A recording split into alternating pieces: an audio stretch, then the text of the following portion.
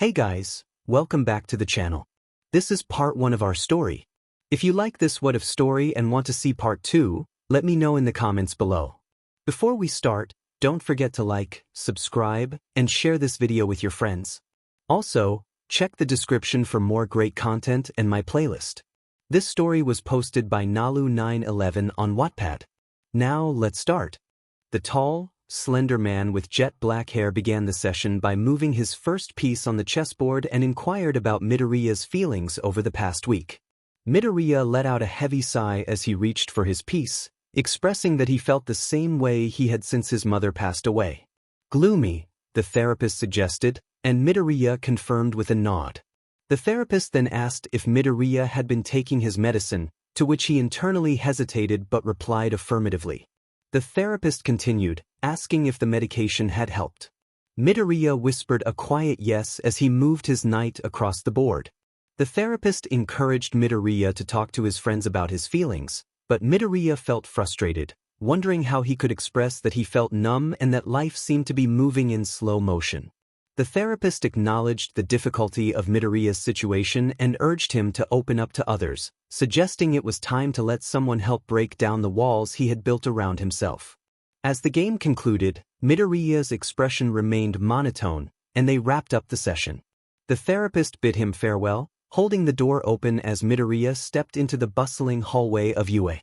He questioned why he needed to let people in, recalling that opening up had only led to more pain in the past. His mother had been his anchor, and now that she was gone, he felt a profound sense of loss and guilt. Stepping outside into the cool autumn air, he watched the colorful leaves fall from the trees. Suddenly, he heard a cheerful voice call out to him. Midoriya groaned in annoyance as he turned to see 𝐼𝐼𝐼𝐼 running toward him. Although he wanted to ignore her, he knew it wasn't fair to his friends. 𝐼𝐼𝐼𝐼 asked about his therapy session, and he replied it was fine, feeling guilty as he noticed her concerned expression. They walked together toward the dorms, where the rest of their classmates had already returned. 𝐼𝐼𝐼𝐼 suggested they go shopping that weekend, and Midoriya replied he would think about it as he opened the door and hurried inside. He made a beeline for the elevator, but Kirishima called out to him, asking him to join their gaming session. Midoriya snapped a response, wanting nothing more than to be alone. Kirishima, looking a bit nervous, invited him again, but Midoriya pressed the elevator button, avoiding eye contact. As the doors closed, he caught a glimpse of Kirishima's sad expression. He appreciated his friends and knew they cared, but he felt overwhelmed by their concern. He stepped off the elevator and entered his room, setting his bag down next to his emergency kit. Sitting on his bed, he pulled out his phone and smiled at an unread message from 𝐼𝐼𝐼𝐼, which included the schedule for the upcoming month and a reminder about the extra pro heroes assigned to events in case of villain activity. Midoriya assured 𝐼𝐼𝐼 he was ready for anything, though he felt a weight of uncertainty. He downloaded the schedule and forwarded the information to someone who had requested it. As he set his phone down, he pondered how long he could maintain his facade before someone discovered the truth. He picked up a pill bottle from his desk, contemplating the secrets he was keeping from his friends. Maybe he should spend time with them before it was too late, he thought, but instead, he opened the bottom drawer of his desk and retrieved a bottle of vodka and a can of soda. After opening the can and setting it down, he took a few large swigs from the vodka bottle, cringing at the burning sensation as it went down. He quickly chugged his drink to soothe his burning throat. He mumbled to himself that he wanted to get this over with as he put the lid back on the vodka and returned it to its place. Letting out a deep sigh, he grabbed his phone from the bed and headed for the door. Kirishima sighed, filling his cup with vodka and his mixer of choice. 𝐼𝐼𝐼𝐼 asked if he was ignored, and Kirishima quietly replied that he thought things were getting worse every day. Ishido expressed her worry, asking what they were supposed to do. 𝐼𝐼𝐼𝐼 responded sadly that there was nothing they could do but wait for him to be ready to open up. Forcing him would only make things worse. She swirled her drink in her hand, wishing she could help Midoriya, who had shut everyone out since his mother was murdered 3 weeks ago. He attended class but hardly spoke to anyone and went straight to his room after school. She could count on one hand the times he had eaten with them in the last 3 weeks, and her heart ached for her best friend. Yaoyorozu asked if everyone was ready, and everyone nodded as she settled comfortably between Ida and Todoroki. Ida grabbed his glass of water, having promised not to reveal their drinking as long as he wasn't forced to partake. Ishido cheerfully asked who wanted to go first. Kaminari eagerly volunteered, sporting a wide smile. Bakugo glanced at the empty space beside him and then toward the hallway, his eyes widening when he saw Midoriya standing there, expressionless. Midoriya rarely came down to the common room, and it had been a week since he last did. He forced a smile as he approached the table and grabbed a cup. Bakugo questioned if he was joining them, his voice harsh but with an internal smile. Midoriya had always shown a strong spirit despite years of bullying for being quirkless. Bakugo had never thought that spirit would break, but he felt concern creeping in. Midoriya quietly replied that he would join them, drawing the class's attention. His friend smiled as he took a seat between Bakugo and Tsu.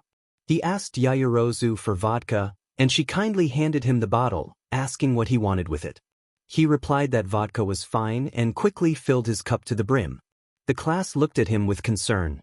His hair was a mess, and deep bags under his eyes indicated he hadn't slept in weeks.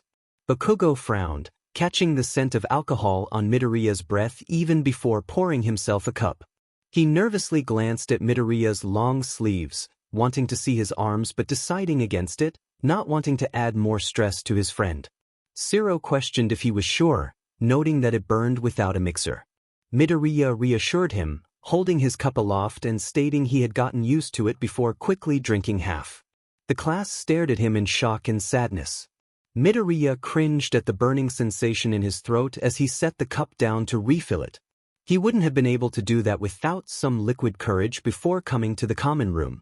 Bakugo felt a sense of urgency. Midoriya was on a dark path that needed to change.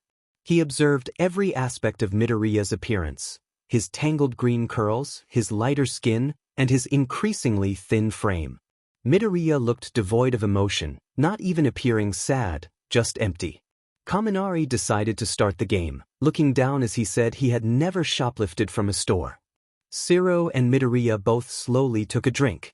Ida exclaimed that it was not okay, looking between the two boys. 𝐼𝐸 laughed nervously, explaining that he was young and didn't know what he was doing. Ida turned to Midoriya, who shared that he had accidentally put something in his mother's purse when he was little, but they had returned to pay for it later. Mineta reminded him that he only needed to drink once. Midoriya acknowledged this but took another drink, keeping silent about the stealing he had done 2 weeks ago. Ishido shifted the focus away from Midoriya, stating she had never had a girlfriend or boyfriend. Midoriya had to drink again, along with Kaminari and Kirishima. Ishido urged everyone to spill their secrets. Kaminari nervously mentioned dating a girl with orange hair in middle school, prompting Ishido to exclaim that she almost forgot. She then turned to Kaminari, who admitted he was seeing someone but couldn't reveal who yet, promising to share next week. Ishido pouted, saying she wouldn't make him drink again if he promised to tell. Turning to Midoriya, Ishido playfully questioned him, but he merely sighed and took another drink. She whined about his secrecy, and he replied with a small forced smile that he wasn't ready to share yet. He couldn't risk revealing anything about the person he was seeing, it would jeopardize his plans. Ishido cheerfully declared that he would tell them one day, turning her attention back to Uraraka. Uraraka pondered for a moment before announcing her turn. She declared that she had never dyed her hair, glancing around the room. The group was surprised when Kirishima took a drink. 𝐼𝐸, curious, asked what color he had dyed it before. Kirishima mumbled that it was red, leaving everyone confused.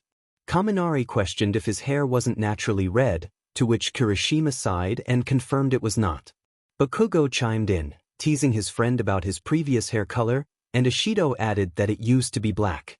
Kaminari, surprised, asked if she knew that, to which she replied with a smile that they had gone to the same middle school. Kirishima, eager to change the subject, suggested the next round. 𝐼𝐸 then stated that he had never kissed someone of the same gender. Kaminari, laughing nervously, took a drink. Ishido, excited, asked if he was dating a guy, to which Kaminari confirmed with a hint of anxiety. Just then, a phone rang loudly, drawing their attention to Midoriya, who was pulling his phone from his pocket. He sighed at the caller ID and quickly drank the rest of his drink before standing up. He mumbled that he would be back as he walked away from the group, stumbling slightly. Mineta wondered how much he had drunk, and Tsu replied that it was only a cup and a half. 𝐼𝐼𝐼𝐼 reminded them that it was straight vodka, and Bakugo noted that it didn't count what he had consumed before arriving. Iida expressed concern about Midoriya drinking before coming down, and Bakugo confirmed that he could smell it on him. 𝐼𝐼𝐼 wondered who was calling Midoriya, her gaze dropping to the floor, aware that his mother was no longer with them. Tsu mentioned that the caller ID said, "hands," prompting Zero to question who that could be. The group fell silent, trying to piece together who Midoriya might be talking to. When Midoriya returned, he announced that he was going to bed since they had training camp the next day. Iida agreed that it was getting late. Midoriya grabbed his empty cup and stumbled to the trash can. He made his way to the elevator, using the wall for support as he pressed the button. When the doors opened, he stumbled inside, but before he could fall, Bakugo caught him, wrapping an arm around his waist. Bakugo moved them both onto the elevator, and Midoriya admired his friend's sharp features as Bakugo pressed the button for their floor. Midoriya mumbled Bakugo's name, leaning into his chest. Bakugo, ignoring him, stared at the closing doors. Midoriya noticed Bakugo's heart racing and relaxed against him. Bakugo, feeling flustered, called Midoriya an idiot again, surprised by the effect he had on him. As the elevator doors opened, Midoriya stumbled out, and Bakugo, annoyed, grabbed his arm and draped it over his shoulder, guiding him to his dorm room. Midoriya accepted this without question, fumbling with his keys. Bakugo, irritated, snatched the keys from him and searched for the right one. After finding it, he opened the door and pulled Midoriya inside, dropping him onto the bed. Midoriya thanked him as he settled down, and Bakugo, looking at the ground, asked if he would be okay, feeling a bit embarrassed. Midoriya yawned and wished him good night, quickly drifting off to sleep. Bakugo, watching him, muttered to himself about the things Midoriya did to him, noticing the absence of hero merchandise in the room. He ran a hand through his hair, feeling a growing concern as he spotted a duffel bag on the floor. Cautiously, he approached the bag and unzipped it, careful not to wake Midoriya. He found clothes that didn't seem like anything Midoriya usually wore, causing him to zip it back up and glance at his sleeping friend. Bakugo left the room, his thoughts consumed by Midoriya and the extra bag of clothing. As he waited for the elevator, Kirishima stepped on, surprised to see him. Bakugo, annoyed, told him to be quiet as the doors closed. Kirishima teased him about being concerned for Midoriya, but Bakugo dismissed him, stepping off the elevator and heading to his dorm. He pondered why Midoriya had so many keys and where else he might be going. When he opened his door, he asked Kirishima if there was a reason he was following him. Just in case he wanted to talk, Kirishima shrugged as he stepped inside the room behind his blonde best friend. Bakugo plopped himself down on his bed and scoffed, questioning why he would want to talk. Kirishima shrugged again, noting that Bakugo hadn't told him to leave yet. Bakugo leaned back against the wall, and Kirishima remained silent, sensing something was troubling his friend but deciding not to press him. He believed that simply being there was enough. Bakugo sighed, finally admitting that he had helped Deku back to his room. Kirishima acknowledged this, curious about what Bakugo meant when he said Deku's room was different. Bakugo expressed concern, revealing that there was no hero merchandise in Deku's room, not even a single poster or figure of All Might. Kirishima's eyes widened, knowing how much Deku admired All Might and how he often talked about his collection. Kirishima suggested that maybe Deku was redecorating, trying to think of a reason other than the painful truth. Bakugo agreed but then mentioned seeing a bag packed with clothes and necessities by the door. Kirishima's eyes widened further, already suspecting the answer but wanting to hear Bakugo's thoughts. Bakugo grimly stated that it was for whenever Deku wanted to make a run for it. He stood up, feeling lost about what to do. He couldn't just ask Midoriya directly. He feared being ignored or making things worse. As Bakugo headed towards the door, Kirishima questioned where he was going. Bakugo snapped that he was going to the common room and told Kirishima to go to bed. Alone in the common room, Bakugo pondered where Deku might go if he left. He considered his father, who still had custody over him, but nobody really knew where he was, not even Deku. His father had told him he could continue at UA and they would figure things out later. After 3 long hours, Bakugo decided it was time to head upstairs. If Deku hadn't left yet, he probably wouldn't. As he quietly made his way through the common room, he heard the elevator ding, signaling someone was coming. He stood in anticipation, hoping it wasn't Deku. His hopes were dashed when he saw the familiar green hair step out. Midoriya froze when he saw Bakugo, clutching a packed bag. Bakugo asked if he was going somewhere, and Midoriya rolled his eyes, attempting to walk past him. Bakugo's hand gripped Midoriya's arm, and he demanded to know where he was headed. Midoriya insisted he was going nowhere, but Bakugo pointed out the contradiction of leaving the dorms at such a late hour with a bag. Midoriya confirmed he was indeed going nowhere, and Bakugo decided he would go nowhere with him, quickly putting on his shoes. Midoriya ripped the door open and stepped into the chilly air, with Bakugo following silently, questioning what his friend was doing. At the security gate, Midoriya set down his bag and turned back toward the dorms. Bakugo asked what he was doing, and Midoriya explained that he was leaving something for a friend. Bakugo's fists clenched, knowing that Midoriya didn't have other friends. When Bakugo pressed for details, Midoriya coldly told him not to worry about it. Frustrated, Bakugo yelled, insisting they were just trying to help. Midoriya retorted that he didn't need their help and pulled away from Bakugo's reach. Bakugo continued to question him, but Midoriya dismissed his concerns, taking off his shoes as he entered the common room. Bakugo observed the change in Midoriya. He was never this harsh or distant. After the loss of his mother, Midoriya had transformed into someone unrecognizable, his light dimmed. Bakugo stepped closer, pleading for Midoriya to let them help, expressing the worry that everyone felt for him. Midoriya's response was filled with disdain as he declared he didn't want anyone's pity. Bakugo, feeling the weight of his words, insisted they weren't trying to pity him but were genuinely concerned. Midoriya laughed, questioning why Bakugo would be worried about him. Bakugo fired back, pointing out that Midoriya was a mess, causing him to stop in his tracks. He turned around towards the blonde with a fierce glare. Bakugo sighed as he stepped closer to Midoriya, expressing his concern. He pointed out how Midoriya had been distant lately, hardly speaking to friends, not giving his all during training and looking worn out. Bakugo noted that Midoriya seemed to neglect his appearance, still in a wrinkled school uniform. Midoriya responded with sarcasm, but Bakugo's gaze fell on his arms.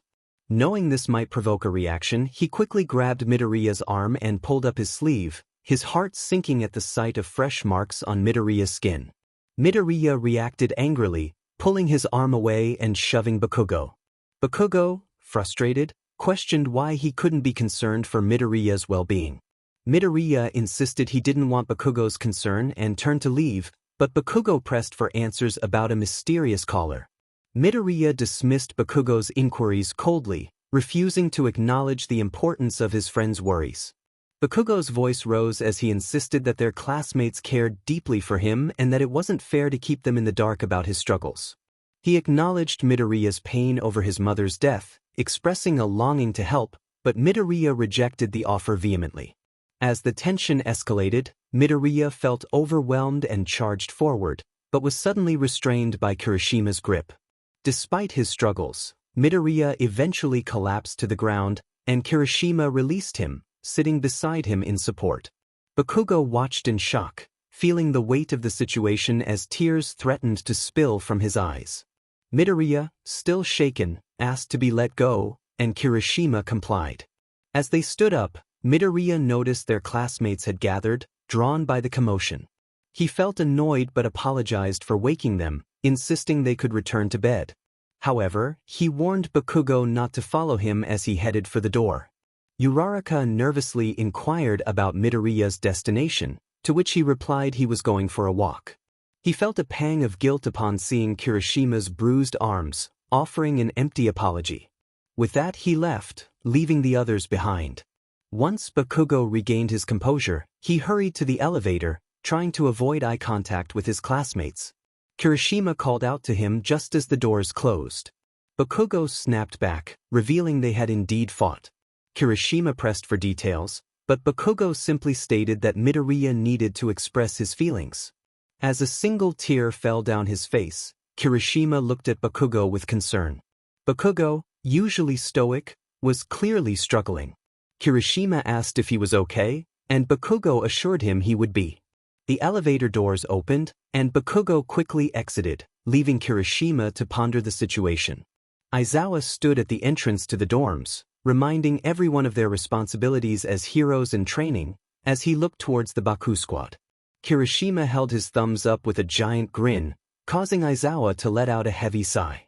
All Might asked if everyone was ready from the open door. Uraraka looked down sadly, noting that Deku was not there yet. She had stayed on the couch all night, and he never returned from his walk. A few classmates had tried to call him but received no reply. If they weren't worried before, they definitely were now. All Might announced that young Midoriya wasn't coming, and the class looked at him with shocked expressions. Even if he was going through a tough time, nobody expected him to miss the trip. Aizawa turned toward the door and urged them to go. The class frowned as they dragged their bags out, their minds filled with thoughts of their missing friend. They slowly loaded the bus, each finding their usual seats. Uraraka frowned at the empty spot next to her, wondering where he was and why he hadn't come back. She pulled out her phone and dialed Midoriya's number, hesitating for a moment. He probably didn't want to talk, she thought sadly. He hadn't answered anyone. She pressed call, determined to know he was okay. Holding her breath, she listened as the phone rang. After several rings, she sighed heavily, feeling hopeless. Just as she was about to hang up, she heard a distant hello echo through the phone. Her heart skipped a beat as she pulled the phone back to her ear, relieved to hear his breathing. Midoriya questioned who was on the line, causing Uraraka to smile briefly before her expression shifted to one of anger. She yelled at him, gathering the class's attention, as she rarely used such language. Midoriya was taken aback by her tone, asking what was wrong. Uraraka continued, expressing her frustration about his sudden disappearance and lack of communication. Ida leaned over from his seat, suggesting she put the call on speaker. Uraraka nodded and pressed the button, allowing Midoriya's voice to fill the bus. He explained that he needed to cool off, and Uraraka insisted that he couldn't just vanish like that, as they had all been worried. Midoriya's voice turned sharp as he asserted that he could take care of himself. The class was taken aback by his harshness, as it was unexpected for him to lash out like that. Uraraka, with tears streaming down her face, reminded him that they cared about him and couldn't stand to see him hurt. Trying to change the subject, Midoriya asked if they had arrived at the training camp yet. The class was surprised he wanted to continue the conversation. Uraraka replied that they had just left, and he inquired about the length of the drive. When she mentioned it would take 3 hours, a high-pitched voice called out to him from the background. Midoriya acknowledged the voice, explaining he had to go. He missed talking to Uraraka but assured her he would see them on Monday. Uraraka whispered for him to promise, and he happily agreed, asking her to keep him updated on their weekend. A subtle blush crept across her cheeks as she replied affirmatively. Their conversation ended with a bittersweet goodbye, leaving Uraraka looking up at Ida with concern. She quietly questioned the term babe, and Ida stuttered, surprised to learn Midoriya was seeing someone. Tsu remarked that nobody seemed to know about it, and Ishido wondered why he hadn't shared this information with them. The bus fell silent as they pondered how well they really knew their friend. Todoroki recognized the voice from the call and tried to recall where he had heard it before. Tokoyami agreed that it sounded familiar, and the class racked their brains, trying to connect a face to the voice. Meanwhile, Bakugo remained silent, reflecting on his fight with Midoriya. He pulled out his phone and texted Midoriya, asking where he was. Midoriya replied that he was with friends and doing private training for the weekend, assuring Bakugo he would be back on Monday. Bakugo smirked, realizing Midoriya wasn't as oblivious as he thought. He decided against provoking another fight, opting to encourage him instead. Satisfied, Bakugo put his phone away, unable to shake thoughts of Midoriya from his mind. Midoriya set his phone down in the rundown kitchen, taking in the chipped paint and empty room. He was staying in an old dorm building about 15 miles from UA with his friends. He forced himself to stand and made his way through the empty common room to the backyard. A blonde girl with messy space buns ran toward him, greeting him cheerfully. Midoriya forced a smile as she approached, asking if he was ready for practice.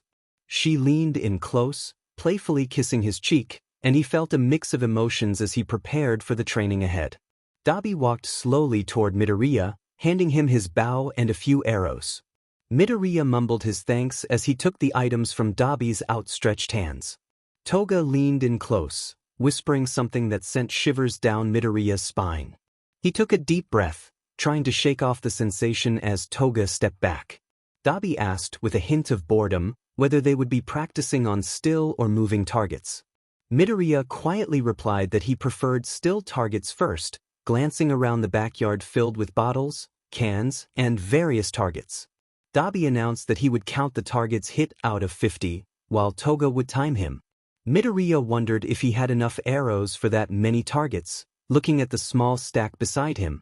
𝐼 informed him that he had 25 arrows, and they would pause to reset once he ran out. He turned to Toga, checking if she was ready, and she responded enthusiastically, pulling out her cell phone to start the stopwatch.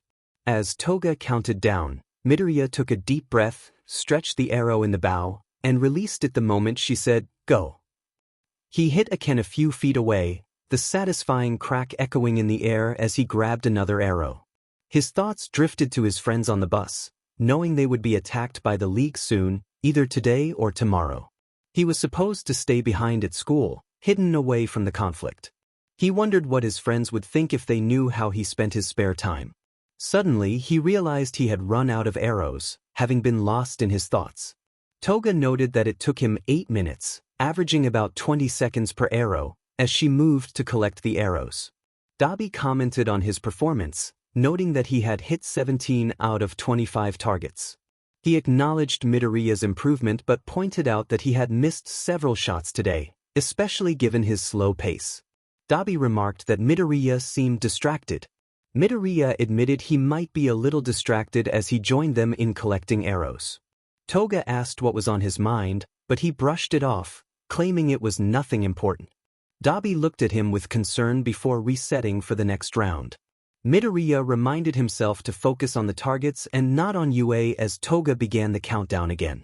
He took a deep breath and fired off arrow after arrow, running out again after about 7 minutes. Toga announced that he had improved, hitting 20 out of 25 targets this time. 𝐼 frowned, noting that while it was better, he needed to hit them all. Midoriya groaned in response as he collected the arrows. 𝐼 approached him quietly, asking if he was okay. Midoriya, with a nervous smile, replied that he was just thinking. 𝐼 suggested they talk later, and Midoriya agreed, noticing the sadness in 𝐼's eyes. As they set up for moving targets, Toga and 𝐼 began throwing random objects into the air. Surprisingly, Midoriya found he could hit the moving targets better than the still ones, despite the added challenge of varying movements. After a few hours, Toga called it a day just as Midoriya fired off his last arrow. He wondered how he wasn't tired after hours of shooting. Toga reminded him they needed to go to the training camp, and Midoriya's heart sank as he remembered the true reason he was there. Sometimes, he genuinely enjoyed his time with the League, forgetting that he was betraying those he cared about. He wished Toga well as she landed in front of him, and she playfully told him not to miss her too much. In a swift motion, she reached for him, but Midoriya caught her wrist before she could make contact with his face. He noticed a small knife in her hand and sighed deeply, reminding her of her promise to stop cutting. Toga defended her actions, claiming it was out of love, but Midoriya turned away, heading for the building. He felt conflicted. He didn't want to be near Toga, but he had a role to play. Entering the living room, he saw the entire League gathered. His eyes met Shigaraki's, and his heart raced as thoughts of Bakugo crossed his mind. Shigaraki asked where Toga and 𝐼 were, pulling Midoriya from his thoughts. Before he could respond, Toga and 𝐼 entered, ready to go. Shigaraki stood up, eager to leave, but 𝐼 announced he wasn't going and walked toward the stairs, leaving the League in shock. Shigaraki questioned why 𝐼 was acting strangely, scratching his neck furiously. 𝐼 shrugged, expressing that he didn't feel like engaging that day before disappearing to the second floor. While others dismissed 𝐼's odd behavior, Midoriya couldn't shake his concern. 𝐼 had been acting unusual for several days, and Midoriya was determined to understand why. Midoriya approached 𝐼𝐵's dark brown door and lightly knocked, waiting for a few moments before the doors swung open. His green eyes met 𝐼𝐵's sad blue ones, and 𝐼𝐵 asked what was up with annoyance, stepping back to allow Midoriya inside. Midoriya informed 𝐼𝐵 that everyone had just left and noted the unremarkable state of 𝐼𝐵's room, with its small bed and worn dresser. He felt nervous as he shut the door, recalling that 𝐼𝐵 had wanted to talk. 𝐼𝐵 ordered him to sit down, and Midoriya quickly crossed the room to take a seat at the foot of the bed, facing 𝐼𝐵. Concerned, Midoriya asked what was wrong. 𝐼𝐵 displayed a mix of sadness, confusion, and longing, emotions that were typically absent from his demeanor. 𝐼𝐵 then requested to know about Shoto Todoroki, catching Midoriya off guard. Midoriya expressed disbelief at 𝐼𝐵's interest in Todoroki, questioning his motives. 𝐼𝐵's voice trembled as he admitted he couldn't stop thinking about Todoroki and didn't want to hurt him. He clarified that he wanted to protect him, which prompted Midoriya to scoff in disbelief. He accused 𝐼𝐵 of being a traitor to the League if he wanted to protect anyone from UA, recalling how he had shared the class's weaknesses and strengths when he joined. 𝐼𝐵 insisted he wasn't interested in Todoroki's weaknesses or strengths but wanted to know about his life and who he was as a person. Midoriya paused, intrigued by 𝐼𝐵's sincerity. 𝐼𝐵 expressed a longing to know simple things, like Todoroki's favorite color and food, revealing a softer side that surprised Midoriya. Curiosity piqued, Midoriya pressed 𝐼𝐵 for the truth about his behavior. 𝐼𝐵 groaned in response, reluctant to share. Midoriya proposed a trade, information about Todoroki in exchange for understanding 𝐼𝐵's intentions. 𝐼𝐵 challenged Midoriya's loyalty to the League, suggesting that he must be betraying them if he was willing to engage in this conversation. Midoriya defended himself, asserting that people could change their minds. 𝐼𝐵 reminded him of their previous encounters, where Midoriya had claimed he wouldn't lose because he was training to become the world's greatest hero. Midoriya felt a surge of anxiety, fearing his cover was slipping. 𝐼𝐵's smirk hinted at his suspicions, and Midoriya's heart raced as he wondered if he was that easy to read. 𝐼𝐵 finally admitted he was running, leaning back against the wall with a sigh. Midoriya's surprise grew, as he had never heard anyone from the League discuss their family or personal life. When Midoriya asked what 𝐼𝐵 was running from, 𝐼𝐵 hesitated before revealing it was his father. Midoriya's eyes widened in shock, intrigued by this glimpse into 𝐼𝐵's past. He pressed for more information, aware that 𝐼𝐵 had never opened up about his family before. 𝐼𝐵's hesitation was palpable as he considered the implications of sharing his story. 𝐼𝐵 sighed, revealing a painful truth about his past. He had been through a lot, and now he was sharing it with Midoriya, who listened with a mix of confusion and sadness. Midoriya had no idea that 𝐼𝐵 had siblings or any family at all. 𝐼𝐵 mentioned his mother, who was in a hospital, and he spoke of his two brothers and a sister with a faint smile, memories of them flooding back. He truly missed them, which was part of why he had decided to leave the path of a villain behind. Midoriya's heart ached as he asked if it hurt when 𝐼𝐵 left those he cared about. 𝐼𝐵, taken aback by the question, muttered that of course it did. An uncomfortable silence settled between them as Midoriya's mind raced with thoughts. 𝐼𝐵 had a family, a mother in a hospital, and an abusive father. Why had he left? Did his father prevent him from seeing his mother? What kind of hospital was she in? Was she physically or mentally unwell? The questions swirled in Midoriya's mind as he tried to make sense of 𝐼𝐵's situation. Hesitantly, Midoriya asked if all of 𝐼𝐵's siblings were older. 𝐼𝐵 fell silent, knowing Midoriya was trying to understand why he had left his family. After a moment, he quietly revealed that he had a younger sister and two younger brothers. Midoriya's curiosity deepened as he inquired about how long ago 𝐼𝐵 had run away. 𝐼𝐵 responded vaguely, his gaze fixed on Midoriya, who was deep in thought. Midoriya absorbed the information, realizing that 𝐼𝐵 had left behind 3 younger siblings despite their difficult home life. Did they even know he was alive? The situation felt eerily familiar to him. As he examined 𝐼𝐵 closely, he noticed the resemblance in their features, particularly the blue eyes that reminded him of someone else. Suddenly, a realization struck Midoriya, and he felt a wave of unease wash over him. He quietly asked if 𝐼𝐵H's name was Toya, and 𝐼𝐵H's reaction confirmed his suspicions. Midoriya explained his reasoning, piecing together the clues: the fire quirk, the striking resemblance to 𝐒𝐮𝐦𝐻𝐃, and the fact that Todoroki had mentioned a missing older brother. 𝐼𝐵H acknowledged Midoriya's intelligence with a chuckle, but the weight of the conversation hung heavily in the air. Midoriya's thoughts turned to Todoroki and the implications of 𝐼𝐵H's past. He couldn't shake the worry that Todoroki had suffered under their father's harsh treatment. Midoriya pressed 𝐼𝐵H about why he had left when his siblings looked up to him. 𝐼𝐵H shrugged, expressing that he felt he wasn't worth saving and that his siblings were better off without him. Midoriya's frustration boiled over as he yelled that nobody was better off without their family. The intensity of his emotions caught 𝐼𝐵H off guard, and he joined Midoriya, trying to clarify his stance.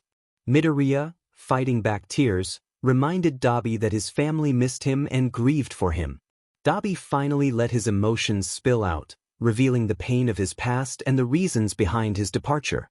He spoke of the abuse he and his siblings endured, how their father focused solely on Shoto, leaving the others feeling worthless.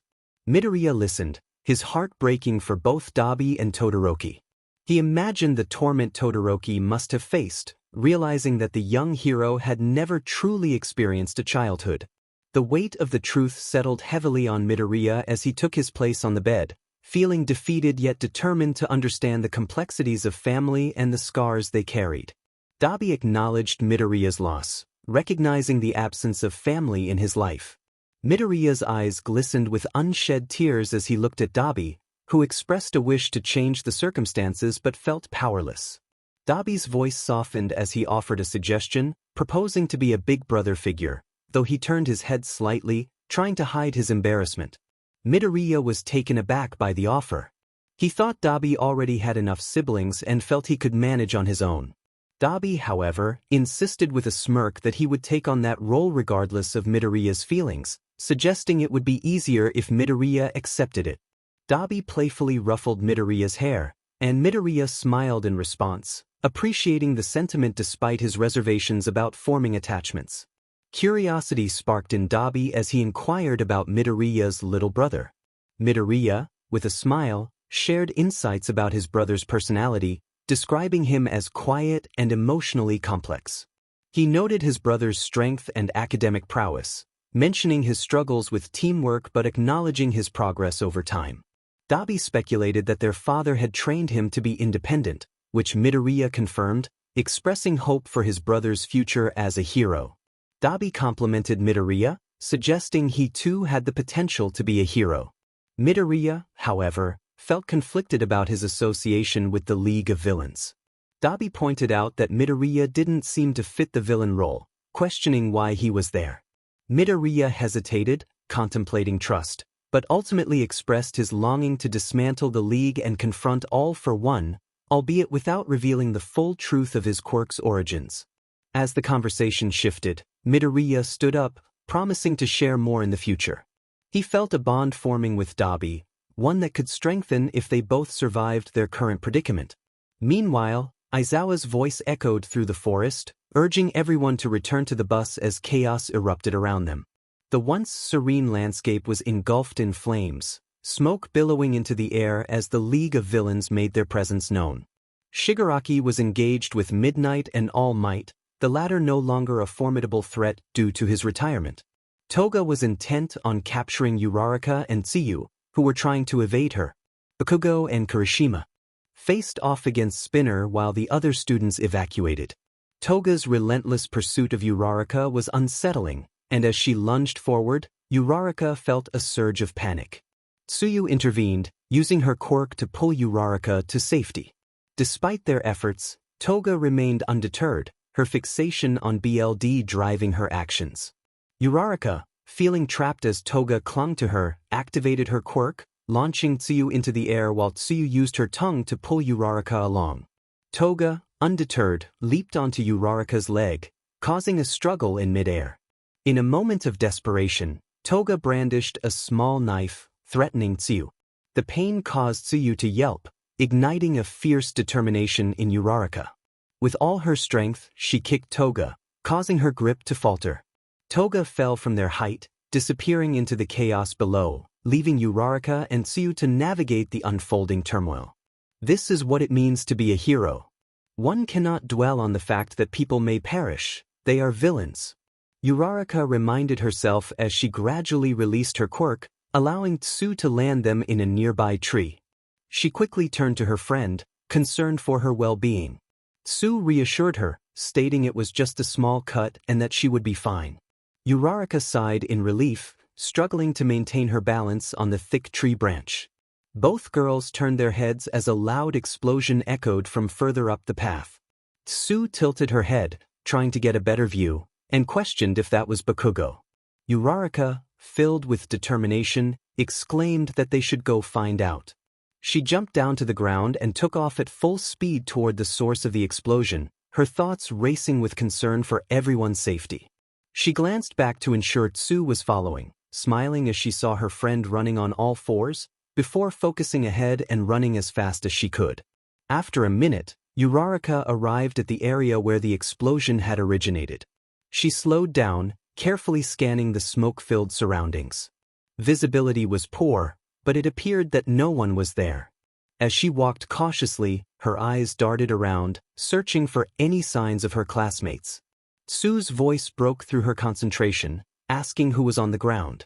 Uraraka turned to see a green-skinned man knocked out. She identified him as Spinner and speculated that Bakugo must have been the one to take him down, noting that the explosion had been too powerful for someone to be so close. As she moved away from Spinner, Uraraka gasped at the sight of Bakugo and Kirishima sprawled on the ground, both boys showing signs of minor injuries. Uraraka hurried over, bending down to grab Kirishima's wrist, which caused him to slowly open his eyes. She felt a wave of relief wash over her as she confirmed he was okay. Kirishima assured her he was fine, explaining that Bakugo had managed to defeat Spinner before he blacked out. As he looked around the burning woods, his gaze landed on Bakugo. He reached out, but pain shot through him, causing him to clutch his side. Uraraka insisted they needed to get Kirishima back to the bus and checked Bakugo's pulse, relieved to find a steady heartbeat. She helped Kirishima to his feet, but he stumbled and fell back to the ground. Uraraka rushed to his side, worried for him. Tsu offered to help Kirishima walk if Uraraka would float Bakugo back.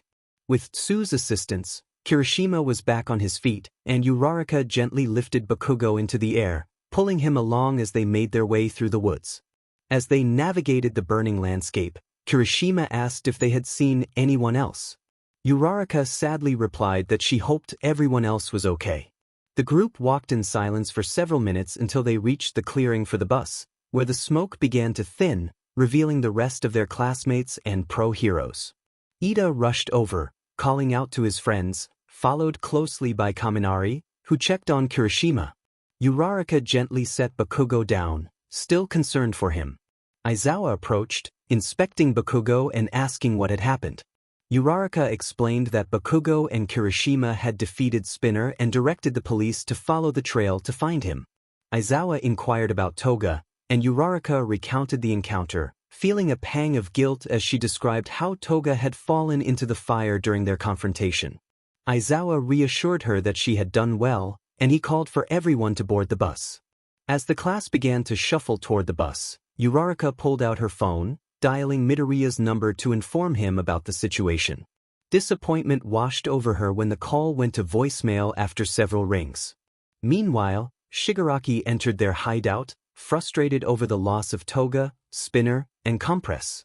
Midoriya, filled with anger, confronted him about Toga's disappearance, while Kurogiri explained their failed attempts to locate her and 𝐿𝐴, noting that they had seen Spinner being arrested but could potentially rescue him. The small group appeared battered and bruised, a testament to the fierce battles they had faced. Midoriya was ordered to return to UA by Shigaraki, who expressed disdain towards him. Confused, Midoriya questioned the reasoning behind it. Shigaraki instructed him to gather information about their missing members.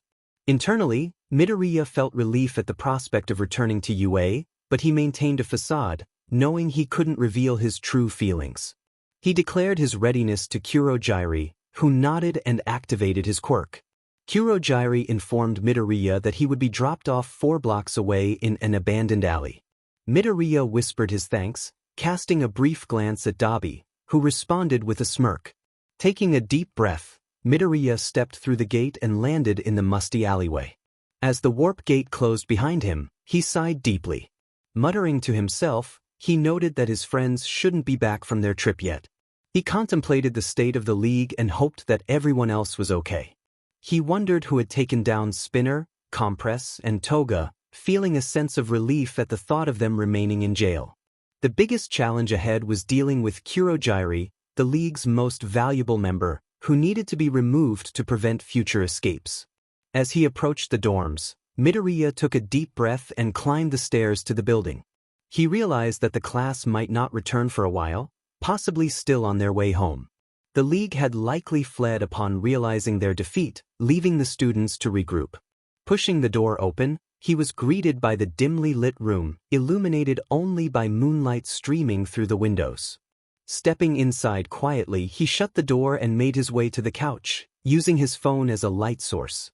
He settled onto the large couch, his gaze drifting to the kitchen, where he imagined 𝐼𝐼𝐸 and 𝐒𝐮𝐩𝐃𝐞𝐭 cooking together. He could almost hear their laughter echoing in his mind, prompting a soft sigh.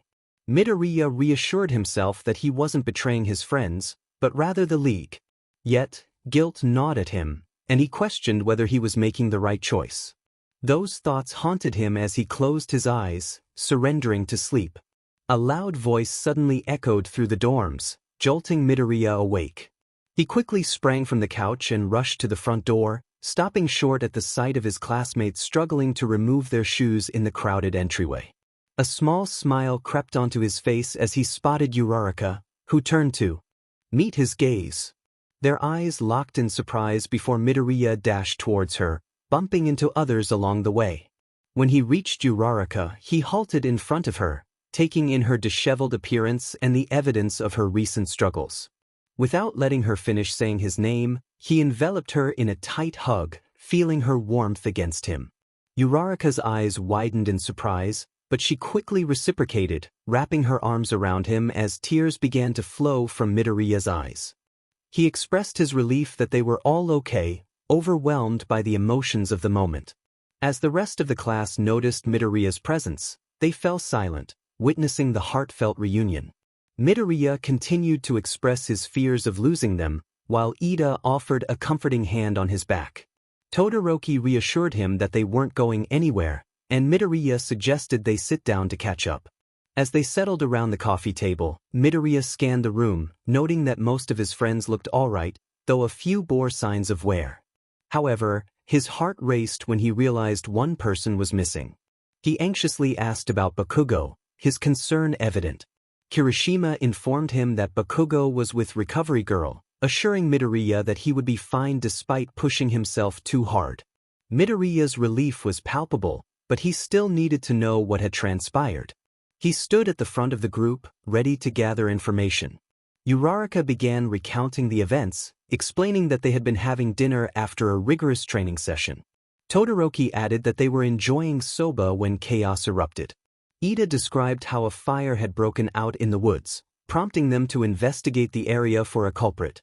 They saw Toga sitting in a nearby tree. Aizawa instructed everyone to return to the bus, but some of them got caught up along the way. 𝐼𝐼𝐸 held up a bandaged hand as she explained the situation. Kirishima proudly shared that he and Bakugo had taken down Spinner, who was now arrested. Tsu added that she and 𝐼𝐼𝐸 had a rough encounter with Toga.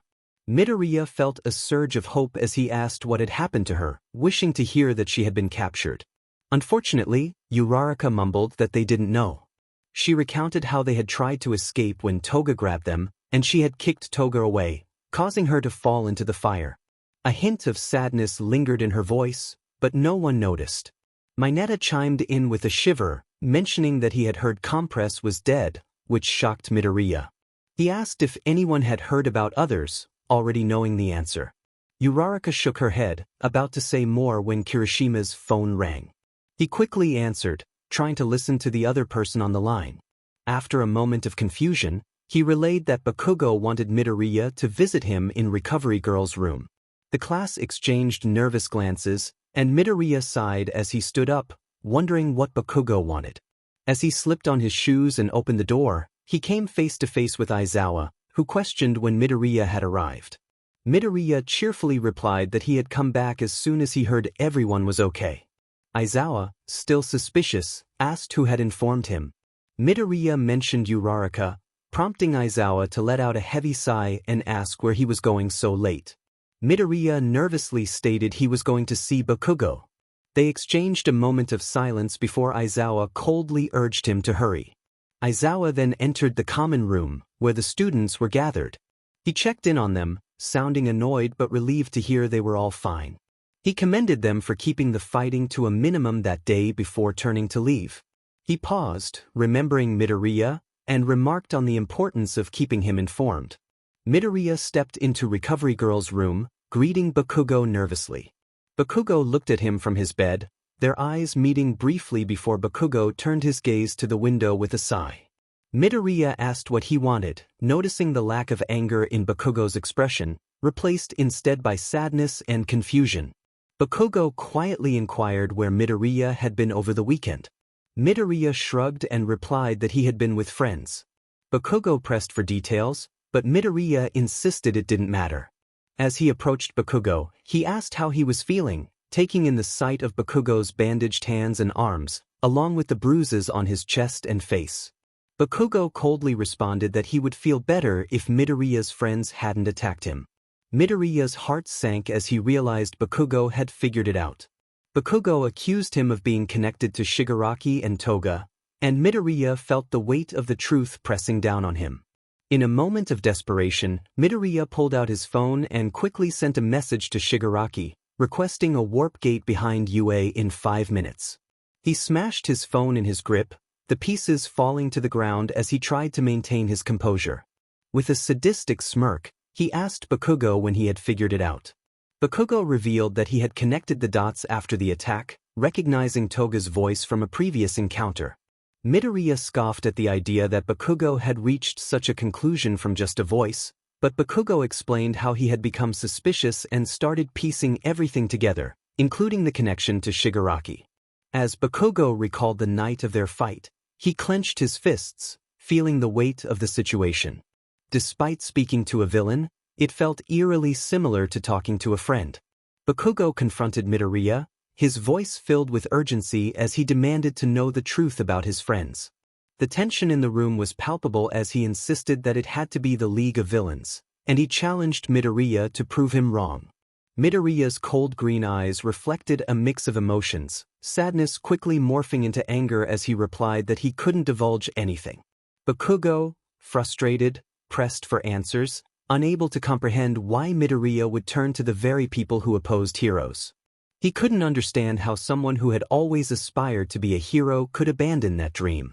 Midoriya's response was simple yet profound. He expressed his weariness of hearing about heroes saving people, noting that no one considered those who couldn't be saved. Bakugo's anger flared as he questioned if this was about Midoriya's mother. He couldn't fathom why Midoriya would align himself with villains when he had friends who cared about him. Tears streamed down Bakugo's face as he yelled, feeling betrayed by Midoriya's choices. Their heated argument was abruptly interrupted by the blaring alarms that echoed through the school. Midoriya rushed to the window, spotting police and pro-heroes converging on the campus. A bittersweet smile crossed his face as he realized he had almost revealed too much to Bakugo. He turned away from the window, a smirk forming as he asked if Bakugo had informed the authorities. Bakugo, confused, responded that he hadn't, but Midoriya assured him that they had figured it out. As Midoriya moved toward the door, Bakugo grabbed his arm, insisting it wasn't too late for him to return to the right side. Midoriya smirked, meeting Bakugo's gaze defiantly before breaking free and delivering a swift punch to Bakugo's stomach, causing him to groan in pain. Midoriya declared that he was on the right side and dashed down the hallway, his heart racing as he sought an escape. He ran into a classroom at the back of the building, stumbling over desks as he made his way to the window. A small blue light caught his attention, and he quickly opened the window, preparing to use his quirk. He calculated his power, knowing he could manage a jump at 19%, but at 21% he could make it without serious injury. With his heart pounding, he pushed off from the window, hoping to escape before anyone caught up with him. Midoriya soared through the air, reaching for the ledge of the security gate. Just as he thought he would make it, he felt himself falling. Confusion washed over him as he landed on the gate, spotting Aizawa watching from the window. Panic surged as he saw police rushing across the grounds, but he summoned all his strength and pulled himself up. 𝐼𝐸's voice called out to him from the other side, urging him to hurry. Midoriya breathed as he reached the top of the wall, smirking at 𝐼𝐸, who stood by the open warp gate. He jumped down, but his knee buckled upon landing, reminding him of the toll his jump had taken. He pushed through the pain and headed for the gate. Just before stepping through, Aizawa's worried voice called out to him. For a fleeting moment, Midoriya considered running back, but he remembered his mission and stepped backward through the gate, watching Aizawa fade from view as it closed. Meanwhile, Bakugo entered the dorms, visibly shaken. Ishido questioned him about the alarms, while Mineta and Uraraka anxiously asked about Aizawa and Midoriya. The mention of Midoriya's name froze Bakugo in place, an intense ringing in his ears as chaos erupted around him. He felt paralyzed, overwhelmed by the frantic questions and the concern of his classmates. Kirishima gently placed a hand on Bakugo's shoulder, breaking through his daze. As he looked up into Kirishima's calming eyes, Bakugo's heart began to steady, but the shock and confusion of his peers weighed heavily on him. He struggled to regain his composure, feeling the tension in the air as everyone awaited his response. He started to breathe heavier as his body began to shake. Tears pooled in his eyes as he looked to Kirishima. Todoroki appeared behind Bakugo and asked if Kirishima could get a glass of water. The redhead looked at him in confusion as Todoroki put his arm around Bakugo's shoulder. He quickly pulled Bakugo into the hallway leading to the elevator, away from the chaos of Class 1A. Todoroki ordered Bakugo to look at him, and although Bakugo had no idea why he listened, he turned slowly to face him.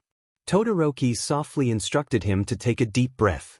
Bakugo tried, but only ended up breathing harder, tears streaming down his face as he struggled to understand what was happening to him.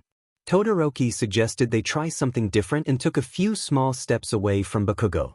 He asked him to name 3 things he could see. Bakugo wanted to stare at him in confusion but found he couldn't change his expression. Todoroki encouraged him in a soothing voice, prompting Bakugo to look around the hallway. He managed to mutter, "Your stupid hair." 2 more, Todoroki said with a gentle smile. Bakugo pulled his eyes away from Todoroki and scanned the hallway until they landed on the elevator. "The button for the elevator," he said, feeling his breathing begin to calm. 1 more, Todoroki replied.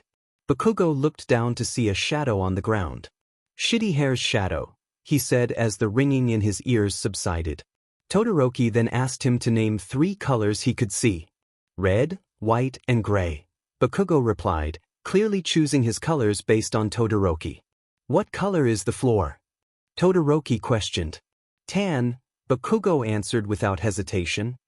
His heart had calmed, and his breathing returned to normal. "Are you thirsty?" Todoroki asked, nodding toward Kirishima, who stood behind Bakugo. The blonde quickly turned around to see his best friend holding a glass of water. He grabbed the cup and drank it all. "Thanks," he mumbled to Kirishima, who nodded in response. "How did you know I was thirsty?" Bakugo asked, feeling embarrassed as he looked down. "I always was after a panic attack," Todoroki said with a shrug. Bakugo's head snapped up at this revelation. "That was a panic attack?" he questioned, feeling as if he had been on the verge of collapse. "You usually do," Todoroki replied, his tone tinged with sadness. The 3 boys stood in the hallway for a moment, gathering their thoughts. Bakugo struggled to process that he had just experienced a panic attack and had nearly cried in front of the entire class. Meanwhile, Kirishima couldn't take his eyes off his best friend, having never seen Bakugo act like that before. Todoroki handled the situation with a calmness that only deepened their concern. He was so young and yet managed to navigate such moments as if they were routine. "Let's get back in there," Bakugo said as he turned toward the common room. "Hold on a second," Kirishima said, reaching for Bakugo's arm. "Is that really a good idea?" he asked, worry evident in his voice. "Nobody else knows what happened," Bakugo shrugged as he walked away. Todoroki, Kirishima whispered desperately. He'll be fine, Todoroki reassured him, placing a hand on Kirishima's shoulder. Let's go, he said softly, following Bakugo. As Bakugo re-entered the common room, he declared that they could only ask one question at a time. Ida was the first to speak, asking if there had been a break-in. No, Bakugo replied sharply. Then what set off the alarms? Tsu asked, confusion evident on her face. Aizawa set them off, Bakugo replied curtly. Where is Aizawa? Mineta asked, finally calming down. The police station, Bakugo answered. Why? Kaminari inquired. To file a police report. Against who? Uraraka asked, bewildered. If there was no break-in, who is he filing a report against? Bakugo remained silent, scanning the faces of his classmates, all showing concern and worry. He couldn't bring himself to reveal that his childhood friend was a villain and had notified the league about their training weekend. Bakugo, do you know? Ashido asked, anxiety creeping into her voice. The class grew more anxious with each passing second. Deku, Bakugo replied through clenched teeth and fists. The class's eyes widened in shock and confusion as they stared at him. I was hoping you would say anyone but him, Todoroki sighed. So you figured it out too? Bakugo asked. Yeah, when Uraraka said he didn't answer the call, Todoroki said, frowning as he ran a hand through his messy hair. What are you guys talking about? Uraraka demanded. Midoriya is the traitor, Todoroki said quietly, not daring to meet anyone's gaze. What do you mean? The brunette asked, confused. Remember when we heard him talking to his girlfriend? Bakugo asked, sarcasm dripping from the word girlfriend. Yeah, what about it? Siro questioned, puzzled. We all heard the voice before, we just couldn't remember where, Bakugo explained, looking at the sea of students before him. You figured it out? Ashido asked, her frown deepening. Usually, she would have smiled at such a revelation, but she sensed this was heading in a troubling direction. It was Toga, Todoroki answered when Bakugo struggled to find the words. Gasps echoed across the room at the mention of the notorious villain's name. And his contact, hands, was Shigaraki, Bakugo added, his tone sharp. You're lying. Uraraka yelled, standing from her seat. We all know Deku. He would never do something like that. He would never betray his friends. Tears streamed down her face. Even as a part of her recognized the truth in Bakugo's words. No, I'm not, Bakugo shot back at her. He admitted it, he said sadly. Why would he do something like that? Ida questioned, bewildered. He thought he knew his best friend, but now he felt completely lost. Where is he now? Uraraka demanded. I don't know, Bakugo replied. What do you mean you don't know? She asked, frustration rising in her voice. He jumped from the window to the barrier, Bakugo muttered. We didn't make it in time. Didn't make it in time for what? Ida pressed. In time to stop him, Bakugo said, sadness lacing his words. Aizawa said he voluntarily walked through Kurojire's warp gate with a smile on his face. Bakugo sighed, his heart aching for answers from the green-haired boy. He needed to understand how Deku had ended up in such a dire situation. He found himself craving every detail. Uraraka choked out her uncertainty as she sobbed, and Bakugo simply nodded in response. The class understood he would never lie about something so serious, but it was difficult to accept that someone they loved could betray them. A week had passed since Midoriya had officially left UA, and every student had been questioned by the police and All Might. They attempted to return to normalcy, but their thoughts were consumed by their green-haired friend. Everyone worried about his well-being, and distractions became commonplace. Uraraka and Bakugo were struggling the most. Uraraka wrestled with feelings of inadequacy, questioning how she could save others when she felt powerless to save her best friend. Thoughts of dropping out of the hero course crossed her mind, but she recognized that it wasn't her fault Midoriya had joined the league. She couldn't shake the what-ifs that plagued her. The class believed giving him space would help, but it only seemed to push him further into despair, leading him down a dark path. Bakugo, though he would never admit it, felt a deep worry. Growing up alongside Midoriya, he had witnessed his friend's unwavering positivity. Even after discovering he was quirkless, Midoriya had never given up on his dream of becoming a hero. He had persevered through years of bullying and had eventually gained an incredible quirk. The loss of 𝐒𝐮𝐬𝐽 had hit Midoriya hard, and Bakugo felt a heavy weight of guilt for not being there when it mattered most. He believed that if he had been kinder, Midoriya might have trusted him enough to lean on him. The memory of that night haunted Bakugo, knowing he had let his friends slip away into a dark spiral. Kirishima knocked repeatedly on Bakugo's door, urging him to join the group for their upcoming Hosu trip. Bakugo snapped back that he wasn't going, but Kirishima expressed concern for his well-being, noting that Bakugo hadn't left his room except for classes. Bakugo, preparing to make a DLVRY for his parents, felt frustration at the situation. He muttered to himself about Midoriya occupying his thoughts as he donned a jacket and opened the door to find Kirishima waiting. Bakugo explained he needed to deliver something, and Kirishima's curiosity led him to inquire about the destination. Bakugo sighed, revealing it was to a nearby town. Kirishima expressed worry about the town's reputation, but Bakugo dismissed it, stating it was simply small and quiet. As they stepped into the elevator, Bakugo's mood lightened slightly when Kirishima playfully teased him about his affection for their group. Upon reaching the common room, Ishido cheerfully asked if Bakugo was joining them, but he brushed past her, wanting solitude. The class watched him leave with concern, and Kirishima reassured them that Bakugo was just on an errand. Questions about Bakugo's feelings for Midoriya lingered, with some expressing disbelief that he cared so deeply. Todoroki pointed out that Bakugo's behavior indicated otherwise, while Mineta questioned why he had been unkind if he truly cared. Uraraka lamented her confusion over Midoriya's drastic change, and the group shared theories about what had happened to him. Some speculated about kidnapping or blackmail, while others suggested more outrageous ideas. The truth remained elusive, and the class struggled to comprehend how someone so joyful could fall into darkness. After completing his dou, Bakugo felt relief as he distanced himself from the kind old man who had been his client. He couldn't shake the frustration that came with thoughts of Midoriya, questioning why he couldn't escape those feelings. As he wandered the unfamiliar streets, he felt the weight of his memories pressing down on him, haunted by the absence of his friend. He saw him in the kitchen, he saw him in the common room, he saw him throughout the entire school. The only place he could attempt to escape the madness was his bedroom. Even then, he found himself trying to see him there, just to feel something.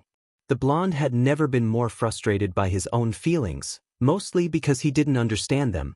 One minute he was angry at Midoriya for leaving to become a villain, the next he was indifferent to Midoriya's choices, and then he felt a pang of sadness because he wanted Midoriya to return. That was the one thing he couldn't comprehend. He didn't understand why he felt upset about it. He had never cared for the idiot anyway, so why should it matter? Lost in his thoughts, he caught a flash of green from the corner of his eye. Bakugo stopped in his tracks and turned slowly to the right. He saw a figure in black slacks and an oversized gray hoodie. The hood was up, and the figure's back was turned, preventing Bakugo from seeing his face. With a scoff, Bakugo tried to walk away, but his mind and body wouldn't let him. He involuntarily turned back toward the figure. Why did he seem familiar? Bakugo questioned as he watched the figure walk away. His body began to move on its own as he followed the figure through the deserted streets. The pedestrians had long since vanished, as rush hour was over.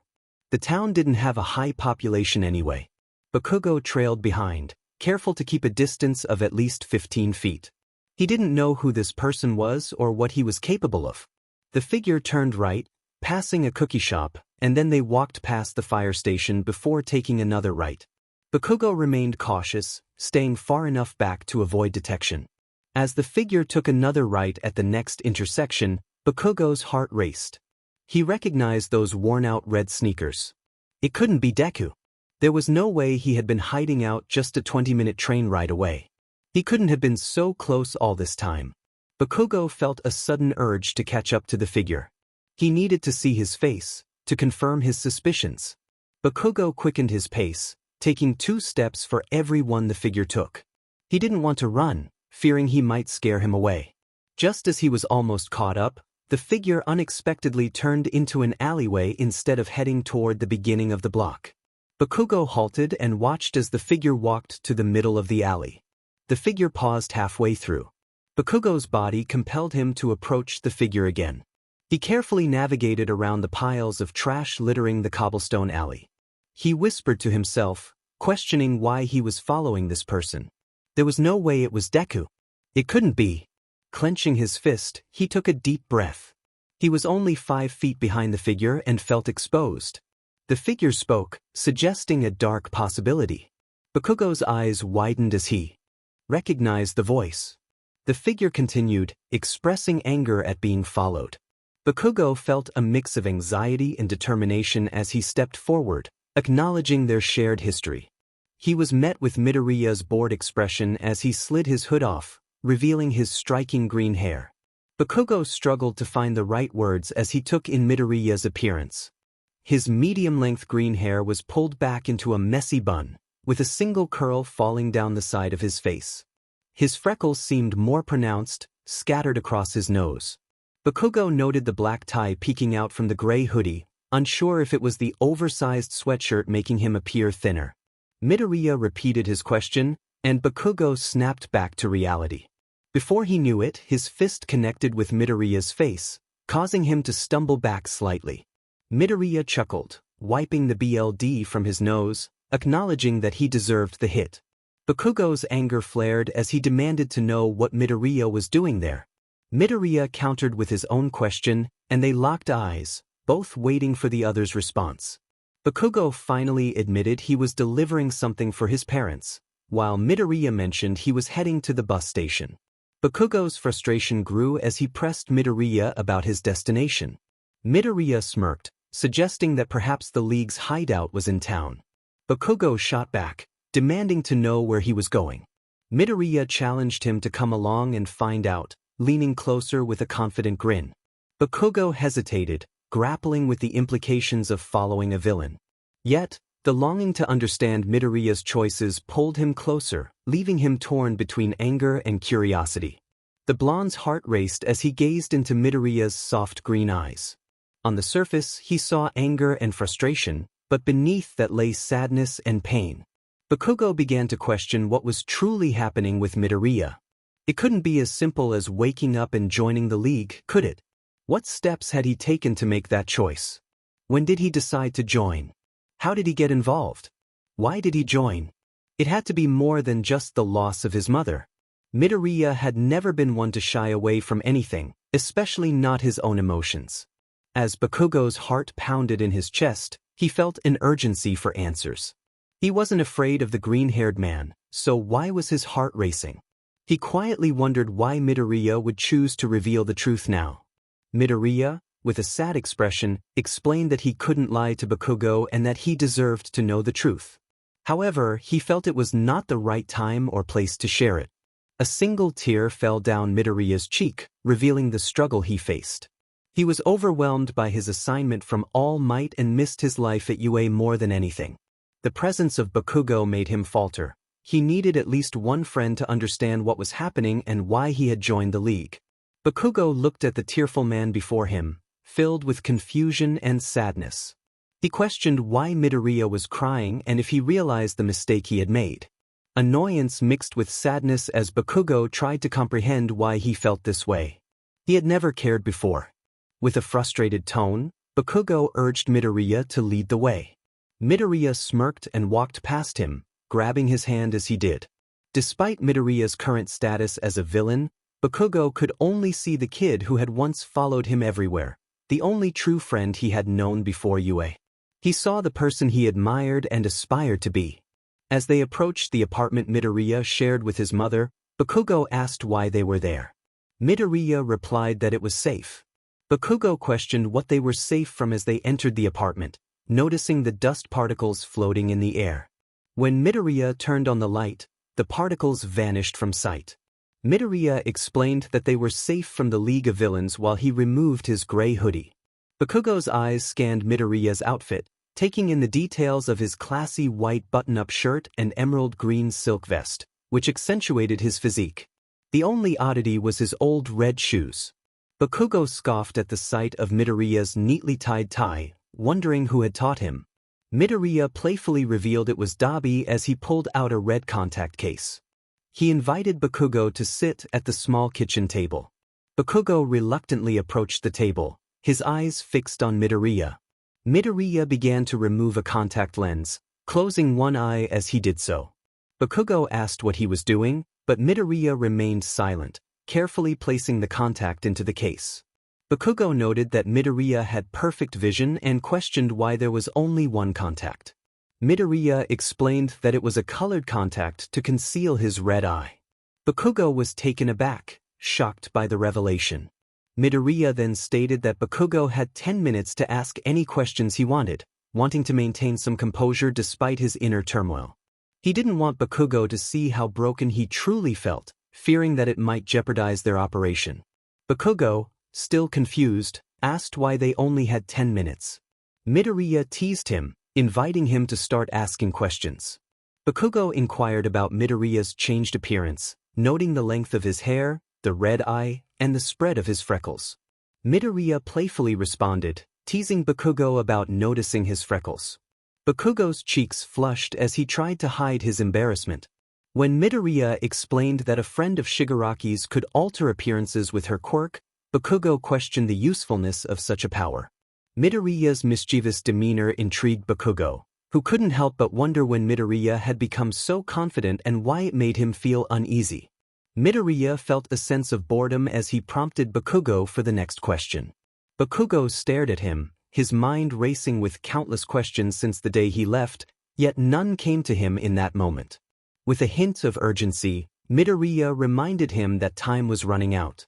Bakugo glanced around the apartment that 𝐒𝐮𝐬𝐽 had once occupied and asked if his father was paying for it. Midoriya quickly clarified that he was not. Confused and incredulous, Bakugo pressed further, questioning how it remained in Midoriya's possession. Midoriya explained that he paid for it himself, earning just enough from his work with the League to cover rent and utilities, which were manageable since he rarely stayed there. Curiosity piqued, Bakugo inquired about the nature of Midoriya's work for the League. Midoriya stated that he ran errands for them occasionally, with most of his income coming from 𝐼𝐸𝐴.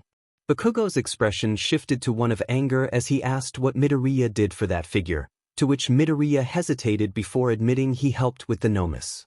When Bakugo pressed for details, Midoriya sighed, indicating that it would take too long to explain and that time was limited. Bakugo then asked when Midoriya had joined the League, and the answer came with a heavy heart, just 4 days after his mother was murdered. The memory of his beloved mom flashed in his mind, and Bakugo's anger flared as he realized the betrayal had begun long before. Midoriya, feeling the weight of Bakugo's accusation, suggested they move on to the next question. Bakugo wanted to know how Midoriya had found the League, and Midoriya explained that they had found him, sensing his vulnerability after his mother's death. He recalled the fear he felt when he first encountered Shigaraki, thinking he might be next. Initially, he had refused their offer, but after they approached him again days later, he agreed.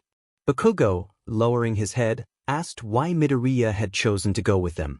Midoriya promised to explain in 3 minutes, glancing at his phone, which sparked Bakugo's curiosity about what would happen then. Midoriya, with a teasing tone, prompted Bakugo for the next question. Bakugo quickly asked why Midoriya was dating Toga, to which Midoriya responded with a smirk, suggesting that Toga didn't try to harm him as much. Bakugo was surprised by the simplicity of the answer. Curious about the recent jailbreak, Bakugo asked how they had managed to break Toga out. Midoriya detailed the plan involving 𝐒𝐮𝐽, who had waited outside with a warp gate. He described how he had broken down a wall to access the female wing of the prison, allowing him, 𝐼𝐸𝐵, and Shigaraki to enter. 𝐼𝐸𝐵 had distracted the guards while they searched for Toga, eventually finding her in a solitary cell. They had to work together to free her, using her quirk to escape the restraints.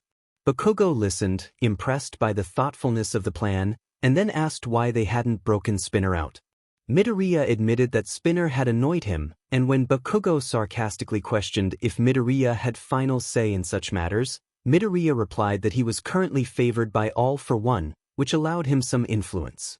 Bakugo was skeptical about anyone helping a villain like Midoriya, But before he could voice his thoughts, a knock on the door interrupted them.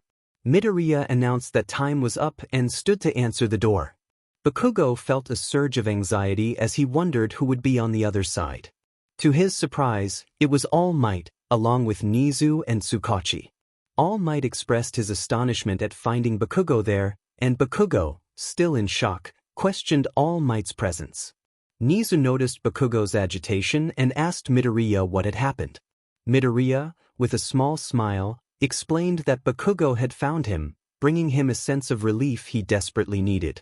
𝐒𝐮𝐬𝐸 asked why Midoriya hadn't simply run away, to which Midoriya softly replied that he couldn't run from Bakugo. This caused a faint blush to appear on Bakugo's cheeks. Tsukachi then asked what they should do next, and Midoriya suggested they tell Bakugo the truth. Bakugo, snapping out of his shock, demanded to know the truth about what was happening. Why were the professionals and police acting so casual around Deku? He was a villain now, it made no sense. Bakugo questioned himself as he looked at Midoriya, who wore a soft frown.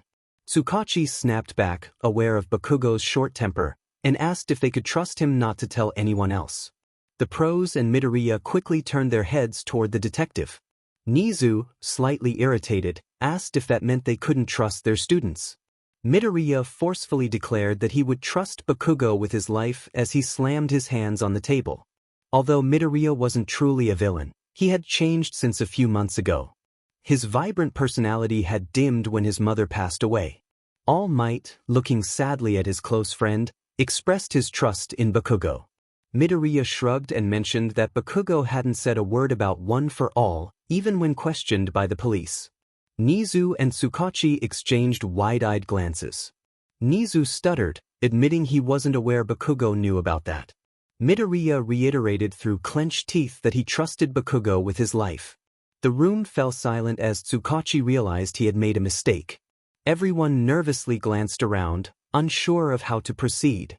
All Might was the first to break the silence, turning to Midoriya and asking how many nomis they had.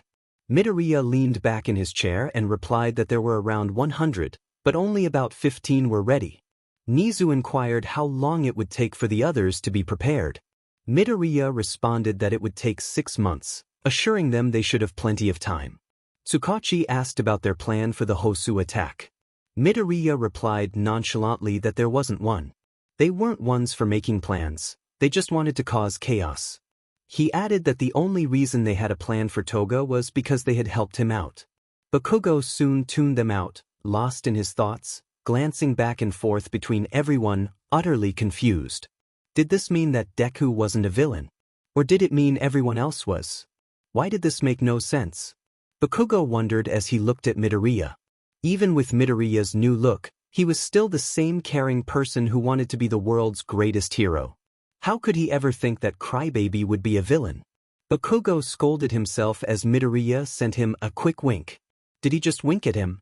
Bakugo questioned, staring at the man in front of him.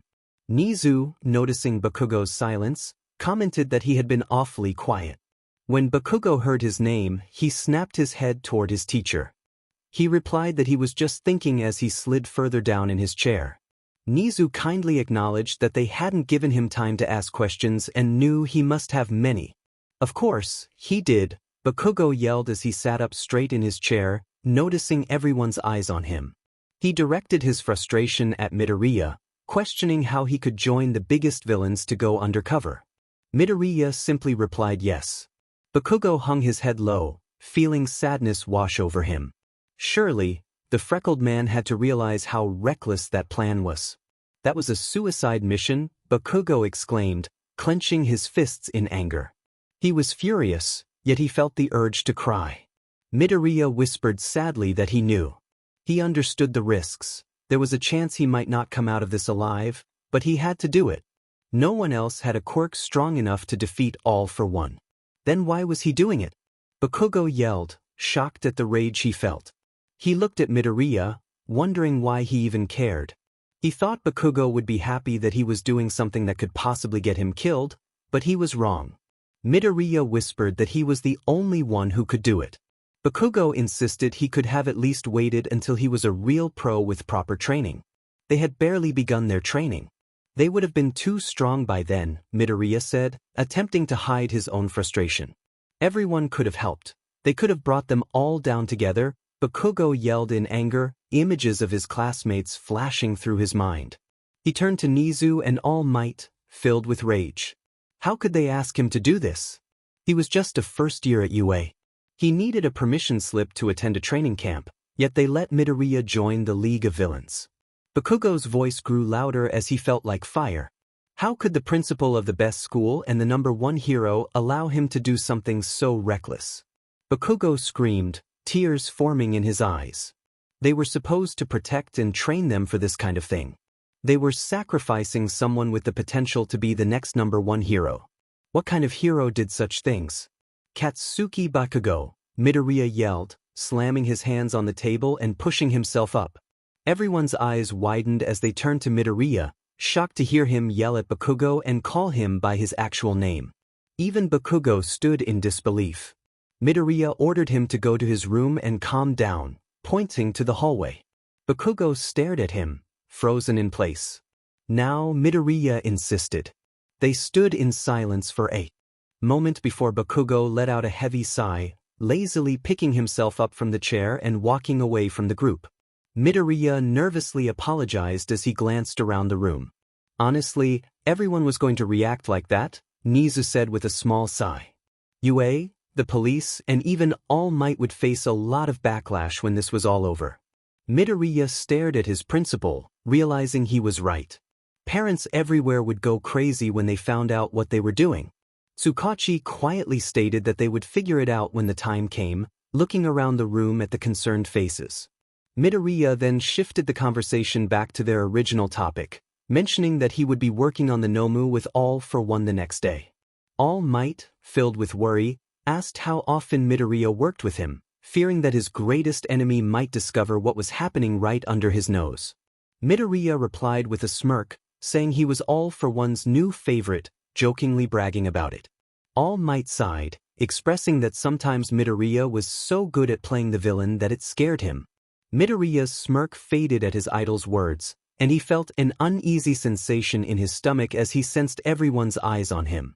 All Might reassured him, acknowledging that Bakugo was right. They were all in over their heads. Midoriya pleaded not to pull the plug on their plans, expressing that they might never get another chance and that their opponents would be stronger next time. He couldn't leave 𝐼𝐸 behind, insisting that they had each other's backs and would be fine. Nizu, sensing the tension, mentioned that they would need to discuss 𝐼𝐸 later, as some were not in the right mindset for this conversation. He politely noted that they had a meeting with Aizawa and stepped out of the apartment, followed by Tsukachi and All Might, who gave Midoriya a sad smile before leaving. In the hallway, Bakugo stood silently, watching Midoriya as he scribbled quickly on a piece of paper. Midoriya, feeling the gaze, asked how long Bakugo intended to stare at him. Bakugo, slightly embarrassed, admitted he was trying to figure out why Midoriya was being an idiot. Midoriya asked if Bakugo had calmed down, to which Bakugo confirmed as he took a seat at the table. He glanced at Midoriya's work and was confused to see the same homework assignment he had received days ago. Midoriya explained that they had arranged for him to receive homework he missed, and once completed, he would inform All for One where to pick it up, with practical exams to be discussed later. Bakugo inquired where Midoriya would drop off the homework, and Midoriya replied that it would be with him, as Nizu had asked him to take it directly to his office the next day. Bakugo, admiring Midoriya's unique appearance, felt conflicted about his feelings but struggled to look away. Midoriya thanked Bakugo with a wide smile, sliding his homework back into his folder while admiring Bakugo's figure. He had never noticed how perfect Bakugo looked until now, with his hair always in place and his eyes shining like appealing rubies. Bakugo, trying to mask his annoyance, asked how long Midoriya would continue to stare at him. Midoriya softly replied that he just missed him, though he felt a lie linger in his mind, knowing it was more than that. He then asked about Uraraka and Ida, attempting to distract himself from his feelings. Bakugo responded sadly that the whole class had been a mess since Midoriya left. Midoriya smirked at the thought of the entire class being in disarray. Bakugo, flustered, told him to shut up as he looked away, trying to avoid Midoriya's gaze. Midoriya teased Bakugo about making him stutter, which only made Bakugo's face grow redder. Confused by his own feelings, Bakugo questioned why he felt so nervous around Midoriya. As Midoriya approached him, he softly asked Bakugo to stand up for a moment. Bakugo, initially reluctant, eventually complied, only to stumble back as Midoriya wrapped his arms around his waist. Bakugo, cheeks flushed, asked what Midoriya was doing. Midoriya simply needed a hug and buried his head into Bakugo's neck. Bakugo instinctively wrapped his arms around Midoriya, giving him a gentle squeeze. Midoriya noted that this was the first hug they had shared, feeling a mix of sadness and warmth in that moment. Bakugo felt a surge of frustration as he acknowledged the truth in the freckled man's words. They had been friends for years, yet had never shared a hug or even a civil conversation. Confusion and anger swirled within him as he questioned why his heart was racing. They needed to talk, Bakugo thought, pulling away from the hug. He took his seat, his expression serious. There were still many questions he had. Midoriya looked at him, sadness evident in his eyes, and asked what they needed to discuss. Bakugo's voice was sharp as he brought up Midoriya's secret mission, insisting he still had more questions. He pressed on, demanding to know why Midoriya had gone alone. He understood that One for All was the only quirk capable of defeating All for One, but it was reckless to act without backup. Midoriya shrugged, stating simply that no one else could help him. Bakugo's agitation grew as he challenged that notion, reminding Midoriya that anyone in their class would have joined him if asked. Midoriya explained that they were still minors and would need parental consent to take such risks. Bakugo's suspicion deepened as he questioned why Midoriya's father had allowed him to go. Midoriya's gaze fell to his work, avoiding Bakugo's fiery stare, and he hesitated before admitting the truth. They had never found his father. Bakugo's anger flared as he slammed his hands on the table, demanding to know why Midoriya had lied about his father's situation. Midoriya's voice rose in frustration as he expressed his exhaustion, with everyone feeling sorry for him. He didn't want pity, he just wanted to move forward. The conversation intensified as Bakugo questioned the wisdom of allowing others to think Midoriya was a villain.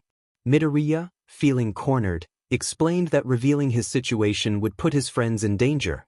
He was already taking a significant risk by confiding in Bakugo. Bakugo's eyes widened as he processed Midoriya's determination to protect his friends, even at the cost of his own safety. He questioned what plan Midoriya was working on that required someone from their class. Midoriya explained that he was trying to devise a strategy to ensure the league wouldn't harm the students during the upcoming trip. Bakugo's skepticism was evident as he asked if he had made any progress. Midoriya admitted he had proposed convincing another classmate to join the league, but it had not been successful. Bakugo dismissed the idea as foolish and, after a moment of contemplation, offered to join Midoriya in his efforts. Midoriya was taken aback, staring at Bakugo in shock. Bakugo insisted that if his participation could guarantee the safety of their class, he would do it. He added that someone needed to look out for Midoriya, who often put himself in danger.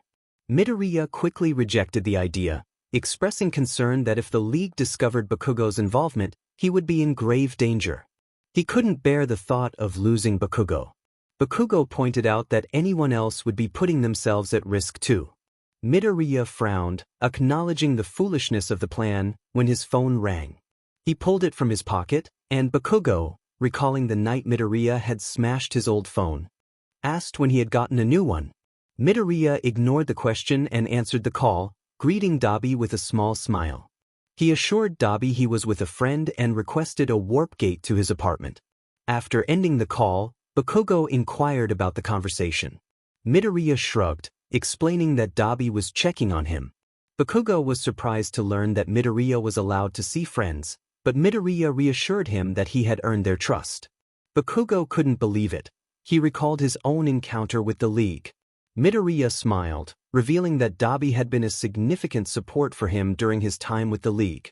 Curiosity piqued, Bakugo asked how he could join Midoriya. Midoriya explained that his mother would need to agree, but he doubted she would. He lamented that he had no family left, making his situation less complicated. Bakugo felt a surge of emotion, wanting to express that he cared, but all that came out was an insult. He called Midoriya an idiot, frustration bubbling beneath the surface. Midoriya urged Bakugo to leave, expressing concern about Kurojire's imminent arrival. He felt a whirlwind of emotions as he took in Bakugo's figure one last time, unsure of how to process them. Bakugo, dismissive, quickly made his way to the door without a word, slipping on his shoes with a sense of urgency. Midoriya bid farewell with a frown as he opened the door for his friend. Bakugo exited the apartment with a scoff, rushing down the stairs to begin his short journey home to speak with his parents. As he walked, Bakugo berated himself for forgetting about his 𝐿𝐻𝐵𝐸. Lost in thought about his encounter with Midoriya, he pulled out his phone and hesitantly dialed his mother's number. When she answered, her voice was filled with concern and frustration, warning him about the consequences of getting into trouble. Bakugo quickly defended himself, insisting he hadn't done anything wrong. His mother questioned why he was calling, noting that he rarely did. Bakugo mumbled that he needed her to grant him permission for something. She immediately assumed it was about Hosu, but he clarified that it was for a secret undercover mission. He explained that it would require him to pose as a villain, and he needed her approval to proceed.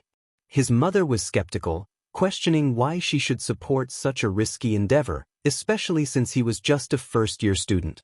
Bakugo insisted he would go through with it regardless, but he would face serious consequences without her backing. She quickly pieced together that he was going after Izuku in the League of Villains, and her tone turned serious as she expressed her fears for Izuku's safety. Bakugo reassured her that Izuku didn't need saving, just help in taking down the villains. He knew he shouldn't be sharing this information, but he trusted his mother to keep it confidential. She realized that Izuku wasn't truly a villain and that Bakugo was determined to help him. His mother warned him that this was not a school test, it was real life, and mistakes could have dire consequences. Bakugo, however, was confident in his abilities and assured her he would fight if necessary. After a moment of silence, she reluctantly agreed to sign off on the mission, emphasizing that she would intervene if things got too dangerous. As Bakugo hung up, he noticed Kirishima entering the room and quickly excused himself from the call. Kirishima apologized for interrupting, and Bakugo brushed it off. Kirishima invited him to join a movie night, but Bakugo declined, feeling the need to discuss something important. Concerned, Kirishima approached him, noticing the exhaustion etched on Bakugo's face. Bakugo admitted he was unsure about what was bothering him, running a hand through his hair as thoughts of Midoriya flooded his mind. Kirishima asked what was troubling him, and Bakugo confessed that being around a certain person made it hard for him to think clearly.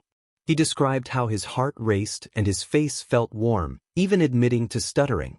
Bakugo felt frustrated by these feelings, especially since he often resorted to insults instead of expressing himself properly. Kirishima suggested it sounded like a crush, but Bakugo wasn't finished.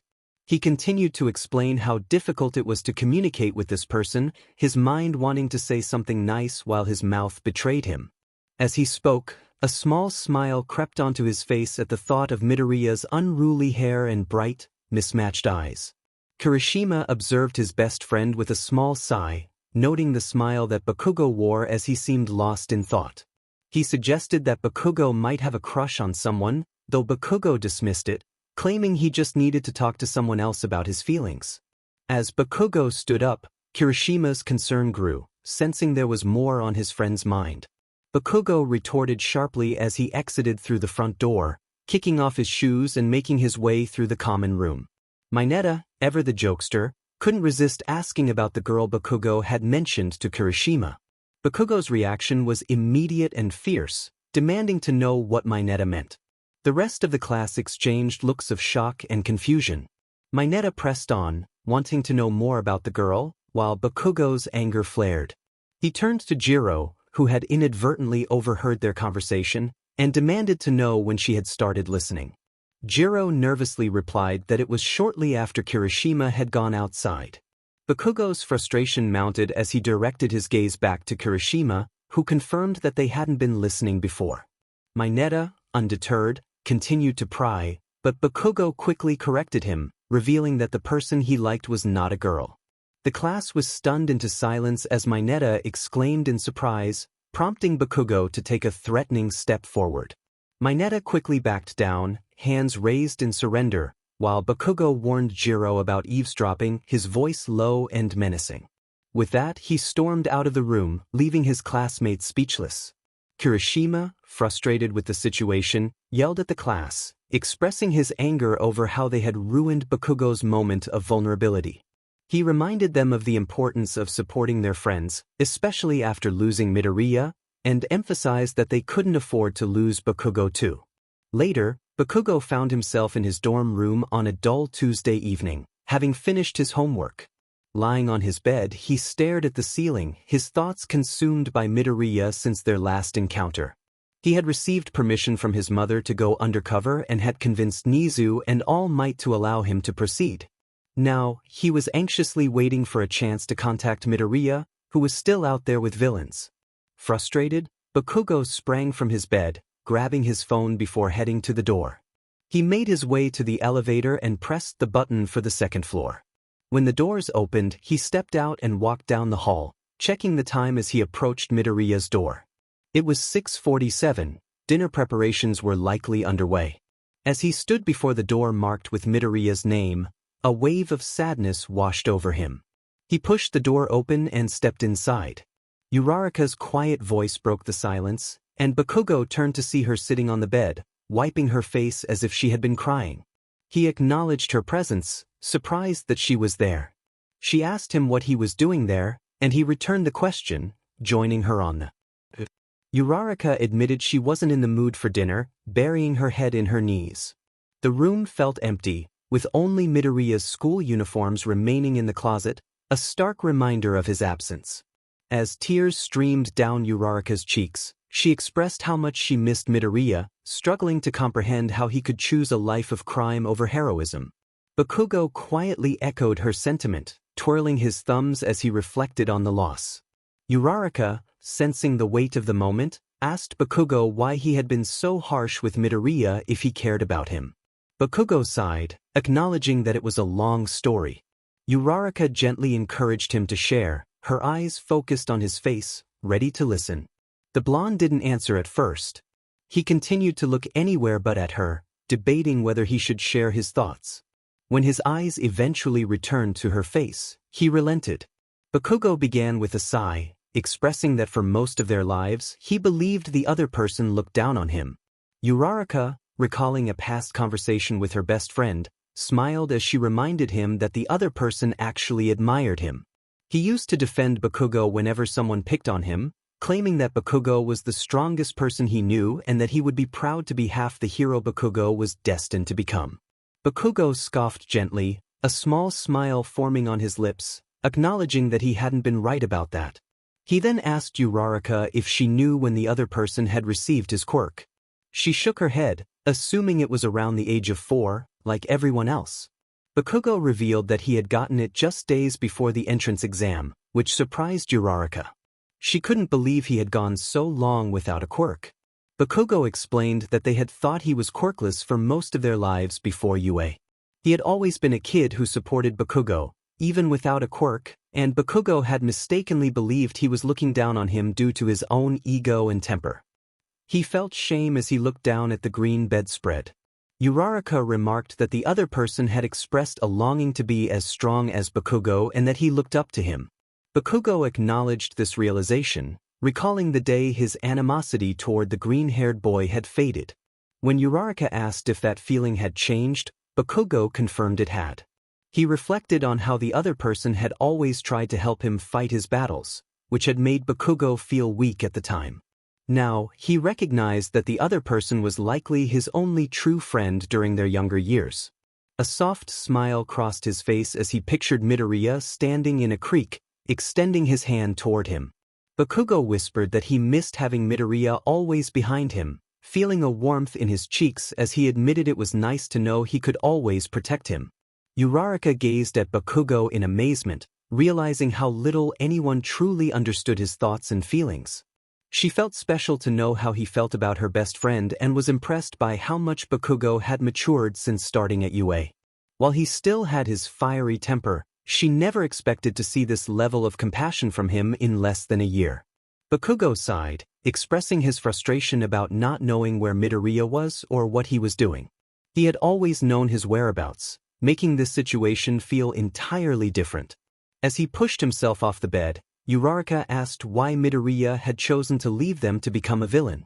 Bakugo groaned, wishing he had an answer. The truth weighed heavily on him. He knew exactly what Midoriya was doing, yet he couldn't share it with anyone. He felt guilty for being aware while everyone else mourned the loss of such a good friend. 𝐼𝐼𝐬𝐽 reassured him that she wouldn't tell anyone what he had shared. Bakugo shrugged, pretending not to care, even though he did. He told her to go eat something as he opened the door. She whispered her thanks, and he smiled to himself as he stepped into the hallway. He thought about how Midoriya would have a lot to make up for regarding what he was putting everyone through. As Bakugo pulled out his phone, he noticed an unread text from an unknown number. His heart raced as he clicked on it.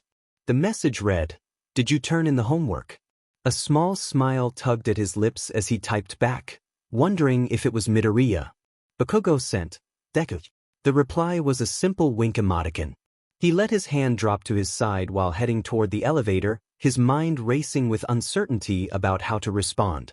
He was unsure of what was safe to text and what wasn't, worrying that the League might have his phone or that he was being watched. Bakugo typed, "We need to talk ASAP." The response came quickly, "Train station closest to my apartment. Be there at 1 a.m. Relief washed over Bakugo as he read the message. He was glad Midoriya was willing to meet, but uncertainty lingered. He knew Midoriya wasn't truly a villain, but he couldn't shake the feeling that someone from the League might have his phone. Still, he was willing to take the risk. In a dimly lit, empty warehouse filled with makeshift science experiments, a raspy voice echoed. It spoke of time running out and uncertainty about future plans. Midoriya, filled with hatred, expressed his longing for power, wanting to eliminate All Might's successor. He questioned why he had been chosen over Shigaraki, glancing at the name on a plaque above Inomu. All for One, seated in a wheelchair, questioned Midoriya's assumption. Midoriya shrugged, acknowledging that he understood the connection, but it only made things more complicated. Midoriya had never been able to get his mentor out to teach him the process of building the Nomus. He observed as Midoriya examined the creatures, noting that while his 𝐒𝐮𝐲𝐼 was managing the League from his position, he lacked the foresight to understand the consequences of his actions. His longing to create chaos would ultimately lead to his downfall. Midoriya looked up, trying to see his mentor's eyes through the mask in the dimly lit room, but he couldn't. He wondered how it could be so. The musty smell of mildew filled the air, causing him to cringe slightly as he redirected his focus back to the Nomus. His mentor had a larger goal in mind. He wanted All Might dead first, then his successor, and finally he aimed to take down each pro-hero in succession. There was a twisted satisfaction in his smile as he spoke of this plan. Midoriya expressed his doubts, pointing out that pro-heroes were incredibly strong, and defeating them would require immense energy. His mentor observed Midoriya's blank expression, sensing a hint of hopelessness. Midoriya clarified that he wasn't hopeless. He simply believed it would be easier to have someone he truly trusted by his side. His mentor inquired about Toga, and Midoriya took a deep breath, realizing this was likely his last chance to protect those he cared about. He acknowledged Toga's unpredictability but mentioned he had someone else in mind. When asked who, Midoriya hesitated, feeling a surge of fear. He knew he could be making a grave mistake, but he had to try. He suggested Katsuki Bakugo, which prompted a moment of silence from his mentor. The response was sharp, recalling a previous attempt to recruit Bakugo that had nearly cost them everything. Midoriya was aware of this but pressed on, explaining that many at UA had lost hope since All Might's retirement and were beginning to see the truth about heroes. Now would be the perfect time to guide them onto a different path. His mentor agreed to the plan, instructing Midoriya to bring someone from UA. The world would soon realize that heroes were not protecting anyone at all. However, Midoriya added a condition: they couldn't harm anyone from the class. He explained that they needed to appear caring to gain the trust of potential recruits. They could focus their efforts on the pro-heroes instead. After a moment of contemplation, his mentor accepted the terms, stating he would make the announcement later and wanted Bakugo on their side as soon as possible. Midoriya felt a rush of relief that his plan had been accepted. Once his mentor wheeled away, he couldn't help but feel a sense of triumph. He quickly reached for his phone, knowing he needed to contact Bakugo. As he stared at his plain blue wallpaper, he reminded himself to be cautious about what he said. He typed in the number he knew by heart, sending a simple message about homework. It was a safe enough message that anyone who saw it would think it was just a classmate reaching out. When Bakugo responded almost immediately, Midoriya felt a smirk form on his face. They needed to talk urgently, and Midoriya suggested meeting at the train station closest to his apartment at 1 a.m. He set his phone down and approached Nomu number 18, his own creation. A wave of sadness washed over him as he looked at the creature and its nameplate, Asahi Ryo. He recalled how his own name had once been attached to this Nomu, a painful reminder of the quirk he had lost when he was a child. His original quirk, combustion, had been a blend of his parents' abilities. The memory of discovering this truth still stung, filling him with rage. He traced his fingers over the nameplate, vowing that he would reclaim his quirk one day. Meanwhile, Bakugo waited anxiously at the train station, his heart racing as he anticipated who would step off the train. If it wasn't Midoriya, both he and Midoriya could be in serious trouble. As the train approached, he leaned against the wall, bracing himself for whatever fate awaited him. When the doors slid open, a few passengers disembarked. It was late, and the station was relatively quiet. Bakugo waited anxiously as the last person stepped off the train. The newcomer wore black dress slacks paired with emerald green shoes, and a green zip-up sweatshirt that concealed his face. When he lifted his head and scanned the area, his gaze landed on Bakugo, causing the blonde's heart to skip a beat as he noticed one red eye and one green eye staring back at him. Midoriya approached Bakugo slowly, and the blonde's heart raced as a small smile crept onto his lips. He was aware of his feelings for Midoriya, feelings he couldn't quite understand but could no longer deny. The freckled man stopped in front of Bakugo, urging him to follow quietly before turning toward the door leading outside. Bakugo, still confused, followed him through the empty streets in silence. The short 4-minute walk felt like hours to Bakugo, who hated the quiet. There was so much they needed to discuss. Once they arrived at Midoriya's apartment building, Midoriya quickly climbed the stairs to his door, inserting the key and turning the knob to let them in. As they stepped inside, Midoriya flicked on the light. "You didn't tell anyone you were coming?" Midoriya asked, shutting the door behind them. "No. I left before curfew. Everyone probably assumes I'm in my dorm sleeping," Bakugo replied, making his way to the small kitchen table. "Perfect," Midoriya said with a smirk, unzipping his jacket and removing it. He wore his classic villain outfit, featuring his signature emerald green vest, a white button-up shirt, and a black tie. His hair fell loosely around his shoulders, framing his face in a way that Bakugo found captivating. "Close your mouth, you'll catch flies," Midoriya teased, noticing Bakugo's gaze. Bakugo scoffed, feeling a mix of irritation and admiration. He wished Midoriya would drop the tough guy act when it was just the two of them. He couldn't shake the image of Midoriya's vulnerable moments at UA from his mind. "It's not an act, 𝐾𝐿, Midoriya challenged, his tone serious. "I may not be a real villain, but I'm not the same person I was before my mom died." He spoke with a hint of sadness. "You know how in TV shows, someone has to die for character development? Think of it like that. This is my character development." Bakugo found that notion absurd, hoping it was merely a phase and that Midoriya would eventually return to his old self. He wished his feelings for his childhood friend would fade away, but that seemed impossible now. "What did you want to talk about?" Midoriya asked, shifting the subject. Bakugo felt Midoriya's gaze piercing into his bright red eyes. "I think you already know," he replied. "I have a hunch," Midoriya said with a knowing smile. "You talked to your mom about going undercover and she said no."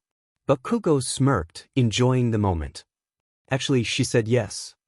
Midoriya's eyes widened in disbelief. "There's no way." "You're half right," Bakugo clarified. "She said no at first, but I told her I was going no matter what. In the end, she decided to sign off on it so I wouldn't get into trouble when the mission was done." He watched Midoriya, who was still processing the news. "Are you serious?" Why would she say yes? Midoriya asked, a hint of panic in his voice. He had told all for one he could sway Bakugo to their side, but he was only half serious, trying to protect his friends. He never expected Bakugo to genuinely want to join him. Did you talk to 𝐒𝐮𝐬𝐲? And all might, Bakugo replied with a smirk, determined not to let Midoriya back out. It will be dangerous, Midoriya warned. I know. It will take a lot of patience, Midoriya added. I know. If one of us messes up, we will both be in trouble, Midoriya said, concern etched on his face. I know, Bakugo replied with a sigh. I won't mess it up. It's my turn to support you when you stumble. His voice softened as he spoke to his childhood friend, and both boys felt a blush creeping onto their cheeks. So then what is the plan? Bakugo asked just as a soft knock echoed from the door. We're about to make one, Midoriya said, moving quickly to answer it. He opened the door to reveal All Might, 𝐒𝐮𝐬𝐲, and 𝐷𝐷𝐵. What are you guys doing here? Bakugo asked from his chair. Midoriya asked us to come talk some sense into you, 𝐒𝐮𝐬𝐲 replied as they entered. That was before I knew your mom was actually going to let you do this, Midoriya added with a sigh, shutting the door behind them. So we aren't talking sense into him anymore. All Might asked Midoriya. No. There's no talking sense into this idiot, Midoriya replied, returning to his seat. So we're here to make an actual plan. 𝐷𝐵H𝐵 inquired, stepping closer to Midoriya. Yes, Midoriya confirmed as 𝐷𝐵H𝐵 positioned himself behind him. Why are you here? Bakugo shot at 𝐷𝐵H𝐵. Relax, I'm on your side, 𝐷𝐵H𝐵 replied with a smirk. What did you just call me? Bakugo exclaimed, rising from his seat. All bark and no bite, 𝐷𝐵𝐵 shrugged, eliciting a small laugh from Midoriya. Calm down, boys, 𝐒𝐮𝐬𝐲 warned, glancing between the three. How do we know we can trust you? Bakugo asked, settling back into his chair. Izuku trusts me, that should be enough, 𝐷𝐵𝐵 said, a small smile on his face as he gently ruffled Midoriya's soft green hair. The gesture ignited a surge of anger in Bakugo, his blood boiling at the sight. Exactly, I trust him, Midoriya stated, glaring at Bakugo. The blonde looked between 𝐷𝐵𝐵 and Midoriya, feeling torn before letting out a sigh of defeat. Don't blame me for not trusting you. I don't even know your real name, Bakugo retorted. 𝐷𝐵𝐵's blue eyes met Bakugo's red ones, and Midoriya shifted slightly beneath 𝐷𝐵𝐵's hand. The freckled man gave a reassuring smile, indicating he would support him no matter what he decided. 𝐷𝐵𝐵 quietly introduced himself as Toya Todoroki, causing a wave of disbelief among All Might, 𝐒𝐮𝐬𝐲, and Bakugo. They could hardly believe he was the missing child they had heard about. 𝐒𝐮𝐬𝐲, in shock, asked what had happened. 𝐷𝐵𝐵's response was blunt, expressing disdain for 𝐒𝐮𝐷𝐵𝐻, whom he described as an abusive figure who had driven his family apart. He made it clear he did not wish to discuss it further. 𝐒𝐮𝐬𝐲 gently inquired about what had changed 𝐷𝐵𝐵's mind about being a villain. 𝐷𝐵𝐵 sighed, running a hand through his hair. He explained that he had never wanted to be a villain. He had simply found himself on that path with no other options. He had followed orders without causing harm to anyone. A camping trip with Shoto had inspired him to seek a way out. He smiled as he mentioned Midoriya, referring to him as the little brother he never had, which brought a hint of sadness as he reflected on the distance between him and his own siblings. Midoriya affirmed their bond, insisting that 𝐷𝐵𝐵 was not going anywhere and that Bakugo needed to get along with him. Midoriya, with a serious tone, reminded them that it was late and they all had responsibilities the next day. He emphasized the need to wrap things up quickly. 𝐷𝐵𝐵 expressed frustration about Bakugo joining their group, but Midoriya insisted that it was necessary. He explained that they needed to keep up appearances and act mysterious until the right moment. Bakugo, feeling embarrassed, tried to dismiss the situation. Midoriya laid out the plan for their upcoming mission in Hosu, where Bakugo would have a special role. He explained that he intended to provoke Izuku, knowing that Izuku could nullify his quirk, allowing him to keep the confrontation controlled. The group agreed on the strategy, with Bakugo expressing his willingness to follow through. 𝐷𝐵𝐵, still processing the plan, noted that they would need to introduce Bakugo to the League before the mission.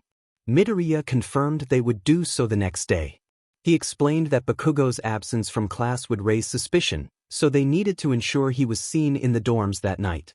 Midoriya instructed 𝐼𝐸 to return to the dorms and inform the league of their plans. He requested 𝐼𝐸 to ask Toga to prepare a bedroom next to his. 𝐼𝐸, feeling a mix of emotions, agreed but expressed concern. Midoriya reassured him with a warm smile, urging him to leave as it was late. 𝐒𝐮𝐲 and 𝐼𝐸 prepared to depart, with 𝐒𝐮𝐲 reminding them of the stakes involved. He cautioned Bakugo to be certain of his decision. Bakugo, resolute, affirmed his commitment. With that, 𝐒𝐮𝐲 and 𝐼𝐸 headed for the door, ready to face the challenges ahead.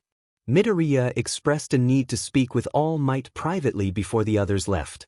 𝐼𝐸, noticing the seriousness in Midoriya's demeanor, followed him into the living room, his expression shifting to one of concern. Midoriya quietly revealed that he wanted to discuss 𝐼𝐸. As he settled onto the couch, he gestured for 𝐼𝐸 to join him. 𝐼𝐸, intrigued, took a seat beside him. Midoriya shared that 𝐼𝐸 had asked him to be his successor, a revelation that left 𝐼𝐸 in shock and worry. Midoriya expressed his longing to accept the offer, prompting 𝐼𝐸 to react strongly, cautioning him about the dangers of such a powerful quirk, especially one associated with a villain.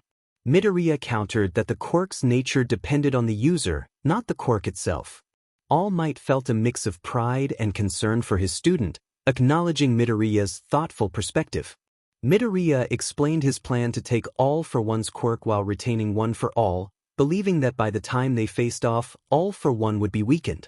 𝐼𝐸 praised the strategy but voiced his unease about the risks of harboring both quirks.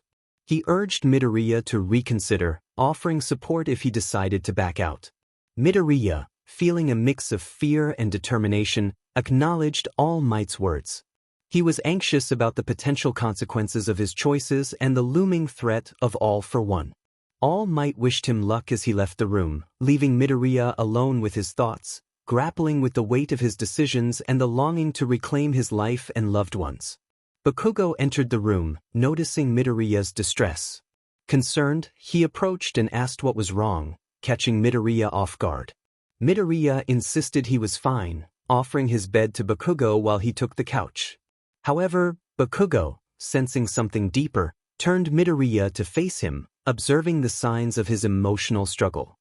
Midoriya, overwhelmed, broke down and sought comfort in Bakugo's embrace. Bakugo, surprised but instinctively protective, held him close as Midoriya expressed his stress. They remained together on the couch, finding solace in each other's presence until they drifted off to sleep. Later, Midoriya entered the dusty living room of the League, announcing a new recruit with pride. Shigaraki, skeptical, questioned whether their MSTR was aware of this decision. Midoriya retorted that it was the MSTR's insistence, aware of the tension between them due to Shigaraki's jealousy. Toga, excited, inquired about the new recruit, and Midoriya introduced Katsuki Bakugo. Toga rushed to greet him enthusiastically, but Midoriya intervened, preventing her from getting too close. He reminded her of the importance of keeping their members safe, which she reluctantly acknowledged. Midoriya then ordered Toga to her room, sensing her disappointment but remaining firm. As she walked away, she playfully suggested he join her, but Midoriya reminded her of his upcoming meeting with their emissary, aware of the dynamics at play within the League. He didn't really care for anyone there, but he still had a part to play. He smiled as he turned towards her, promising to visit after that. Her eyes lit up instantly as she nodded happily. He added with a smirk that it depended on her behavior. Toga nodded again before darting up the stairs, eager to avoid giving him any chance to change his mind. Shigaraki, scratching at his neck, directed a question at Bakugo, wondering what had prompted him to join them now. Bakugo replied with disdain, expressing his disdain for the heroes, whom he deemed weak and phony. He and Midoriya had carefully crafted their plan and speeches before arriving at the League, knowing they couldn't afford to mess anything up. 𝐼𝐸 nodded in approval of Bakugo's response, introducing himself while observing the blonde closely. He hoped Bakugo would act as if this was their first official meeting, even though Bakugo had previously encountered Shigaraki and Kurohige.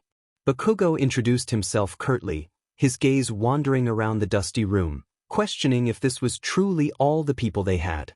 Midoriya's voice broke through his thoughts as he announced his departure to meet with their 𝐒𝐮𝐬, revealing the fear hidden in his eyes.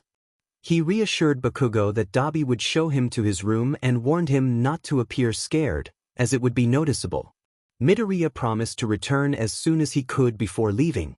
Left in an awkward silence among villains he didn't trust, Bakugo felt a mix of jealousy and discomfort, particularly at the thought of Midoriya's closeness with 𝐼𝐵. 𝐼𝐵 offered to show Bakugo to his room while 𝐾𝐮𝐦𝐸 prepared lunch, to which 𝐾𝐮𝐦𝐸 protested, claiming he wasn't their butler. 𝐼𝐵 shot back, questioning 𝐾𝐮𝐦𝐸's usefulness as he led Bakugo up the stairs. Curious about their dynamic, Bakugo asked if they always spoke to each other like that. 𝐼𝐵 shrugged, explaining that this was their family. Bakugo muttered to himself about the state of their family as he surveyed the hallway, noting the peeling wallpaper and overall disrepair. 𝐼𝐵 pointed out the rooms along the hallway, indicating where various members resided. Bakugo felt overwhelmed, unsure of how to navigate this new environment without Midoriya by his side. 𝐼𝐵 informed him of his own room's location, and Bakugo hesitated at his door, wondering what awaited him inside. He steeled himself, reminding himself of his mission as he slowly pushed the door open. The musty smell of the abandoned room hit him immediately, causing him to flinch. He stepped inside, the floor creaking beneath him. His eyes scanned the room, taking in the familiar wallpaper and the small bed in the corner, accompanied by an old wooden desk and a dresser with broken drawers. The room felt stark and empty compared to everything he had known. 𝐼𝐵 leaned in the doorway, commenting that it wasn't much but could be fixed up. Bakugo, frustrated, questioned how one could even improve a room like this. 𝐼𝐵 shrugged, admitting he hadn't done much to his own room, aside from acquiring new furniture. Bakugo clenched his fists at the mention of the nickname 𝐒𝐮𝐬, feeling a surge of anger. He demanded to know why 𝐼𝐵 called Midoriya that. 𝐼𝐵 teased him, prompting Bakugo to groan in irritation. 𝐼𝐵 reassured Bakugo that no one was trying to take Midoriya from him, except perhaps Toga. He explained that they had formed a brotherly bond due to their lack of family, with Midoriya helping him out of darkness while he helped Midoriya maintain his sanity. Bakugo quietly inquired if it was difficult to stay sane in the League. 𝐼𝐵 explained that it wasn't hard, but the League's treatment could sometimes make one forget they were villains. Meanwhile, 𝐿 explained to a determined Midoriya that he would not inherit all of his quirks but would have to start from scratch and build his own abilities. Midoriya stood before 𝐿 with a serious expression. 𝐿 instructed him to seek out the quirks of others to acquire for himself. Midoriya acknowledged the command, understanding that he wouldn't be able to collect as many quirks as 𝐿 right away. 𝐿 explained that the strength of each quirk needed to be built up before he could take on more. Midoriya felt a surge of determination, believing that he could use this power for good. He envisioned a future where he could dismantle the League of Villains, return home, and reunite with his father while continuing his education at UA. He mentally prepared himself, ready to embrace the challenge ahead. When 𝐿 commanded him to kneel, Midoriya complied without hesitation. 𝐿 warned him that the process would be painful and asked if he was ready. Midoriya assured him that he was prepared, but nothing could have prepared him for the intense sensation that followed. A scream escaped his lips as he felt an overwhelming force coursing through him, as if he were being struck repeatedly. The sensation was excruciating, and he struggled to cope with the agony that seemed to consume him. After what felt like an eternity, the pain began to subside, leaving Midoriya breathless and exhausted. 𝐿 inquired about his condition, and Midoriya weakly admitted to feeling drained. 𝐿 praised him for his efforts, explaining that the level of pain and duration of the transfer depended on the quirk involved. He then instructed Midoriya to choose a 𝐻𝐬. Midoriya, still recovering, pushed himself up from the floor and asked for the purpose of selecting a 𝐻𝐬. 𝐿 informed him that he would be stealing its quirk. Without hesitation, Midoriya's body moved toward 𝐻𝐬 number 18, despite feeling weak. He stood before the formidable creature, its muscular form and intense gaze intimidating yet compelling. Following 𝐿 orders, Midoriya placed his hands on the 𝐻𝐬's head, focusing on the quirk he desired. He envisioned himself using that power, imagining a life where he had never lost his own quirk. He pictured himself keeping pace with Bakugo in middle school and how much easier it would have been to gain admission to UA. 𝐼 encouraged him to draw the quirk into himself, and Midoriya concentrated on the energy flowing from the Nomu to his own body. As he absorbed the quirk, he felt a rush of adrenaline and a growing sense of power. He envisioned the incredible things he could accomplish with this newfound ability, even considering how he could use it against 𝐼. Once he felt the energy stabilize, he lowered his hand and opened his eyes. 𝐼 asked if he felt any different, probing whether he could sense the new energy within him. Midoriya replied that he thought he could feel it. 𝐼 urged him to test the quirk. Unsure of how to activate it, Midoriya scanned the warehouse for a target. His gaze landed on an old wooden coat rack near the entrance. He hesitated, not wanting to cause a fire that could spiral out of control. Closing his eyes, he envisioned one of the hooks igniting. When he opened his eyes, he was disappointed to see no change.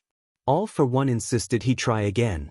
Midoriya focused on the hook once more, lifting his hand as he concentrated.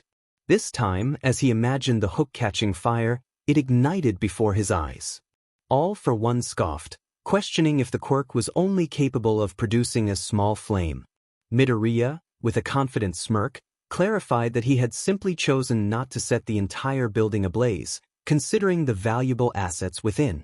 𝐼 regarded him with newfound respect, affirming that this was precisely why he had chosen Midoriya as his successor. He expressed pride in Midoriya's ability to think things through to avoid disaster as he began to push toward the exit. He instructed Midoriya to extinguish the small fire and start collecting quirks to understand his limits. The more he used the quirks he acquired, the stronger he would become. Just before leaving the building, he mentioned that someone would drop off a file of registered quirks for him. Midoriya stood in silence, reflecting on the spot his 𝐼𝐻 had just occupied. He finally understood. He had obtained the quirk he had long sought. Holding his hand up to the light, he examined it closely, feeling a positive change within himself. A smile spread across his face as he thought about how different he felt. However, he remembered the old wooden coat rack was still smoldering. He walked calmly to the mini fridge next to the Nomu station, grabbed a bottle of water, and headed toward the exit, extinguishing the small fire along the way. He whispered to himself about meeting Toga for a bit before catching up with Bakugo as he stepped into the sunlight. Aizawa scanned the classroom, questioning where Bakugo was. The students exchanged uncertain glances, unsure whether to tell the truth or fabricate a story. Aizawa's tone turned serious as he warned them not to make him ask again. Kirishima sighed in defeat before admitting that Bakugo had not returned to the dorms the previous night. Aizawa raised his eyebrows in surprise, prompting Ishido to suggest that Bakugo could have returned after they were asleep and left before anyone woke up. They were all aware that Bakugo would face trouble for skipping classes, and no one wanted to add to his problems. Aizawa dismissed their concerns, stating he wouldn't waste time teaching anyone unwilling to learn. He announced a random essay assignment due by the end of class, eliciting groans from the students who were frustrated with the lack of fighting and training since Midoriya's departure. Ida asked about the essay's topic, and Aizawa instructed them to write a 3-page piece on their feelings about Midoriya. The class fell silent, processing the unexpected assignment. Since Midoriya's departure, teachers had avoided discussing him, leaving the students in shock over his absence. Mineta asked if they were to express their feelings about Midoriya, to which Aizawa confirmed with a shrug before leaving the room. The class struggled to articulate their emotions regarding Midoriya's choice to live as a villain, still hoping he would walk through the door with his familiar smile. After 10 minutes, the students wrote slowly, pausing frequently to revise their words. Uraraka found herself unable to express her feelings, struggling for 30 minutes before deciding to put her things away. She glanced at the clock, sighing quietly at the thought of sitting in class for another hour and 20 minutes. Meanwhile, Aizawa was engaged in a heated discussion with Nizu about the situation. He expressed frustration over the lack of effort to find Midoriya, feeling that the media's claims of a search were insincere. Nizu calmly reminded him that Midoriya had chosen to leave with the League, indicating he no longer wished to be found. Aizawa vehemently disagreed, insisting that Midoriya had always aspired to be a hero. He reflected on how hard Midoriya had worked to avoid expulsion and how he had expressed his love for the school. Aizawa felt a deep sense of confusion and concern. 𝐒𝐮𝐬𝐃𝐞𝐭 pointed out the impact of Midoriya's mother's loss and the uncertainty surrounding his father, which could have led to his departure from UA. He explained that losing someone so important might have left Midoriya feeling he had no place to go. Aizawa coldly questioned if 𝐒𝐮𝐬 was okay with Midoriya throwing away his potential to become a villain. 𝐒𝐮𝐬 replied that he understood the situation, though he did not condone it. Aizawa, feeling overwhelmed, turned to leave, but 𝐒𝐮𝐬 called out to him. He reassured Aizawa that he had not failed as a teacher or in his duty to Midoriya. Aizawa's concern extended beyond Midoriya. He felt guilt for not being able to prevent the boy's departure. 𝐒𝐮𝐬 understood the struggle, knowing that Aizawa's feelings of guilt were unwarranted. 𝐒𝐮𝐬 reminded everyone not to forget to bring their answer sheets for the week's homework. The teacher quickly left the office and returned to his classroom, seemingly ignoring 𝐒𝐮𝐬. Aizawa reflected on his own thoughts, wondering if there was something he could have done to help a student whose grades had been slipping and whose interest had waned. He questioned what kind of hero he was for not intervening as he opened his classroom door. He scanned the room and asked the class of 18 students who had not completed their assignments. When he received no response, he moved to the center of the room, looking directly at Kirishima. Aizawa requested that Kirishima provide the most powerful word to describe his feelings regarding Midoriya's departure. Confused and apprehensive, Kirishima hesitated before responding. He expressed his frustration, stating that he felt angry because they hadn't been enough for Midoriya. He lamented that they were supposed to be friends, yet Midoriya had left as if they didn't matter. As Kirishima's voice grew louder, the weight of his emotions began to lift, leaving the class in stunned silence. Aizawa encouraged others to share their feelings, and one by one, students voiced their emotions, revealing a mix of sadness, anger, and confusion.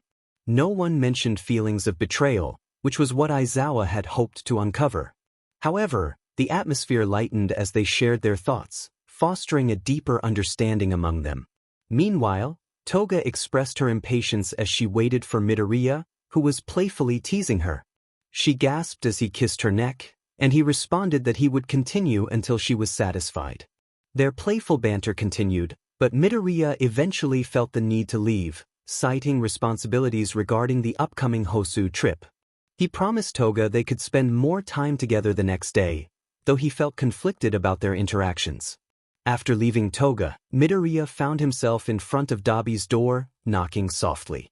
When he received no answer, he moved on to Bakugo's room, where Bakugo welcomed him inside. Midoriya greeted 𝐼𝐵 with a smile, and 𝐼𝐵 commented on Midoriya's time with Toga, smirking at the situation. Midoriya groaned in response, expressing his discomfort with the situation. 𝐼𝐵 teased Midoriya about his interactions with Toga, prompting Bakugo to feel a surge of anger upon noticing a mark on Midoriya's neck.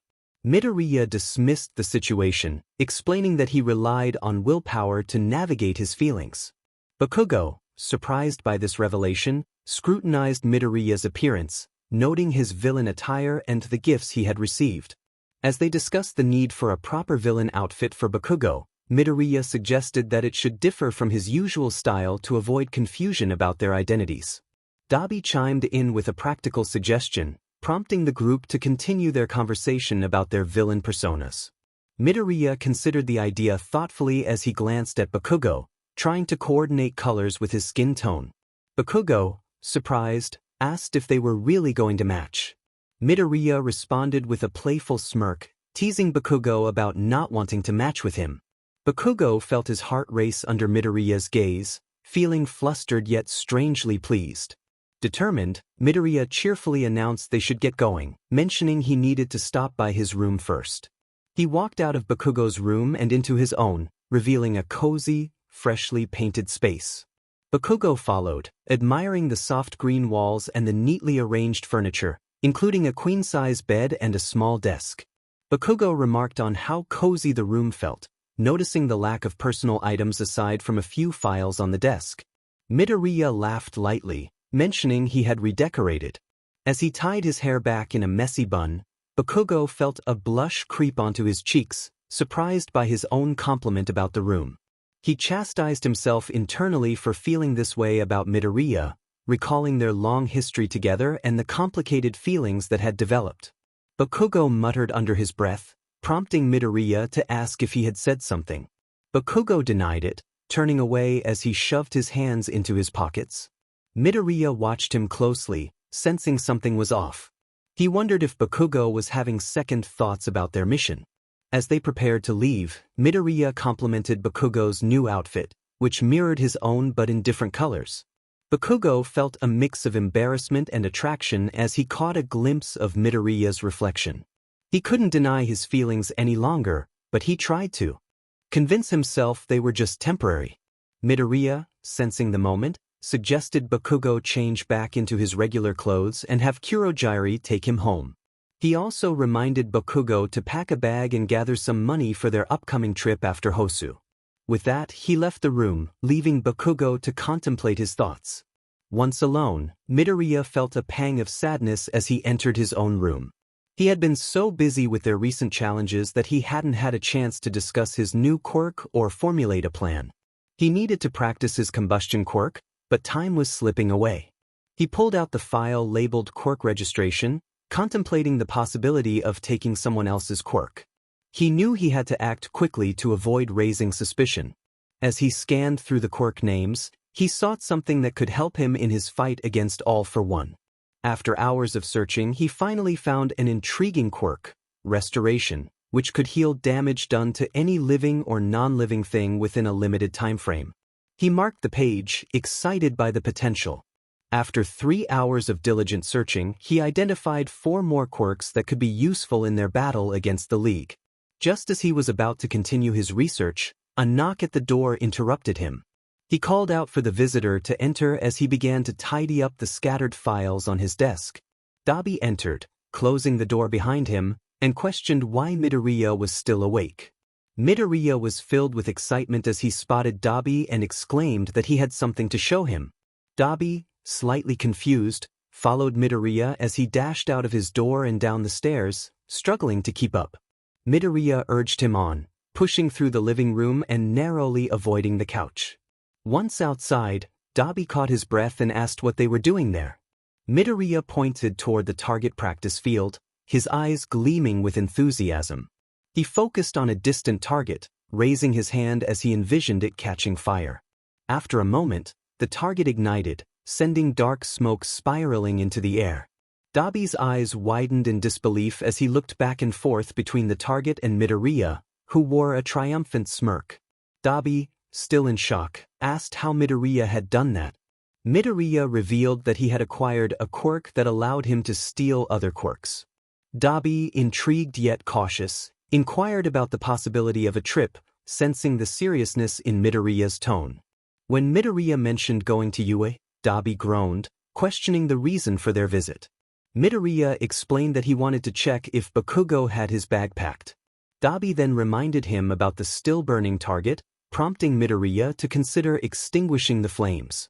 He concentrated, picturing the fire dying down, and soon the flames shrank until they were no more. A smile spread across his face as he admired the charred target, filled with curiosity about the limits of his new quirk. With a light-hearted laugh, 𝐿𝐵 suggested they retrieve Bakugo's bag. Midoriya quickly texted Bakugo to let him know they were coming, asking if he could sneak out without getting caught. Bakugo's responses were curt, but he agreed to meet them. As they made their way back inside to change into less recognizable clothing, Midoriya nervously asked 𝐿𝐵 if something had happened between him and Bakugo. 𝐿𝐵 shrugged off the question, insisting that Bakugo was just jealous. Midoriya, confused, wondered why Bakugo would feel that way. 𝐿𝐵 casually remarked that it was because Bakugo liked him, leaving Midoriya bewildered. As they stepped into the moonlight, 𝐿𝐵 sighed and commented on Midoriya's obliviousness. He pointed out that Bakugo blushed and got flustered around Midoriya, raising questions about Bakugo's true feelings.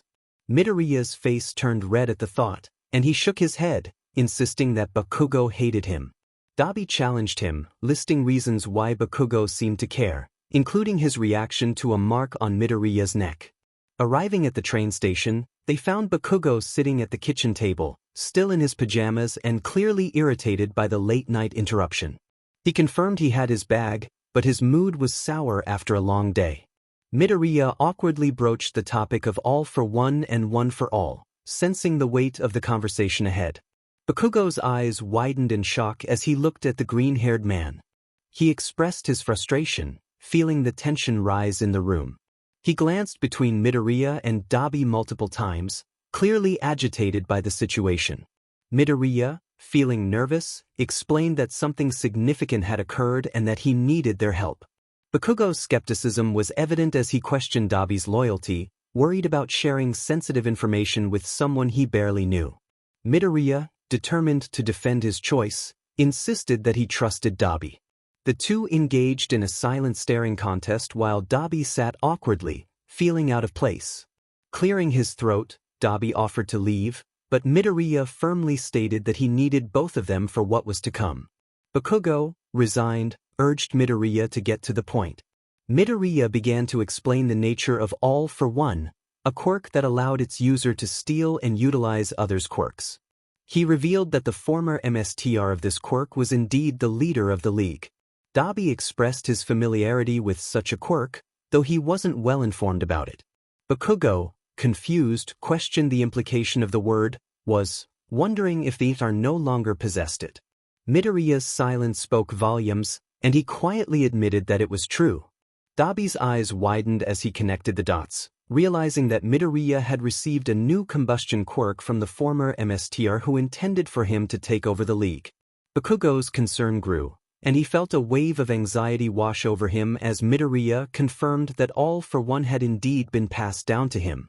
When Bakugo asked about one for all, Midoriya assured him that he still possessed it, now holding both quirks. 𝐷𝐵, confused, inquired about one for all, and Midoriya explained that it was specifically designed to defeat all for one, growing stronger with each new bearer. 𝐷𝐵 fell silent, processing this information and pondering Midoriya's past. He wondered if Midoriya had been born quirkless, leading him to ask who had given him one for all. Midoriya responded with a sad smile, revealing that it was All Might. 𝐷𝐵 chuckled lightly, realizing the connection. He then nervously asked if Midoriya had been born quirkless, to which Bakugo interjected, affirming that Midoriya had never had a quirk. Midoriya, however, revealed the truth. He had been born with a quirk that was stolen from him during a checkup. The revelation sparked anger in Bakugo, who couldn't stand the thought of someone taking Midoriya's quirk before he had a chance to develop it. Midoriya shared that all for one was responsible for the theft, and he explained that the combustion quirk he now possessed had been taken from Inomu. Bakugo's eyes widened in disbelief, struggling to comprehend how Midoriya had maintained his composure through it all. 𝐷𝐵 suggested that they could simply incapacitate all for one to resolve the situation, but Midoriya sighed, explaining the complexities of quirks and their remnants. As the conversation continued, Midoriya expressed his need to build up his quirks, revealing that he had found potential candidates in the quirk registration book. However, he hesitated, knowing that stealing someone else's quirk weighed heavily on his conscience. Bakugo understood this internal struggle, recognizing Midoriya's character and his reluctance to harm innocent people. 𝐷𝐵 tried to encourage Midoriya, reminding him of the greater good at stake. Midoriya acknowledged that he would have to make difficult choices, tears welling in his eyes as he expressed his inner turmoil. Unable to watch his friend suffer any longer, Bakugo stood up and moved around the table, urging Midoriya to stand. To Midoriya's surprise, Bakugo pulled him into a firm embrace, whispering reassurances that they would figure things out together. Bakugo's heart raced from the contact, and he hoped Midoriya could feel the support he was trying to convey amidst the emotional turmoil. Midoriya wrapped his arms around Bakugo's back and clenched his fists around his shirt as he sobbed into the blonde's muscular shoulders. They stood like that for a little while longer, comforting each other. Bakugo felt a sense of relief in being able to hold Midoriya without any complications, but he was troubled by the circumstances that led to this moment. He hoped they were strong enough to get through it together. After all, they had each other. As they walked out the door, Kirishima asked Bakugo where he had been the previous day. Bakugo, feeling exhausted from only getting 2 hours of sleep after a long night with Midoriya and 𝐷𝐵, snapped back that it was none of Kirishima's business. They had spent the night discussing their plan for Hosu, where Bakugo intended to stay in his room while Midoriya would keep an eye on their classmates from the hotel roof. The league was aware they were not supposed to harm the students, but Bakugo knew they could not be trusted. Anyone who threatened their classmates would have to face Midoriya, who had the authority to take necessary action. Midoriya had decided to watch over the class every day during their stay, knowing that Hosu had a high crime rate since All Might's retirement. He planned to meet Bakugo every few days to check in and enjoy each other's company. Midoriya had noticed Bakugo's feelings for him but found it hard to believe, especially since he was involved with Toga. Kirishima expressed concern for Bakugo, noting that everyone had grown worried since his trip to deliver something for his parents. Bakugo had been distant and unresponsive, which was unusual for him. As they climbed the steps to school, Bakugo dismissed their worries, insisting he was fine as he pushed through the crowd. Ishido whispered to Kirishima that Bakugo was not okay, and Kirishima agreed as they entered their hero class. Upon arriving, they noticed Bakugo was absent, which only heightened their concern. Aizawa, scanning the classroom, confirmed Bakugo's absence and left to search for him. The class speculated about Bakugo's behavior, with Mineta pointing out a troubling pattern of isolation that reminded them of past experiences. Kirishima reacted angrily, warning Mineta not to suggest anything negative about Bakugo. 𝐼𝐼𝐷 defended Bakugo, explaining that he had confided in her about his feelings regarding Midoriya. She recalled a night when Bakugo had joined her in her room, and she sensed his deep struggle with the situation. She believed he just needed time to process everything, and she wanted to reassure the class that he would be okay. As they contemplated their friend's pain, the classroom door opened, revealing a visibly agitated Aizawa with a sulking Bakugo following behind. Kirishima smiled at the sight of his best friend. Aizawa instructed Bakugo to sit down, and Bakugo complied with a scoff. Aizawa then began to outline the plans for the upcoming Hosu trip, explaining that they would be split into groups for patrol. While most students listened intently, Bakugo sat with his arms crossed, staring out the window, lost in thought. Aizawa announced the first group, and the students exchanged glances of understanding. Group 2 will be Mineta, Kuda, Sato, Shuji, and Siro. Aizawa looked up from his sheet once more to see the 5 students exchanging glances. Group 3 will be Ida, Uraraka, Tsu, and Tokoyami. He paused, realizing he had inadvertently included Midoriya in his lesson plans.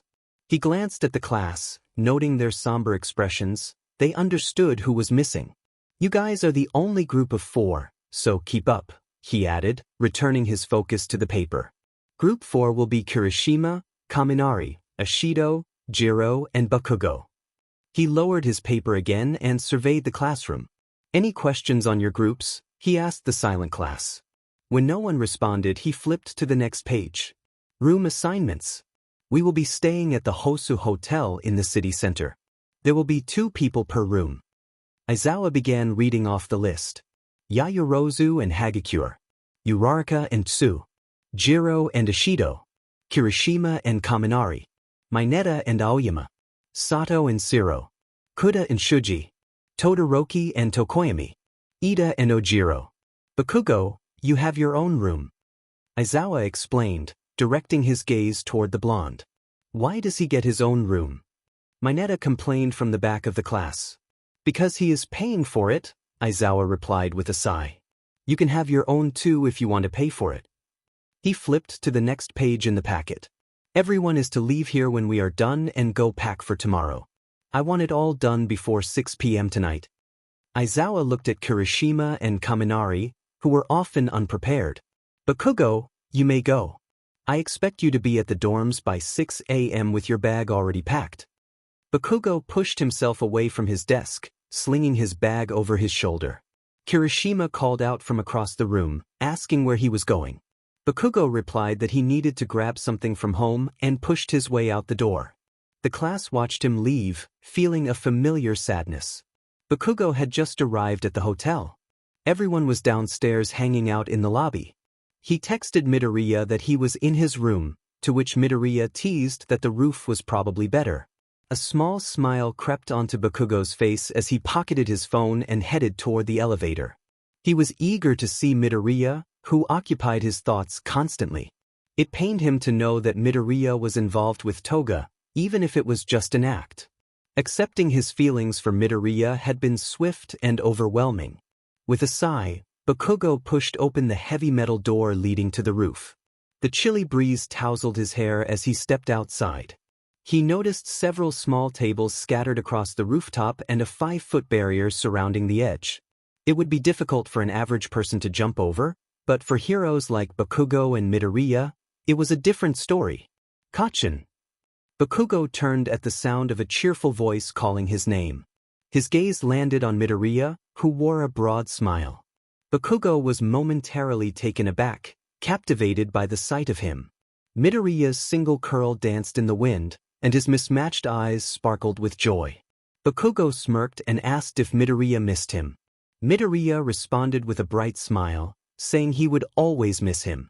They exchanged a moment of silence, the distant chatter of pedestrians below faintly echoing in the air. How much longer could they avoid acknowledging their feelings for each other?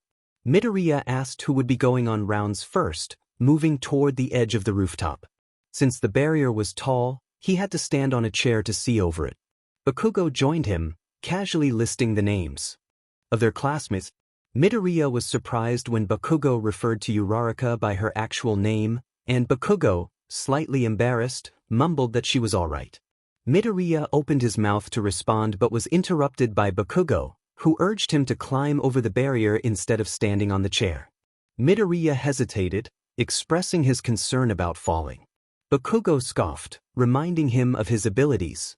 Midoriya explained that he didn't want to risk being seen while he kept an eye on their classmates. As he climbed down from the chair, he stumbled, and Bakugo instinctively reached out to catch him. The sudden movement caused them both to lose balance, landing on the ground with Bakugo's back against the wall and Midoriya awkwardly positioned between his legs. Bakugo looked down at Midoriya and remarked that he had fallen off the chair too. Midoriya apologized, his face turning bright red as he realized their closeness. Both of their hearts raced in that moment, the air thick with unspoken emotions.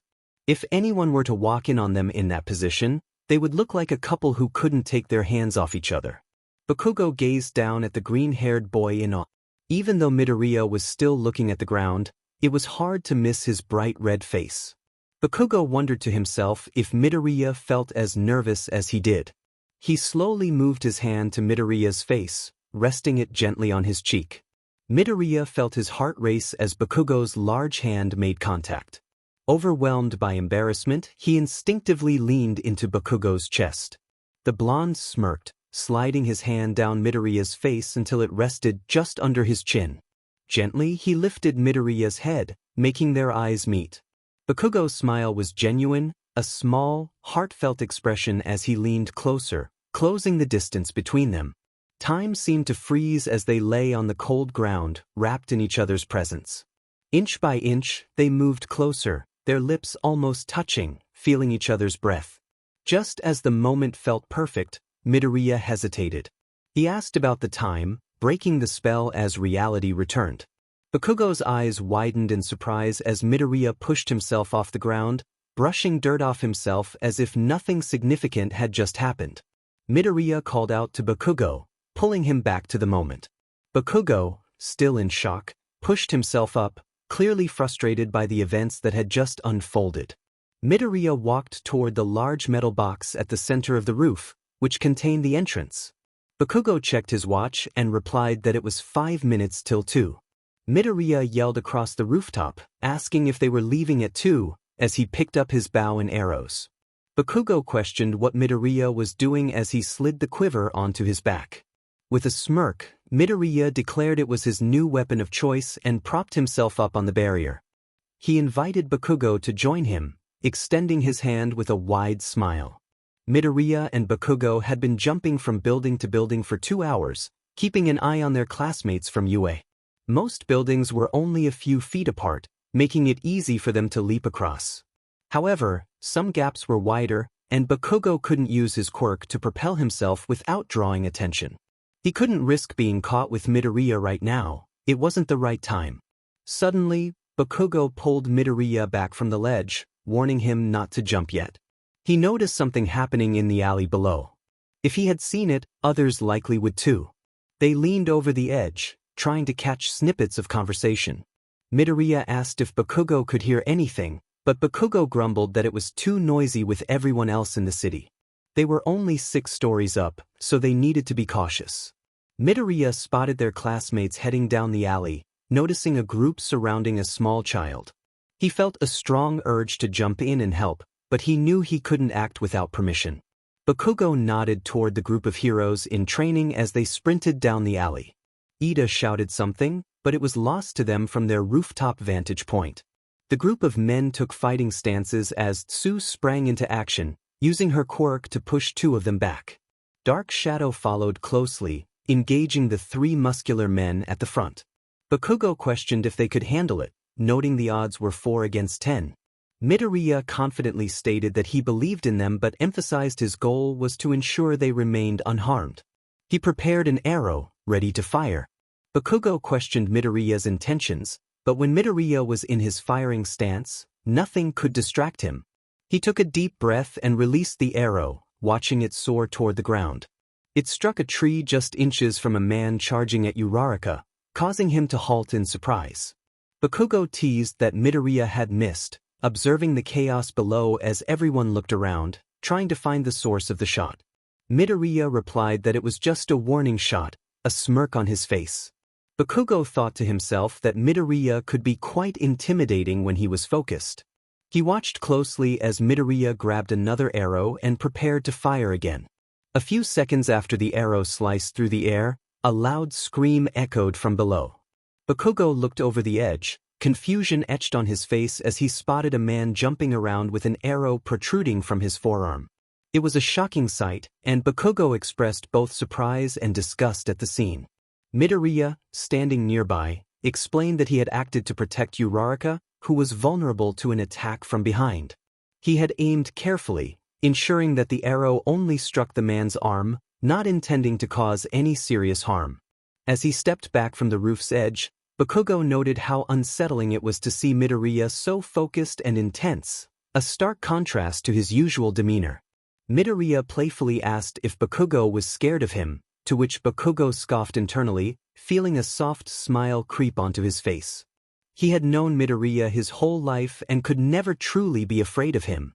Midoriya then mentioned that the professionals would handle the situation once Ida and the others reported the incident.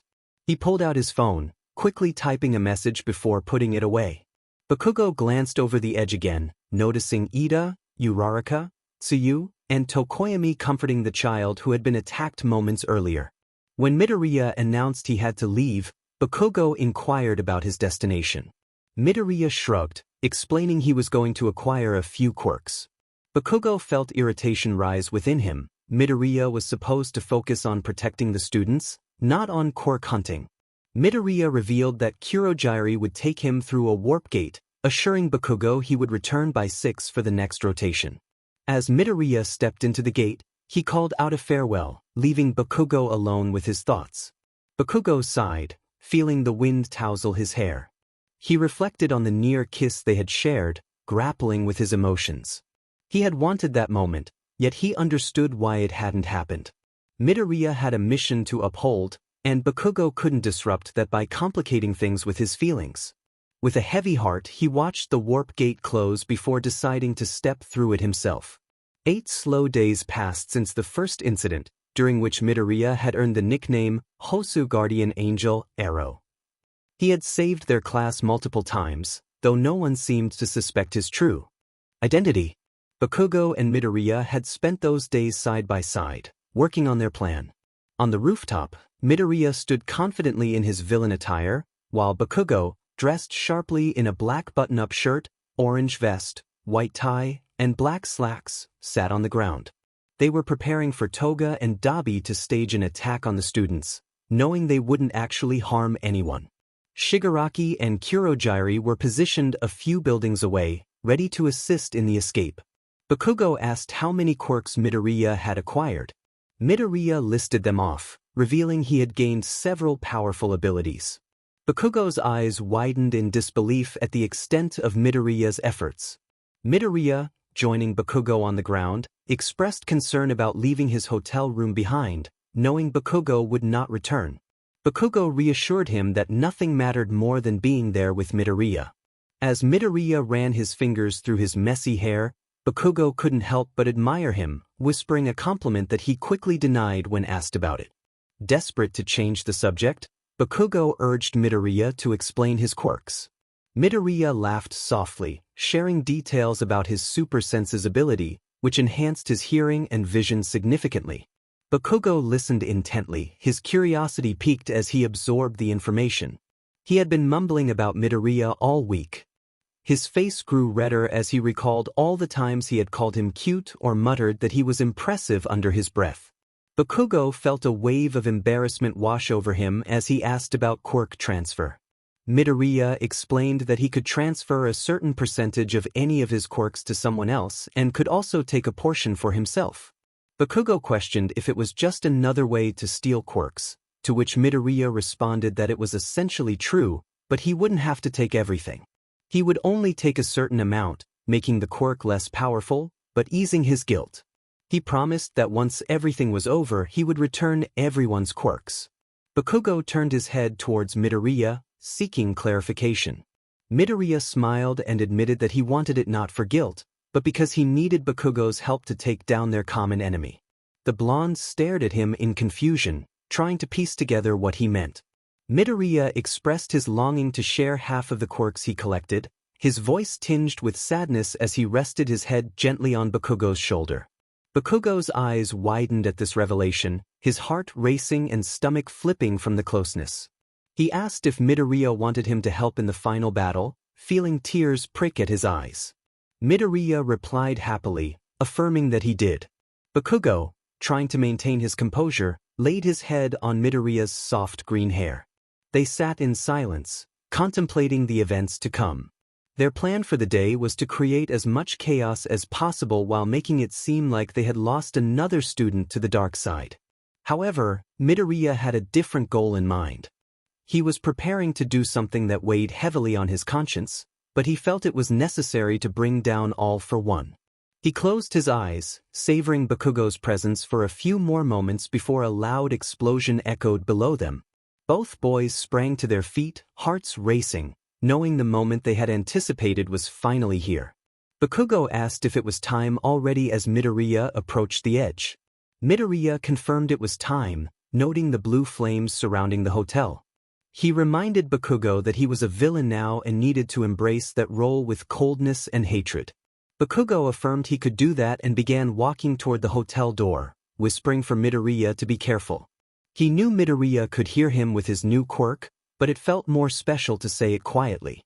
Midoriya responded with a soft smile before leaping to the next building, scanning the streets for his friends from UA. The blue fire and smoke obscured his view, and he groaned as he closed his eyes, straining to listen to the conversations below. He heard a high-pitched voice yelling about his whereabouts, and his heart raced when he recognized 𝐼𝐼𝐼𝐼's voice. Toga, with a cynical smile, claimed that Midoriya was in charge and watching them. 𝐼𝐼𝐼, unable to remain calm, lunged at Toga, demanding to know where Midoriya was. Toga, brandishing a knife, feigned innocence, which prompted Todoroki to intervene, creating a barrier of ice between 𝐼𝐼𝐼 and Toga, warning her to be careful. Midoriya pulled away from the scene below as he sensed footsteps behind him. He sighed heavily, tying his hair into a messy bun. Aizawa confronted him, questioning how long he would ignore him. Midoriya replied that he was trying to keep an eye on his girlfriend but found this confrontation more entertaining. Aizawa expressed disbelief at Midoriya's new look and demanded to know why he had joined the league. Midoriya smirked, explaining that he had grown tired of the burdens of being a hero and pointed out how heroes could be fake, using All Might as an example of someone who easily stepped back when things got tough. Aizawa insisted that it was different, but Midoriya countered with a challenge, leaping into the air to avoid Aizawa's binding scarf. Aizawa's frustration mounted as he attempted to capture Midoriya, but flames erupted around them, obscuring the view. Aizawa called out, urging Midoriya to reconsider his choices and return to UA, but Midoriya, landing behind him, dismissed the idea nonchalantly, asserting that even if it were possible, he wouldn't want to come back. His eyes, fierce and determined, locked onto 𝐼𝐬𝐽 through the smoke that enveloped the rooftop. Midoriya quickly dropped his quiver, preparing for the confrontation ahead. While he was distracted, 𝐼𝐬𝐽 sent his binding cloth behind him in an attempt to capture the green-haired man once more. Midoriya jumped just in time to avoid being caught. 𝐼𝐬𝐽 yelled in desperation, hoping that mentioning his friends would bring Midoriya back. He expressed how devastated 𝑢RARAKA was and urged Midoriya to see Bakugo, spinning in a circle to locate the green-haired man. Midoriya smirked from behind 𝐼𝐬𝐽, revealing his indifference. He stated that he didn't care how they felt, they didn't matter to him. He sent his fist flying through the air at 5%, but it made contact with 𝐼𝐬𝐽's face much softer than intended. 𝐼𝐬𝐽 stumbled back a few steps, and Midoriya thought to himself that he needed to get out of his line of sight until 𝐼𝐬𝐽 blinked again. When 𝐼𝐬𝐽 opened his eyes, Midoriya planned to use his quirk, Freeze Frame, knowing that 𝐼𝐬𝐽 couldn't stop him when time was frozen. He began charging one for all. Midoriya taunted 𝐼𝐬𝐽, mentioning that he had seen Bakugo almost every day. 𝐼𝐬𝐽 stared at him emotionlessly, though the news bothered him. He had sensed something was off, and this confirmed his suspicions. He questioned if Bakugo had been hiding with Midoriya and the League of Villains, activating his quirk as his eyes began to burn. He quickly threw his binding cloth toward Midoriya, but when he blinked and opened his eyes again, he found himself frozen. Midoriya stepped in front of 𝐼𝐬𝐽's face with a wicked smirk, explaining that he was using Freeze Frame, a new quirk he had picked up. He warned 𝐼𝐬𝐽 that it would hurt, but since he was frozen, he wouldn't be able to scream. Concentrating, Midoriya imagined using erasure to help defeat All for One. He felt the energy flow from 𝐼𝐬𝐽 to himself, but the silence on the roof began to worry him.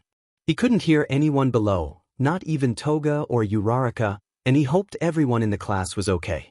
When the energy flow lessened, he dropped his hand, a wicked smirk still on his face. He declared that no matter what 𝐼𝐬𝐽 did, he would always lose. As he deactivated his quirk, 𝐼𝐬𝐽 fell to the ground. Midoriya grabbed 𝐼𝐬𝐽 by the front of his shirt, pulling him to his feet, taunting him about their fight. He expressed his disdain for heroes as he began walking toward the edge of the cliff. 𝐼𝐬𝐽 choked out a plea as his weightless body dangled over the edge, causing guilt to wash over Midoriya. He reminded himself that this was for the greater good, despite the turmoil in his heart. Mumbling an apology, Midoriya jumped off the building, rushing toward the ground with 𝐼𝐬𝐽. He realized he needed to lessen the impact to avoid harm. As they fell, he frantically scanned the area for a plan. Just as they were 5 stories from the ground, he saw a portal form below them. Midoriya smirked, grateful for 𝐒𝐮𝐽𝐽's quick thinking as they fell into the open portal. When he emerged on the other side, he stumbled to his feet, still holding 𝐼𝐬𝐽's body. To his surprise, he found himself face to face with the entire Class 1A. His eyes locked onto 𝑢RARAKA's shocked expression as she stared at him, noticing that he was holding what appeared to be their beloved teacher. She choked out his old name in fear, but Midoriya merely smirked in response, flinging 𝐼𝐬𝐽 onto the ground in front of the class. He coldly stated that he no longer went by that name. 𝑢RARAKA's heart broke as tears filled her eyes, unable to find the words to express her disbelief. It was clear to everyone that this was the life Midoriya had chosen. Todoroki stepped closer, questioning what Midoriya had done to 𝐼𝐬𝐽 with hatred in his voice. Midoriya replied with a smug smile, feeling the weight of his classmates' gazes. He desperately wanted to comfort them and deny being a villain, but his heart ached as he looked back at 𝑢RARAKA, who was now crying. Midoriya shrugged, stating that they should be going since he had what he came for. He smirked at 𝐼𝐬𝐽's limp body on the ground and asked 𝐒𝐮𝐽𝐽 where everyone else was. 𝐒𝐮𝐽𝐽 informed him that Toga and 𝐂𝐵H had already left and that they had lost the smaller members, not planning to take them back. He mentioned that their newer member was still unaccounted for. Midoriya suggested checking the roof of the hotel, believing he was probably up there, laughing at them. Midoriya groaned as 𝐒𝐮𝐽𝐽 opened his warp gate, expressing a longing to leave the chaotic scene. Todoroki, determined to intervene, attempted to unleash his ice powers but found himself unable to do so, leaving him in disbelief. The rest of the class looked at Midoriya in shock as a single green curl of his hair floated upward. Ida, equally astonished, muttered to himself as he witnessed Todoroki's failed attempts to use his ice magic again. A harsh voice cut through the tension, reminding them of their oversight. Kirishima, watching in dismay, saw his best friend step through the warp gate, dressed in an outfit nearly identical to Midoriya's. Uraraka felt a pang of sadness as she looked at Bakugo, the boy she thought she knew well. He merely smirked in response. Kirishima felt frozen in place, torn between wanting to confront Bakugo and being unable to move, his gaze fixed on the two boys from their class. Kurohige announced that the warp gate was ready, breaking the silence that had enveloped them. Uraraka, filled with determination, lunged forward, desperate to reach the boys they all cared for. Midoriya swiftly pointed his hand at the ground, warning that if they continued, they would face dire consequences. Flames erupted from the ground, creating a barrier between the League and Class 1A. Bakugo whispered to Midoriya, a hint of sadness in his voice as he dropped his phone, surrendering hope. Midoriya turned to him with a sad smile, reassuring himself that this was all for his friends as he stepped through the warp gate alongside Bakugo. The bus ride back to the dorms was filled with an oppressive silence. No one could find the words to express their devastation over losing Bakugo and Midoriya. They felt defeated, their spirits crushed. Once back at the dorms, they sat in the common room, enveloped in silence for an hour, unsure of how to initiate a conversation or find the courage to move. A few of them turned their heads toward the front door when it opened, but Uraraka and Kirishima remained motionless, as if time had stopped for them. Aizawa entered, surveying the clearly affected class and asking if anyone needed to see Recovery Girl. The students shook their heads, unable to articulate their feelings. Aizawa, taking in the scrapes and bruises on each student, suggested they get some rest. Todoroki, rising from the couch, quietly requested Aizawa to stop his quirk. Aizawa, feeling the weight of the situation, sadly replied that he couldn't. When Todoroki pressed for an explanation, Aizawa looked down, knowing they all understood the implications of Midoriya's earlier actions. He urged everyone to go to bed, acknowledging the long day they had endured. Uraraka, jumping from the couch, asked where Aizawa was going. He explained that he needed to talk to Nizu about their current situation, his voice devoid of emotion. Uraraka insisted on joining him, sensing something was amiss. Kirishima, stepping forward, expressed his longing to accompany them as well, challenging Aizawa's authority. With a resigned sigh, Aizawa relented, and the three of them left the dorm. As they walked down the sidewalk, the peaceful sounds of crickets filled the air. The trees, illuminated by the moonlight, seemed more vibrant in the gentle breeze. Kirishima nervously inquired about how Midoriya had managed to steal Todoroki's quirk. Aizawa, recalling the rooftop confrontation, explained that Midoriya had used multiple quirks, including ones he had never seen before. Uraraka recalled the fire that had prevented her from reaching her friend and asked Aizawa when he had seen it. He grimly noted that it had been while he was unconscious. Concerned, she asked if he was okay, inspecting him for injuries. Aizawa assured her he was fine, though he acknowledged that Midoriya had a powerful punch even without using a quirk. As they climbed the stairs to the school, the eerie atmosphere of the building at night settled around them. Kirishima remarked on the creepiness of the surroundings, to which Uraraka replied that many places felt unsettling at night. They soon found themselves in front of Nizu's office door, ready to confront the situation head-on. Aizawa slowly raised his hand before placing 4 soft knocks on the mahogany wooden door. A few seconds later, a voice called from inside the office. Nizu welcomed him in, and Aizawa let out a relaxing sigh as he pushed open the door with force. Nizu's eyes widened as he took in Aizawa's appearance. He expressed concern, reminding Aizawa that he should be resting, as he clearly wasn't in the best state to be out and about. Aizawa coldly insisted that this matter couldn't wait, slamming the door shut behind him. Kirishima and Uraraka exchanged confused glances, noting the shift in Aizawa's demeanor. He had been calm and collected during their walk, so his current harshness was unexpected. Nizu sighed, recognizing the futility of arguing with someone as stubborn as Izuku. He inquired what he could do for him, aware that Izuku was not alone in his determination. Izuku's gaze swept the room, landing on All Might, who sat quietly on the couch across from them.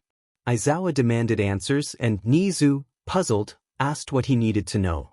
Izuku's response was direct. He wanted information about Bakugo and Midoriya. He warned 𝐒𝐮𝐻𝐬 not to offer excuses about understanding their actions regarding the League. 𝐒𝐮𝐻𝐬 carefully asked what Izuku wanted to know. Izuku laid out his concerns, expressing confusion over why both boys seemed to abandon their dreams after working so hard to become heroes. He questioned how Midoriya had managed to take his quirk and how Bakugo had reconnected with him after leaving.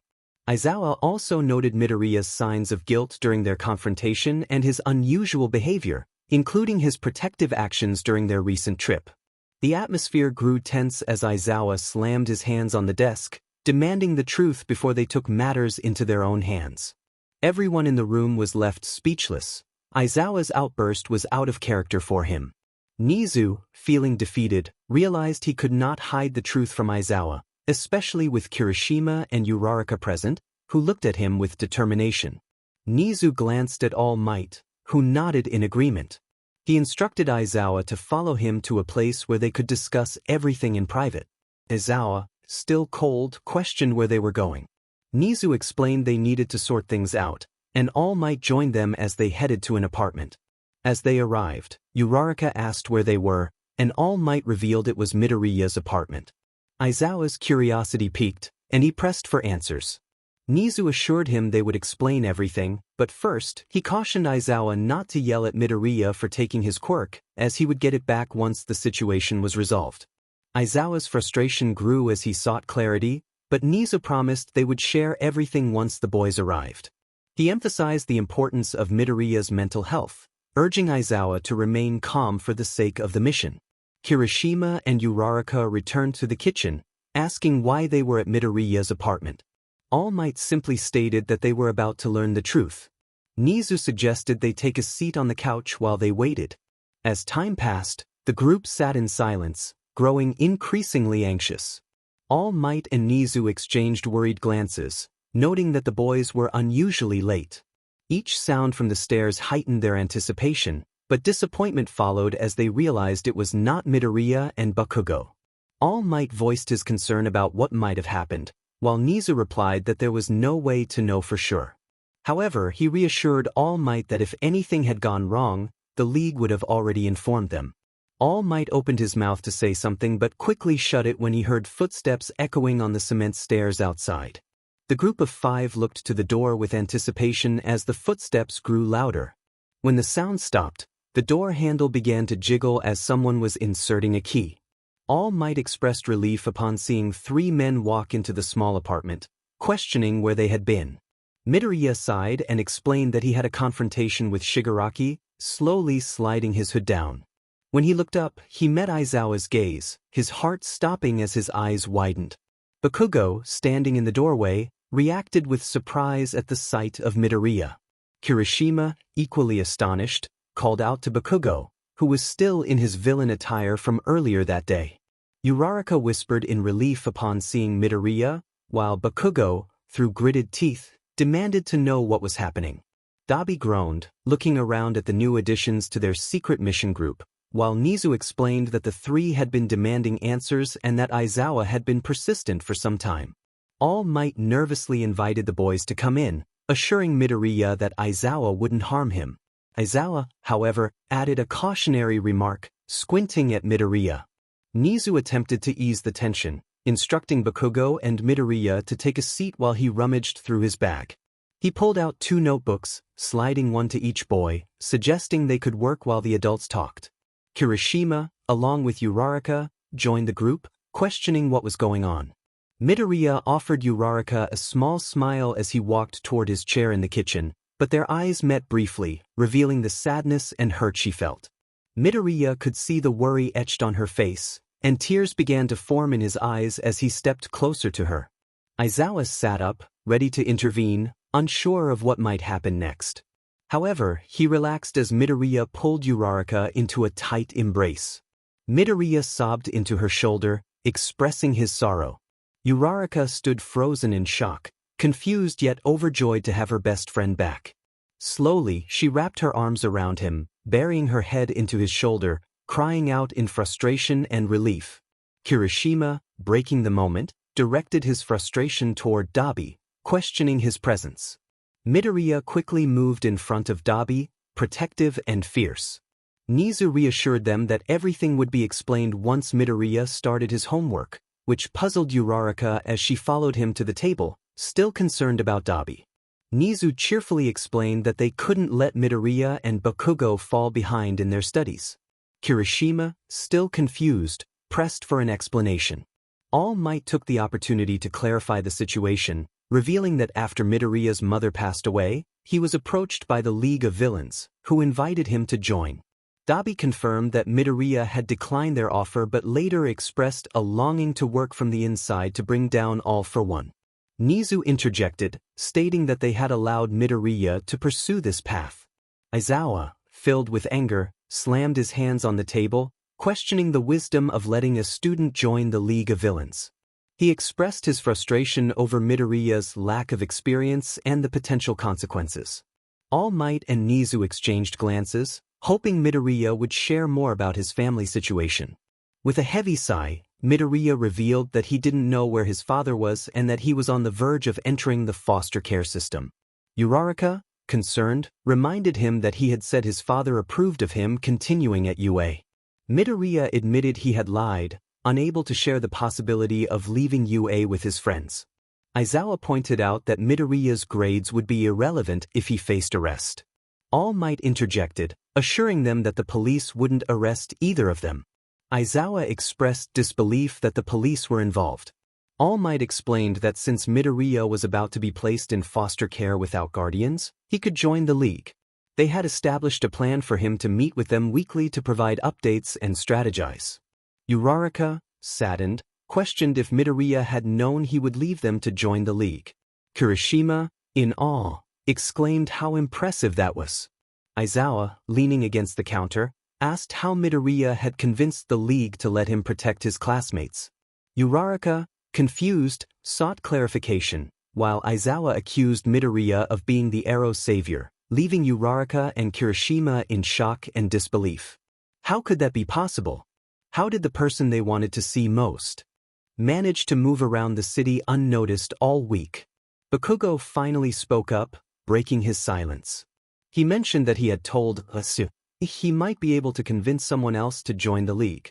Midoriya explained to Aizawa, still feeling a bit intimidated, that to persuade them to join, they needed to show they cared and not hurt them. After some time, 𝐒𝐮𝐬 came around, and Bakugo joined their cause. Aizawa then turned his attention to Bakugo, asking about his parents. Bakugo shrugged, saying they had agreed to the whole situation. Midoriya, nervously flipping through his homework, asked Aizawa when he had realized something was wrong. Aizawa admitted he had suspected it ever since Midoriya had left, noting that he was not one to run away from his problems. He had officially known on the roof during their confrontation when he noticed the arrows strapped to Midoriya's back. Aizawa recalled how the guilt had torn Midoriya apart during their fight, and he could see it clearly. He remembered how Midoriya had apologized before jumping off the roof, ready to confront him but had chosen to lessen the impact instead. Aizawa had also seen how upset 𝐼𝐼𝐷 was, and that had affected Midoriya deeply. Midoriya was taken aback, wondering how Aizawa could read him so easily. He questioned why 𝐼𝐷 was there, and Bakugo assured him that 𝐼𝐷 was on their side. Aizawa expressed skepticism, but Midoriya defended 𝐼𝐷, feeling a sense of loyalty toward him. 𝐼𝐷, pushing himself away from Midoriya's head, reminded them that they would face many questions like that and suggested they needed to leave since they had an early day ahead. 𝐼𝐼𝐷, feeling urgency, asked what was happening the next day. Bakugo smirked and revealed they were going quirk hunting. Midoriya sighed as he pushed himself from his seat, apologizing for not being able to stay longer. 𝐒𝐮𝐬 cheerfully collected their finished homework and asked if they would meet again next week. Midoriya confirmed the plan with a grin. Meanwhile, Aizawa sat in a small conference room with 𝐒𝐮𝐬 and All Might, expressing his frustration about the boys entering a dangerous situation. 𝐒𝐮𝐦𝐦𝐸 explained that they had initially told Midoriya no, but he had a meltdown when they refused. 𝐼𝐬 added that Midoriya was just a kid who could barely control his quirk. 𝐒𝐮𝐦𝐸 pointed out that Midoriya was the only one who could handle it. Aizawa pressed for more information, and 𝐒𝐮𝐸 hesitated, stating it wasn't his secret to share. 𝐼𝐬 finally agreed to explain but insisted on confidentiality. Aizawa promised not to repeat anything. 𝐼𝐬 then asked if Aizawa had heard of the quirks all for one and one for all. When Aizawa admitted he hadn't, 𝐼𝐬 took a deep breath and began to explain their origins and how he had come to possess one for all. He recounted the day he first met Midoriya and how he recognized him as the destined successor of his quirk. He described how Midoriya had entered UA without having his quirk for long and the challenges he faced in mastering it. 𝐼𝐬 detailed how Bakugo had discovered the truth during their fight, which resolved their conflict. He concluded by explaining that Midoriya was the only one capable of defeating all for one. Aizawa, feeling overwhelmed by the information, asked how Midoriya had also inherited all for one. 𝐼𝐬 clarified that Midoriya had inherited it in the same way he had inherited one for all. Aizawa questioned whether Midoriya should be quirkless now and if they could simply have pro-heroes take him down. 𝐼𝐬 explained that Midoriya still held an ember of the quirk and that he had been able to use his own for months after passing it on. Curious, Aizawa inquired how many quirks Midoriya had now. 𝐒𝐮𝐸𝐸 responded that as far as they knew he had 7, one for all for one, combustion, super senses, quirk transfer, quirk magnifier, and freeze frame. 𝐒𝐮𝐸𝐸 nervously added that now he likely had 8 since he had encountered Aizawa. Aizawa was frustrated, questioning if they had ordered Midoriya to do that, to which 𝐒𝐮𝐸𝐸 shook his head slowly, affirming they had not. They hadn't instructed him to do anything. All for one might have influenced his decision, or he may have felt he needed that quirk to confront him. Beyond that, there was no understanding why he would take Midoriya's quirk. They hadn't had much time to converse with the others that day, as they had to explain a lot to the group. 𝐼𝐬 pointed this out with a hint of sarcasm. Aizawa retorted, expressing his frustration about not being included in his students' lives. 𝐒𝐮𝐸𝐸 intervened, urging them to remain calm. He reminded them that they would see everyone again next week. Aizawa sighed and inquired about 𝐿𝐵𝐵. 𝐼𝐬 shrugged, stating that 𝐿𝐵𝐵 had just started appearing with Midoriya. Aizawa questioned why they were placing their trust in him. 𝐒𝐮𝐸𝐸 sighed, explaining that 𝐿𝐵𝐵 had revealed his true identity to them. He felt conflicted about sharing that secret but felt compelled to do so. When Aizawa asked who 𝐿𝐵𝐵 was, 𝐒𝐮𝐸𝐸 replied with a hint of sadness, revealing that he was Toya Todoroki. Aizawa's eyes widened in realization. Endeavor's missing son, he thought. 𝐒𝐮𝐸𝐸 confirmed with a nod. 𝐼𝐬 added that 𝐿𝐵𝐵 cared about Midoriya, noting that they were two young men who had lost much of their family and needed each other in such a harsh world. 𝐒𝐮𝐸𝐸 reminded them that Midoriya had a unique ability to connect with people, encouraging them to reveal their true selves and strive for improvement. Aizawa acknowledged this with a groan, recalling how Midoriya had been the backbone of their class. His absence had left a noticeable void, diminishing everyone's motivation and drive. 𝐒𝐮𝐸𝐸 concluded the meeting, reminding Aizawa that he could not disclose anything discussed that day. He invited Aizawa and his 2 students to join them when they met again next week. Aizawa walked away, affirming that it was indeed the plan. Bakugo entered the kitchen, searching for Midoriya. He was supposed to leave in 30 minutes and hadn't seen him anywhere. He found 𝐿𝐵𝐵, Shigaraki, and 𝐒𝐮𝐻𝐸 there. 𝐒𝐮𝐻𝐸 informed him that he had teleported Midoriya to the hotel over an hour ago.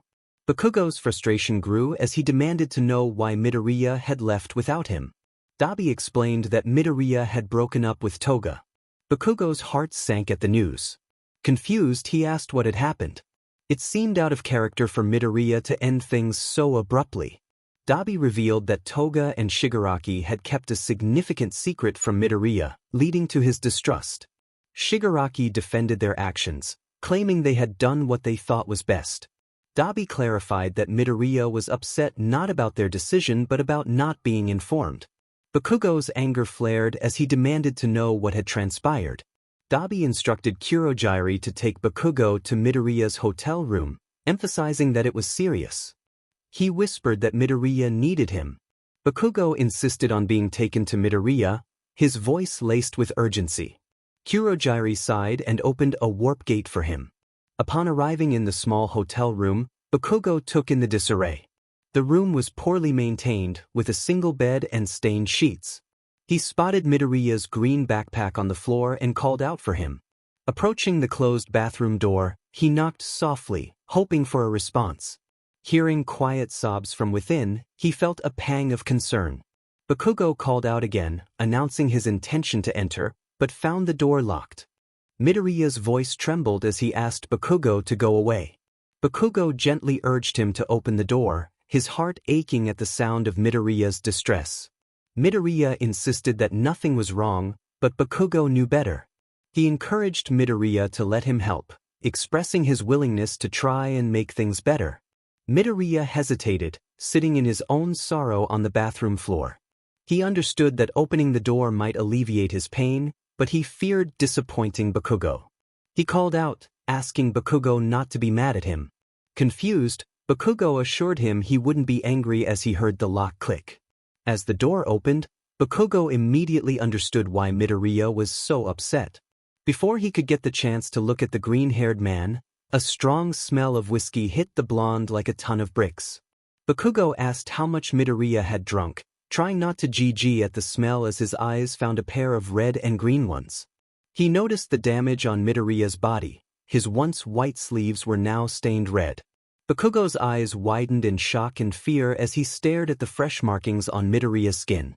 He slowly turned his gaze back to Midoriya's face, which was marred by red, puffy eyes and tear-stained cheeks.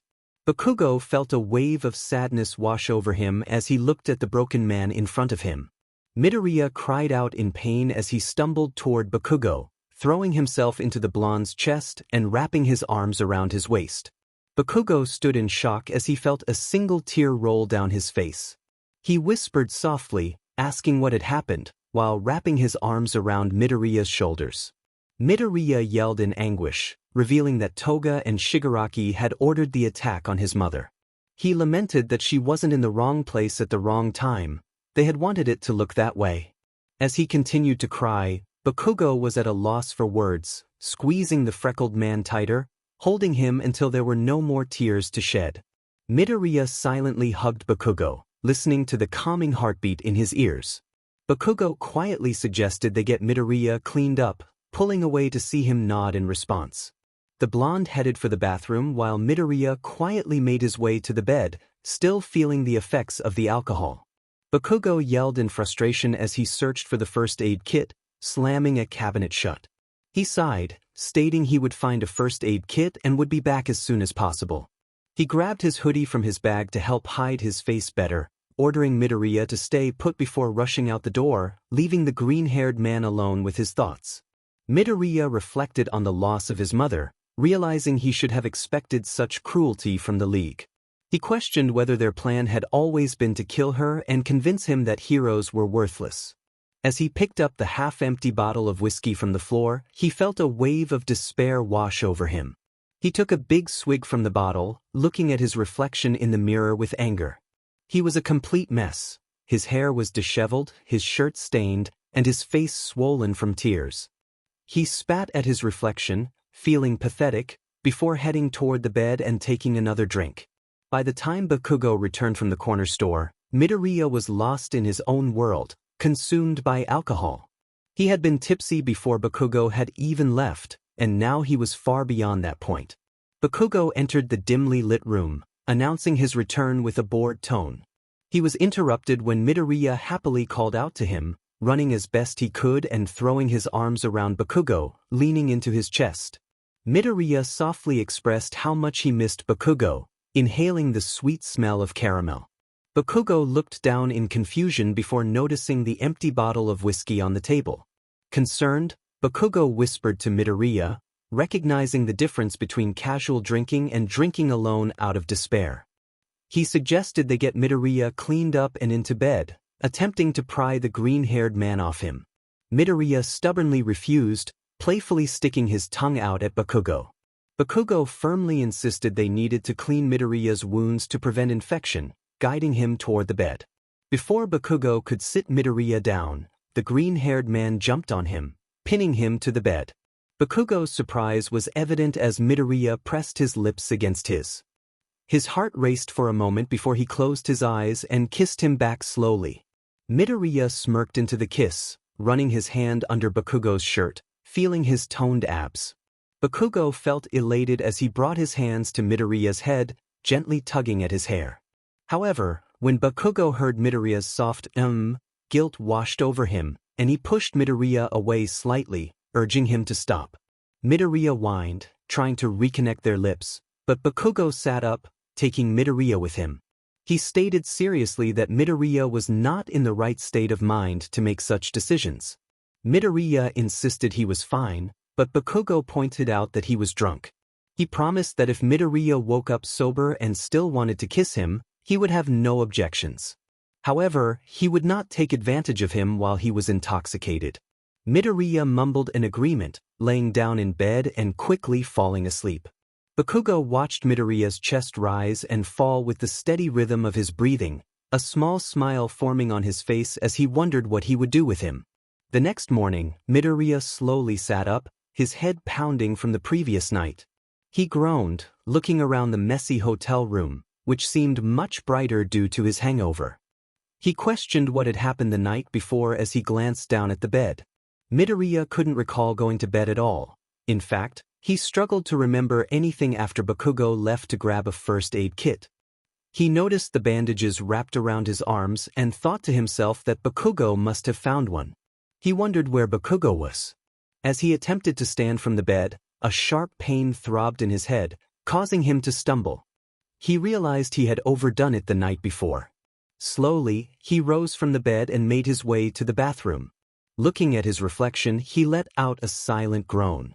He appeared as if he had been through a grueling training session, his hair a mess, his face flushed from tears, and his clothes stained.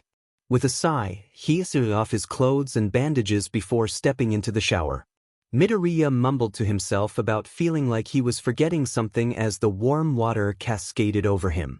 He closed his eyes, trying to piece together the memories of the previous night. After drinking the rest of the whiskey bottle, everything became hazy. He sighed, massaging soap into his temples. The sound of the key card unlocking the door caught his attention, prompting him to finish his shower quickly. He called out to Bakugo as he stepped out of the shower, grabbing a towel from the rack. Bakugo's voice came through the door, urging him to hurry because he had breakfast. The mention of food motivated Midoriya to dry off and get dressed as quickly as he could, despite the pounding in his head.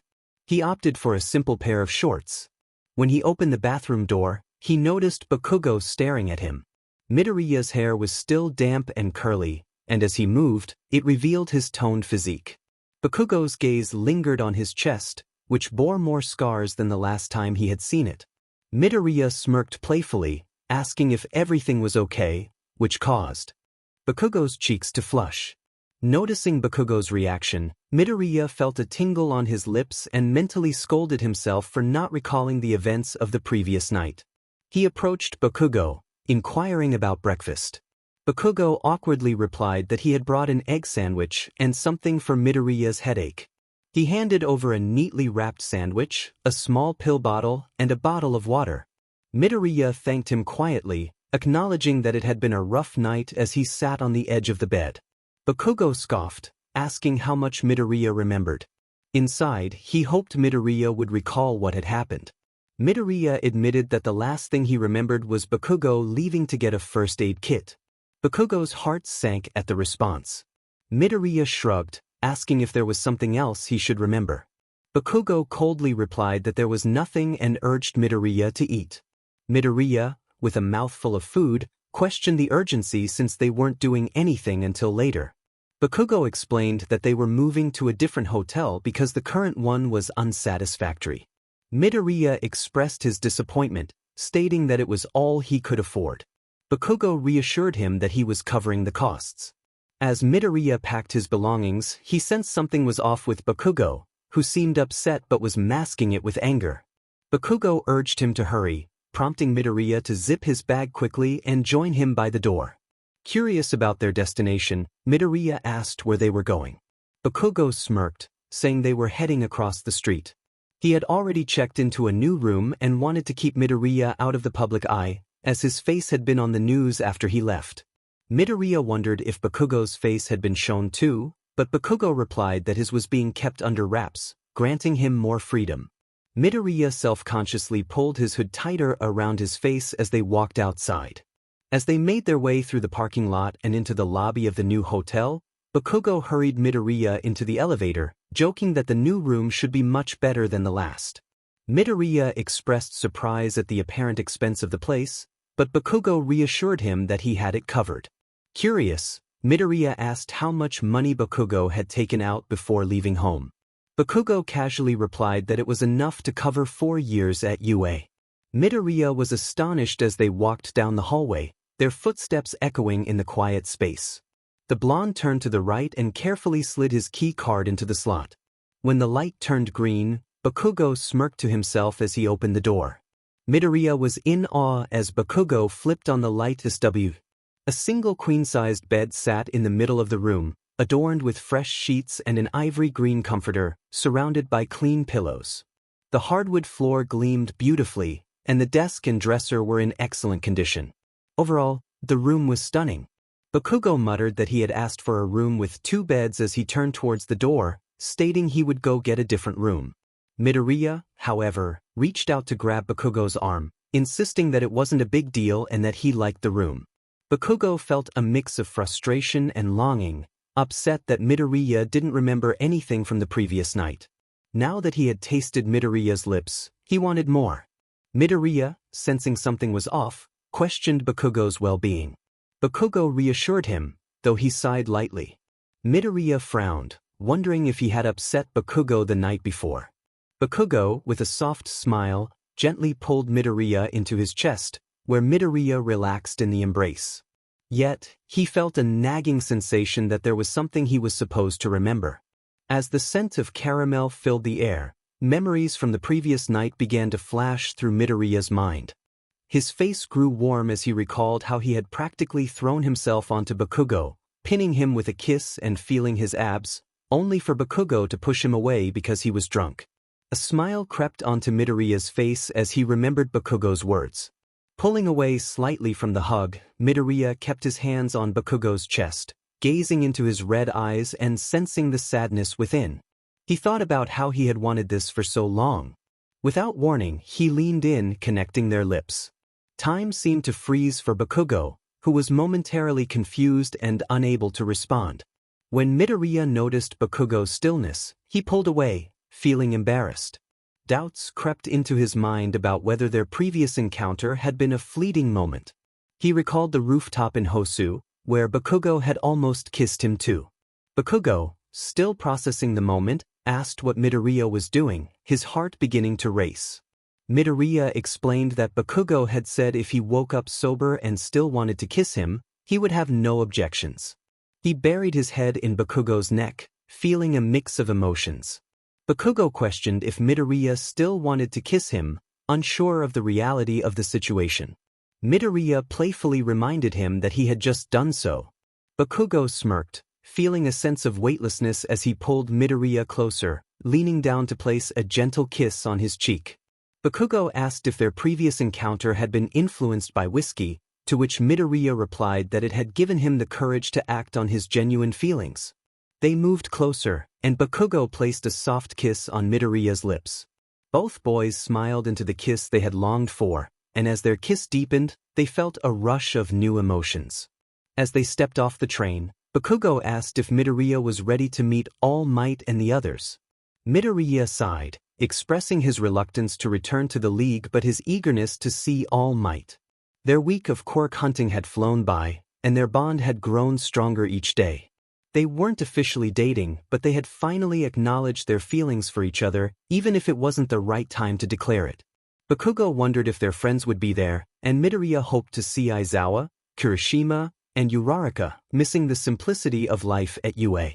It had been a place where he felt safe and at home. Bakugo reassured him that they would be going home soon, and Midoriya replied with a hint of sadness as they reached the top of the staircase. They quickly made their way to the apartment door, and Midoriya felt relieved when he opened it to a dark living room. Bakugo smirked, noting that they had arrived first, and flipped the lights on. Midoriya agreed that their friends wouldn't be long. Bakugo mused about finding a way to pass the time, and Midoriya playfully suggested he had a few ideas. Bakugo leaned back on the couch, arms at his sides, wearing a fitted red shirt that showcased his muscles, which Midoriya admired. With a teasing smirk, Midoriya approached Bakugo, straddling him as he contemplated their next move. Midoriya questioned with a husky voice as he wrapped his arms around the blonde, tangling one hand in his hair. Bakugo replied as he wrapped his arms around Midoriya's waist firmly. Their lips connected for a kiss that neither of the boys had expected, but it felt like the best thing that could have happened. The green-haired man slowly pulled away, the taste of Bakugo lingering on his lips. Midoriya nervously rested his forehead against the blonde's, asking if they would still share moments like this when they returned to UA. He needed to know before he became too attached to the fiery blonde. Bakugo, confused, pulled away slightly, wondering why Midoriya would think otherwise. Midoriya's voice trailed off sadly as he expressed his concern about Bakugo potentially returning to his old ways. Bakugo frowned, realizing he couldn't imagine life without Midoriya. He sighed and pulled the green-haired man close again, reassuring him that he wasn't going anywhere. Every kiss felt like they were on cloud 9, wrapped in each other's embraces, moving to their own melody. Midoriya smiled into the kiss as Bakugo quickened the pace, kissing him more fiercely. Suddenly, a voice from the doorway interrupted them. Bakugo pulled away, not breaking eye contact with Midoriya. He groaned in annoyance as he turned his head toward the door, where a group of 3 people stood. 𝐷𝐵 smirked as he looked back and forth between the 2 boys, while 𝐼𝐼𝐼𝐿 and Kirishima stared wide-eyed, clearly surprised. 𝐷𝐵 remarked that it was nice to see the 2 weren't being shy anymore as he entered the apartment. Bakugo barked a response, clearly irritated by the interruption, while Midoriya crawled off him. 𝐼𝐼𝐼𝐿 and Kirishima entered the apartment, unable to take their eyes off the 2 boys who had just been sharing a moment. Midoriya, not happy about the interruption, asked where everyone else was. 𝐼𝐼𝐼𝐿 nervously explained that their friends couldn't come, prompting a small sigh from Midoriya as he noticed the fear in her eyes. Bakugo, still agitated, asked why. Kirishima handed them a folder with their homework, mentioning that they had been told to give it to them without any help. Kirishima then pointed out the obvious, asking about what they had just walked in on. Bakugo, not one to express his feelings openly, responded with irritation. Kirishima was surprised and curious about when the 2 had gotten together and how it had happened. 𝐷𝐵 chimed in, teasingly revealing that Bakugo had been crushing on Midoriya since he joined their group, but Midoriya had been with Toga at the time.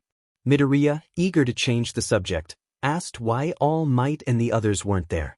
Kirishima shrugged, explaining that they had just said to give them their homework. 𝐼𝐼𝐼𝐿 added that they wanted to know the next plan of action. Midoriya, not looking up from his work, admitted that they didn't know much yet, only that they wanted to gather forces for a final attack. 𝐼𝐼𝐼𝐿, confused, asked about this final attack. Bakugo groaned, frustrated that they weren't informed about the details. Midoriya explained that everyone, including their emissary, hoped to show up and confront the top 5 heroes. Kirishima, processing this, felt a mix of confusion and concern, questioning how Midoriya could act as if it was no big deal. Midoriya clarified that he never said they would succeed, only that they hoped to. Bakugo scoffed, agreeing that their enemies were in for a rude awakening. Meanwhile, 𝐿 walked around Midoriya, asking about his quirks. Midoriya explained that he had combustion, which 𝐿 had already seen, and freeze frame, which allowed him to freeze a target for up to 4 minutes.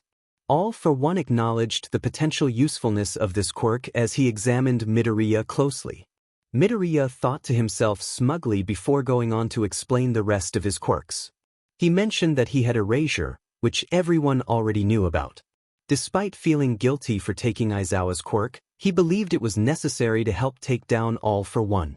He acknowledged that he was proud of Midoriya for being able to acquire a pro's quirk, but he couldn't help but wonder why Midoriya hadn't eliminated Aizawa.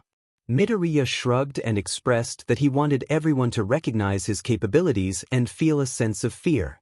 He wanted them to understand that he could inflict pain, and Aizawa served as a warning to them. 𝐼 expressed his delight, stating that Midoriya was truly meant to stand by his side as he observed Midoriya preparing the 𝐻𝐻𝐻 for their upcoming attack.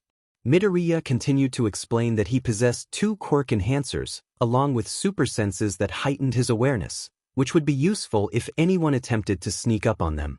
He also mentioned his ability to float, allowing him to attack from any direction. 𝐼 inquired if there was a time limit to the floating ability, to which Midoriya replied that he hadn't noticed one yet. He then described his protective quirk, which enabled him to create an invisible barrier extending 20 feet in the direction his hands pointed.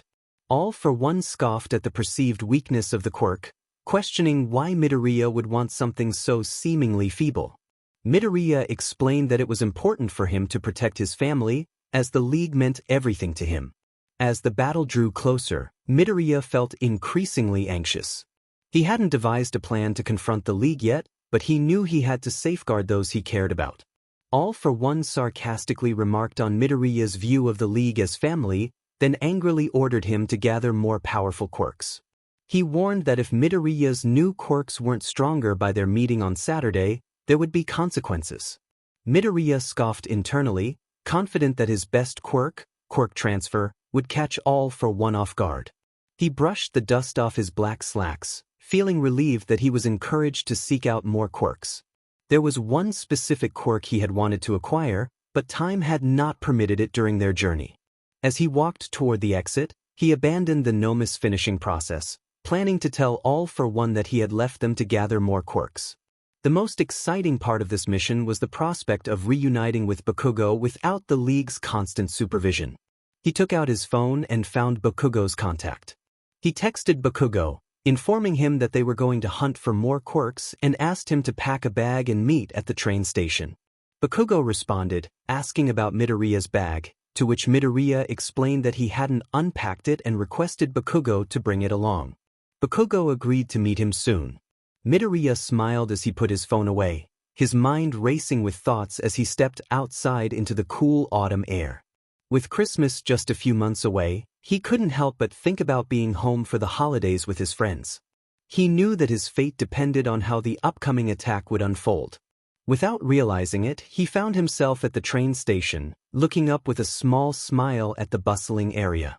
No one was aware that a war loomed just days away, one that would significantly impact their futures. Bakugo approached and asked where they were headed. Midoriya smiled warmly at his childhood friend and replied that they were going home as he stepped forward to buy tickets. Bakugo insisted on paying, knowing that Midoriya was low on money after their week of travel, and told him to make the call. Midoriya turned to the phone booth and quickly dialed the number he knew by heart. After a few rings, 𝐼 answered. Midoriya informed him that they would meet in 25 minutes before hanging up. He didn't need to say more. 𝐼 understood the urgency of the situation. Bakugo approached Midoriya again, asking if he was okay. Midoriya cheerfully confirmed that he was fine but mentioned needing to text 𝐼𝐵 first. He quickly sent a message to 𝐼𝐵, inviting him to join their quirk hunting expedition for the night. 𝐼𝐵 responded, asking when and where to meet. Midoriya instructed him to meet in Tenso in about 4 hours, noting that it was only a 2-hour ride. 𝐼𝐵 then asked for the specific location in Tenso. Midoriya scoffed lightly as he searched for suitable hotels in Tenso that were affordable yet decent. Once he found one, he sent the link to 𝐼𝐵. Bakugo leaned in to see Midoriya's phone, curious about the hunting plans. Midoriya confirmed with a small smile that they were indeed going hunting. Bakugo groaned as he rested his head on Midoriya's shoulder, expressing his reluctance about their upcoming meeting. Midoriya explained that they needed to discuss important matters, especially since the train had just stopped at their station. The two quickly got up and boarded the train for their short ride to the next city. In Midoriya's kitchen, everyone gathered closely around a small table, where 𝐼 quietly noted that their enemies were attacking from all sides of the festival. Midoriya, with a marker in hand, pointed out the areas on the map. He indicated that Shigaraki and Kurogiri would approach from the right through the woods, circling the area and writing their names beside it. He then noted that 𝐼𝐵 and Bakugo would attack from the front, adding their names as well. Finally, he mentioned that Toga and Twice would come from the left, while he and 𝐼 would be positioned at the back. Kirishima nervously questioned how Midoriya could turn against 𝐼 if he was positioned behind him. Midoriya, aware that his plan might not be well received, hesitated before stating that he needed Aizawa, Nizu, Uraraka, and Kirishima to fight up front against Bakugo and 𝐿𝐵𝐵. Aizawa quickly dismissed the idea, arguing that their involvement would only complicate things, as they hadn't signed up for such a dangerous mission. Bakugo added that they were all aware of the situation, implying that they wouldn't need to fight seriously. Aizawa expressed his concerns about the risks involved, especially since he no longer had his quirk. 𝐿𝐵𝐵 sighed heavily, silently questioning the stubbornness of the pro-heroes. Midoriya insisted that the four would not be harmed during their confrontation with Bakugo and 𝐿𝐵𝐵. Aizawa sighed in defeat, clearly disliking the plan. Uraraka asked what their fighting had to do with the overall strategy. Midoriya explained that 𝐿𝐵𝐵 and Bakugo would likely feign incompetence during the fight, prompting 𝐼 to send him to assist them. This would create a diversion, allowing them to support their allies without revealing their position. All Might inquired about what Midoriya meant by support. Midoriya clarified that they would assist the heroes as best they could while remaining hidden. He emphasized that they couldn't rush toward 𝐼, as that would lead to a chaotic confrontation. Bakugo lamented the potential for a disastrous outcome, reflecting on the uncertainty of their plan against 𝐼. Kirishima nervously asked if 𝐼 was like the final boss, to which Midoriya confirmed with a nod. He then redirected their focus to the map, suggesting they enlist 𝐼𝐮𝐺𝐻 and Midnight to assist against Toga and Twice. Aizawa questioned the reasoning behind choosing those two. Midoriya explained that Toga's quirk wasn't particularly effective in combat, but she was skilled with knives, making 𝐼𝐮𝐺𝐻 a good match for her. Bakugo pointed out that 𝐼𝐮𝐺𝐻 would need to lure their opponents closer to the streets to be effective, but that could risk breaking Toga's blades. Midoriya noted that Midnight would be advantageous against Twice due to his split personality. If she could break his mask, he would be too distracted to fight effectively. He then proposed that they needed fast and strong heroes like Endeavor, Empty Lady, Ectoplasm, and Fat Gum to handle Shigaraki and Kurogiri, writing their names on the map. Nizu acknowledged that those two posed the greatest threat. He then asked who would handle the rear. Midoriya looked down at the map, knowing the answer but uncertain about its implications. He finally stated that All Might would take that position. Kirishima reacted with alarm, and the room fell silent in shock. Midoriya firmly asserted that All Might could handle it. He placed a hand on All Might's head, expressing his belief in him. As he transferred a portion of One for All back to All Might, the retired hero felt his strength returning. Midoriya encouraged him, emphasizing that he only needed to hold off 𝐼 until they could intervene. All Might, moved by Midoriya's gesture, acknowledged that it was now Midoriya's turn to wield the quirk. Midoriya countered that it didn't matter whose quirk it was anymore, as the fight was larger than any one individual. He looked around the room at the people he cared about, including Bakugo, who silently admired Midoriya's growth as a hero and a person. He gave the green-haired man a small smile before turning to All Might. Bakugo expressed his skepticism towards the retired pro, questioning if he could handle the situation with a playful smirk. All Might, transforming into his muscular form, declared that he was ready and raised his fist triumphantly into the air. Kirishima, feeling overwhelmed by the chaotic information, voiced his confusion about the plan. Midoriya, sensing the distraction, leaned closer to Kirishima and requested a private conversation. Kirishima, puzzled but compliant, followed Midoriya down the hallway. Once inside Midoriya's bedroom, he sensed the seriousness of the moment and asked what was going on. Midoriya took a deep breath, preparing to be direct. 𝐿𝐵𝐵, noticing Midoriya's sudden appearance, questioned where he had been, especially given the state he was in, with dried blood on his face. Midoriya, with a shaky sigh, assured him that it was nothing to worry about and revealed a busted lip. Bakugo, concerned, rushed to Midoriya's side, wanting to know what had happened. Midoriya reiterated that it was nothing serious and that he had acquired the quirk he needed. 𝐿𝐵𝐵's eyes widened with curiosity, wondering if Midoriya had harmed anyone in the process. Midoriya laughed, clarifying that the BLD was his own. Bakugo, still worried, pressed for details, but Midoriya insisted it didn't matter and shifted the focus to Bakugo, nervously stating he had something to give him. He requested Bakugo to kneel, which elicited a smirk from Bakugo, who made a humorous remark about the situation. Midoriya's face turned bright red at Bakugo's teasing, while 𝐷𝐵 chuckled at the exchange. Bakugo, still kneeling, asked why he was in that position. Midoriya explained that he needed to transfer some quirks to him. Despite his reservations about Bakugo getting hurt, he knew he had to give him a fighting chance. As Midoriya began the transfer, he took his time, ensuring he didn't give away too much at once. After the transfer, Midoriya asked how Bakugo felt. Bakugo, confused, replied that he felt the same. Midoriya reassured him that he was different now and helped him back to his feet. Bakugo, curious, inquired about what quirks he had received. Midoriya explained that he had given him a portion of One for All, along with enhancements and abilities that would aid him in battle. Kirishima, overhearing the conversation, expressed his willingness to help by lending Midoriya some of his quirk. Midoriya explained that he needed a percentage of Kirishima's quirk to help protect 𝐷𝐵 and Bakugo during their fight against All for One. Kirishima, supportive and cheerful, agreed to assist, playfully, punching Midoriya's arm in encouragement. Midoriya then reached into his pocket, revealing a vial containing a strand of his green hair. He handed it to Kirishima with a serious tone, instructing him to keep it safe. Kirishima, puzzled, asked if it was really Midoriya's hair. Midoriya confirmed it and expressed the importance of protecting it, hinting at the possibility of not making it through the upcoming battle. Kirishima, confused but determined, promised to hold on to it as Midoriya prepared to leave the room. Midoriya quietly urged not to inform 𝐾𝐿 or 𝐷𝐵 about the situation, effectively ending the discussion. Bakugo, surprised, pulled Midoriya from his thoughts, questioning if he had truly borrowed a quirk.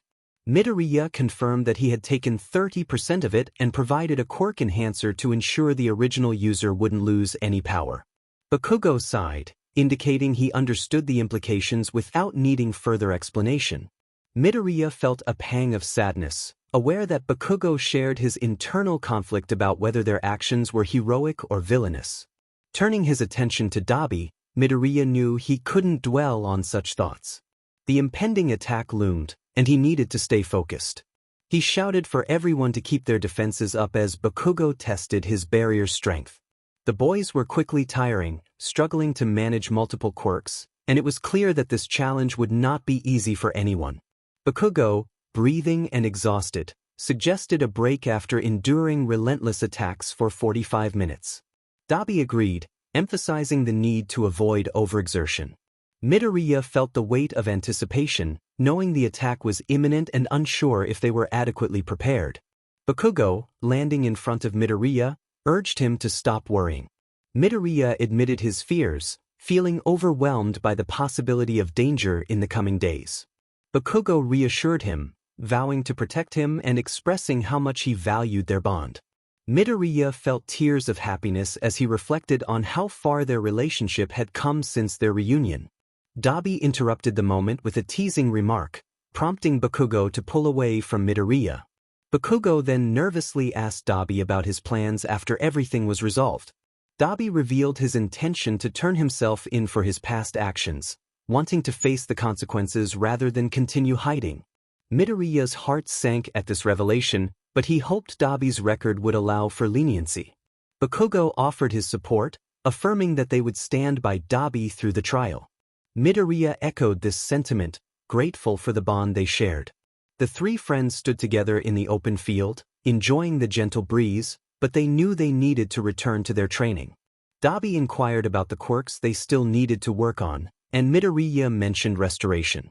He explained that they had determined it could revert time by more than 8 minutes but less than 15, with each of them allowed to use it only once a day. Timing would be crucial for their plans. Bakugo questioned how they would pinpoint the exact timing for restoration. Midoriya produced a small silver pocket knife, which drew a warning growl from Bakugo. Midoriya assured him it wouldn't be anything serious, But Bakugo insisted on taking control of the situation, worried about Midoriya's well-being. 𝐼𝐬, frustrated, ultimately took the knife from Midoriya's hand, ready to assist in their testing. Since the two were caught in a stalemate, one of them decided to take charge. He glanced at the green-haired man, and neither objected. They both understood that it was better than spending hours arguing. Midoriya mumbled that he had the stopwatch as he entered his passcode on his phone. 𝐼𝐬 asked if they would time every minute, and Midoriya nodded, pressing the start button.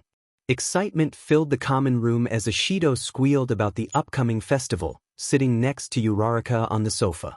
Jiro chimed in, mentioning the epic bands that would perform this year, her smile brightening the atmosphere. Every student was buzzing with anticipation, discussing their favorite aspects of the festival. However, Uraraka felt differently. She quietly expressed her wish for the festival to be over, knowing the looming threat of villains and the potential danger to Midoriya. While her classmates were excited, she and Kirishima were burdened with the truth, worrying daily about their friend's safety. Ishido noticed Uraraka's silence and asked if she was okay, drawing everyone's attention to her. Uraraka insisted she was fine, though the truth was far from it. She felt it was better to keep her worries to herself. Kirishima then called out to Uraraka, informing her that Aizawa wanted to see them. Ishido pouted, frustrated that they always seemed to be summoned just before the festival. Kirishima reassured her that it was just about schoolwork as Uraraka stood, casting a sad glance around the room before following him. Once outside, Kirishima gently asked if she was all right. Uraraka admitted her worries about the festival. Kirishima encouraged her, reminding her that Midoriya would have Bakugo by his side, and that Bakugo would never give up on someone he cared about. Uraraka expressed her disbelief about their relationship, feeling a pang of jealousy.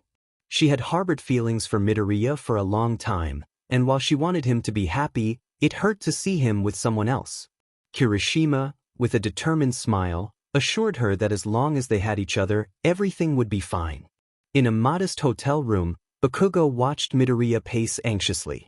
He urged Midoriya to sleep, emphasizing the importance of the battle ahead. Midoriya snapped back, overwhelmed with nerves.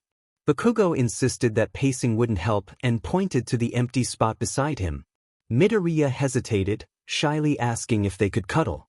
Bakugo, noticing how adorable Midoriya looked, softened and invited him to join under the blanket. Midoriya thanked him quietly as he slipped in, feeling comforted by the warmth. Bakugo then asked if Midoriya preferred to be the little spoon or lay on his chest. Midoriya shyly chose the latter, feeling a rush of warmth as he settled against Bakugo. He had been wanting to clarify their relationship but felt nervous about bringing it up. As he shifted closer, he asked Bakugo what they were. Bakugo scoffed, questioning the need for labels. Midoriya clarified, wondering if they were rivals, friends, or something more. Bakugo acknowledged that they would always compete but didn't see the need to remain rivals. Midoriya smiled, realizing how much Bakugo had matured. Bakugo then stated they were no longer just friends, leaning down to kiss the top of Midoriya's head. Curiosity sparked in Midoriya as he asked what it meant when two people cuddled and kissed. Bakugo, with a teasing tone, pulled Midoriya closer, playfully suggesting that they were something special. He then placed a gentle kiss on Midoriya's nose, solidifying their bond. And they liked each other in a romantic way. Midoriya felt flustered as he acknowledged their relationship. Bakugo, with a determined expression, confirmed their bond with a gentle kiss that, while brief, meant everything to Midoriya. Katsuki Bakugo was his boyfriend. On a nearby mountain overlooking the festival, All For One declared his intentions with a dark tone, expressing his longing for every hero to be eliminated. He warned his gathered followers that there would be consequences if he was disappointed, viewing them merely as pawns to fulfill his selfish ambitions. 𝐾𝐮𝐲𝐿, ever loyal, opened his warp gate, and Toga and twice stepped through. Toga, with a small smile, asked Midoriya if they could reconsider their relationship after the chaos. Despite her villainous nature, she still had the heart of a teenage girl. Midoriya, focused on the festival below, waved her off, knowing that things were about to get chaotic. He was determined to protect everyone present. 𝐾𝐮𝐦𝐸 then directed Bakugo and 𝐿𝐵ℎ to enter the gate. Bakugo groaned but paused to share a determined smile and nod with Midoriya before stepping through. Midoriya felt a pang of sadness watching his boyfriend disappear, wishing he didn't have to go. 𝐿 placed a hand on Midoriya's shoulder, prompting him to take a deep breath. There was no turning back, they were too close to their goal. Midoriya nodded in agreement, and together they stepped through the warp gate into a small forest area. All Might was scheduled to arrive 15 minutes after Bakugo and 𝐿𝐵ℎ began their fight, allowing Midoriya to make a clean getaway. 𝐿 instructed Midoriya to keep watch. Midoriya complied and launched himself into the air, focusing on using multiple quirks simultaneously. As he soared, he felt the breeze through his green hair, activating his heightened senses. From his vantage point, he could see the festival lights twinkling below, a small smile forming on his face. To his left, he noticed Toga and Twice sitting near a tree, while Midnight and Cementos engaged in a friendly conversation nearby. However, his attention quickly shifted to the right, where Shigaraki and 𝐾𝐮𝐸 faced off against Empty Lady, ectoplasm, and Fat Gum. Panic set in as he realized 𝐿𝐴𝐴 was nowhere to be found. A distant explosion drew his attention back to the festival, where Bakugo and 𝐿𝐵ℎ had already begun their confrontation with Nizu, Aizawa, Uraraka, and Kirishima. The sounds of confusion from the festival-goers reached his ears as he dropped to the ground beside 𝐿. Midoriya reported the situation, explaining that Toga and Twice were nearing 2 pro-heroes, while Shigaraki and 𝐾𝐮𝐸 were engaged with 3. Bakugo and 𝐿𝐵ℎ were outnumbered 4-2. 𝐿 expressed suspicion, noting that it seemed like they had anticipated their arrival. Midoriya coldly remarked that UA was not foolish, they understood that public events attracted villains. He pointed out the unusual lack of attacks on their position. He predicted that once the heroes realized they were under siege from multiple sides, reinforcements would surely come. He sighed heavily and asked who was struggling the most. Midoriya informed 𝐿 that 𝐿𝐵ℎ and Bakugo were in a tough spot, prompting 𝐿 to order him to assist them and return quickly. Midoriya, feeling the weight of urgency, took off into the sky once more, determined to help his friends. Upon landing behind his friends and teachers, he questioned their well-being, his eyes filled with intensity. Bakugo replied confidently, claiming they were just toying with their opponents. Midoriya sighed, suggesting they could make their act a bit more convincing. 𝐿𝐵ℎ inquired about their next move, and Midoriya reminded them that All Might would be joining the fray shortly. He expressed concern over 𝐿𝐴𝐴's absence, recalling that he had been on a secret mission for 2 weeks. Nizu confirmed this, noting that small-time criminals had been unusually active in his absence. Realizing they needed to assist Shigaraki and 𝐾𝐮𝐸, Midoriya checked his watch and decided it was time to break off and head in that direction. He took a deep breath, hoping that Shigaraki and 𝐾𝐮𝐸 would not cause too much harm. It was only half a mile away, and if they ran, they could make it in 3 minutes. Kirishima turned toward the direction of 𝐾𝐮𝐸 and Shigaraki, feeling the urgency of the situation. Bakugo shrugged, suggesting that Deku could simply throw Kirishima instead. With his strength, they could reach their destination in less than a minute. Kirishima and Uraraka exchanged nervous glances with Midoriya, who confirmed he could do it. The landing might be tough, but with their quirks, they would manage just fine. He extended his hand to Uraraka, who sighed but smiled as she took it. They were ready to go. Midoriya instructed Aizawa to hold on to Uraraka, knowing he was in charge of the plan. Aizawa complied without hesitation, securing his grip on her. With a burst of energy, Midoriya launched them into the sky, followed by Kirishima. That left only himself, 𝐿𝐵ℎ, Bakugo, and Nizu. Midoriya politely asked Nizu to hop onto Bakugo's back, and once they were settled he launched them as well. 𝐿𝐵ℎ approached, and Midoriya playfully instructed him to hug his chest from behind. 𝐿𝐵ℎ smirked, wrapping his arms around Midoriya as they soared through the air, the wind rushing past them. When they landed, Midoriya was surprised to see the rest of Class 1A waiting. He landed in a secluded area before launching everyone else. Bakugo groaned, frustrated as he peered through the trees at their classmates. Midoriya whispered to himself, contemplating their next move. If they jumped out and attacked Shigaraki from behind, he would counter with his quirk, and 𝐼𝐻𝐬 would warp him away. Midoriya considered using freeze frame, but with it split in half, it would only last 2 minutes. If only Yaoyorozu could create quirk-canceling chains to help trap Shigaraki. They needed to immobilize 𝐼𝐻𝐬 first, which meant keeping Shigaraki occupied long enough to execute their plan. Bakugo urged Midoriya to hurry as he watched Kaminari narrowly escape an attack. Midoriya quickly assigned roles to Uraraka, Kirishima, Aizawa, and Nizu, instructing them to reach the rest of the class as fast as possible. He turned to 𝐷𝐵, explaining that when he threw him into the air, he should count to 20 before launching a full blast attack on the ground. Bakugo and Midoriya would use their shields to protect everyone, and the weaker they could make their opponents, the better. While Yaoyorozu created the cuffs, they needed to keep Shigaraki and 𝐼𝐻𝐬 occupied. Midoriya suggested using long-range attacks, combining air pressure and explosions to maintain distance. Shigaraki would likely try to close the gap, and when he did, they could use erasure while Midoriya transferred Shigaraki's quirk. Aizawa quietly questioned why Midoriya didn't just steal the whole quirk, but Midoriya explained that it would take too long.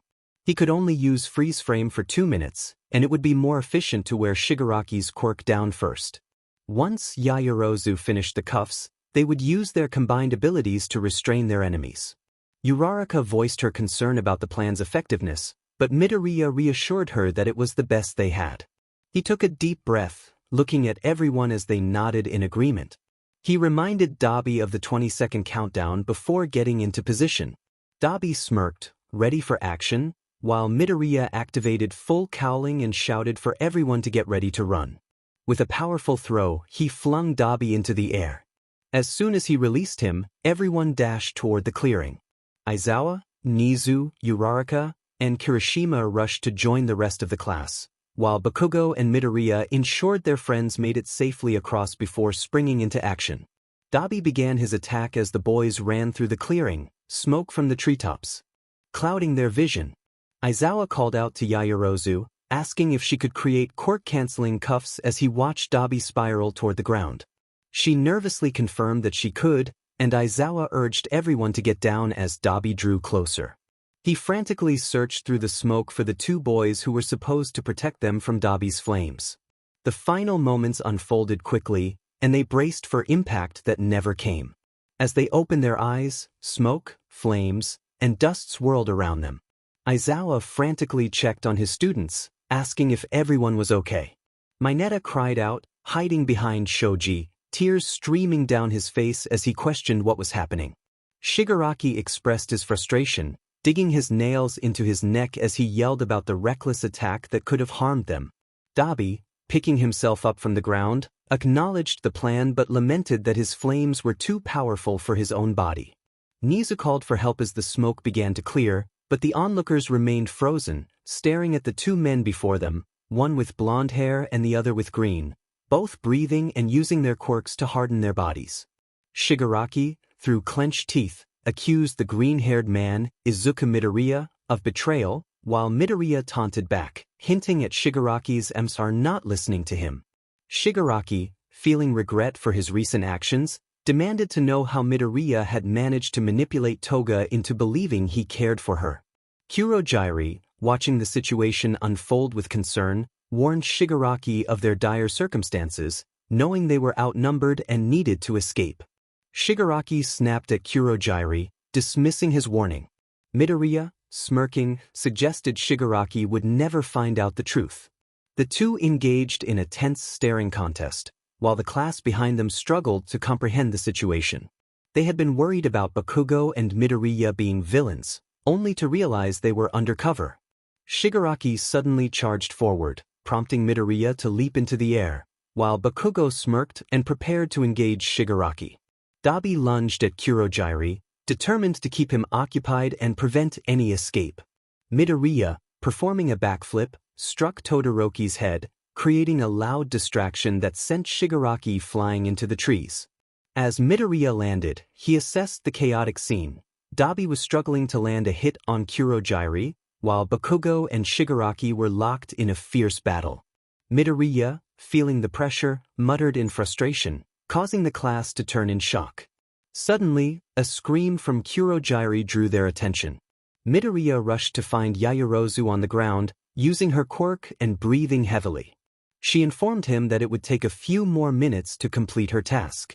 Midoriya encouraged her, focusing on 𝐾𝐮𝐲𝐸's warp gate, which was being forced open, allowing 𝐻𝐼𝐼 to emerge. Panic set in among the group, but Midoriya remained determined.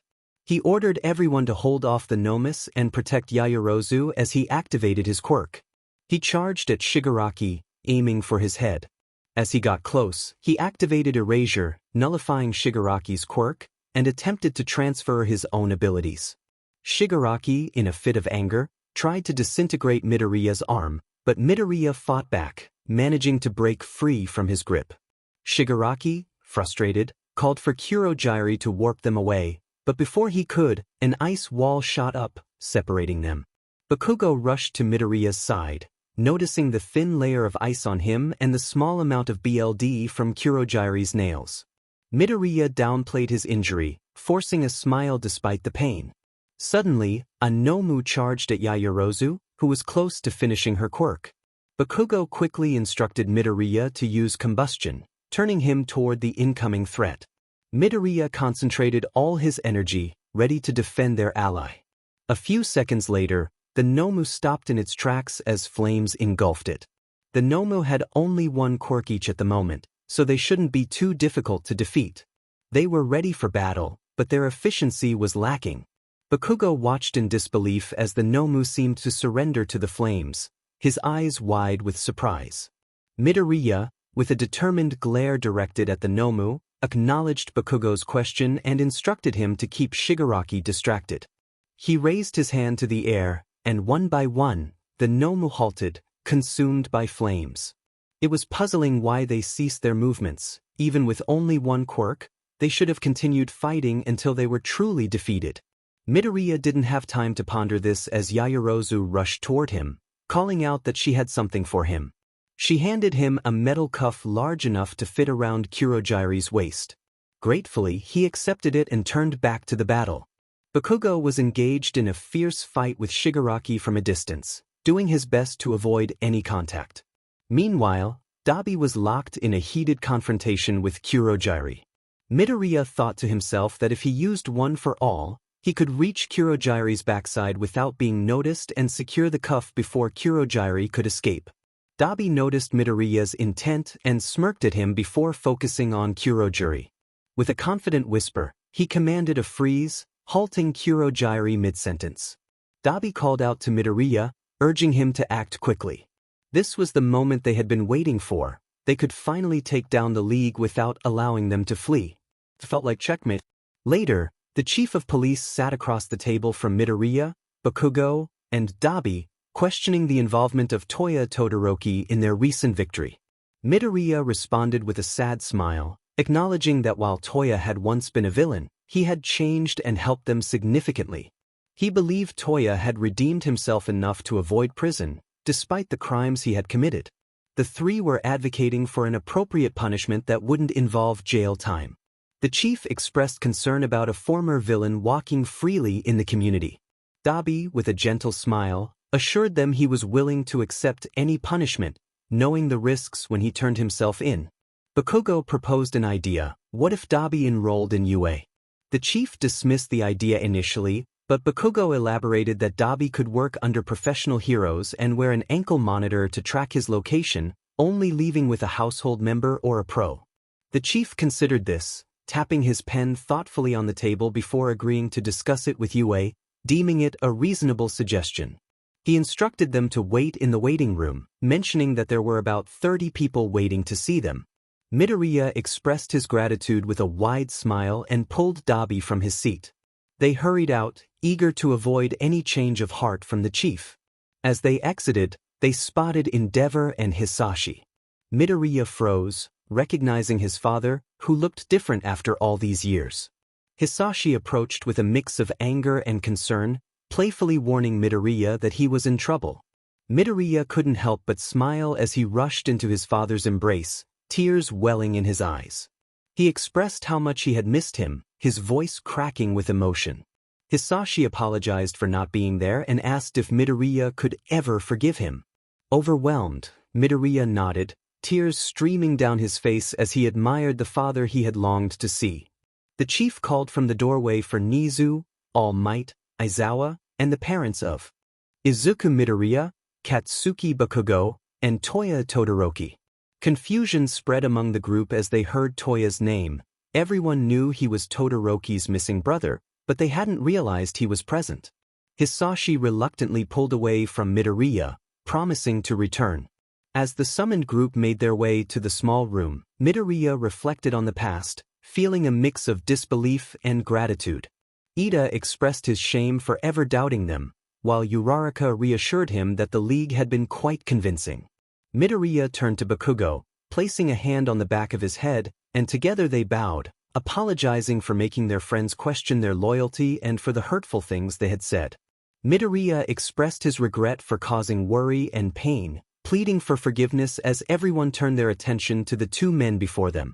Bakugo stood silently, acknowledging the hurt he had caused. Yaoyorozu, arms crossed, firmly instructed them to never act that way again.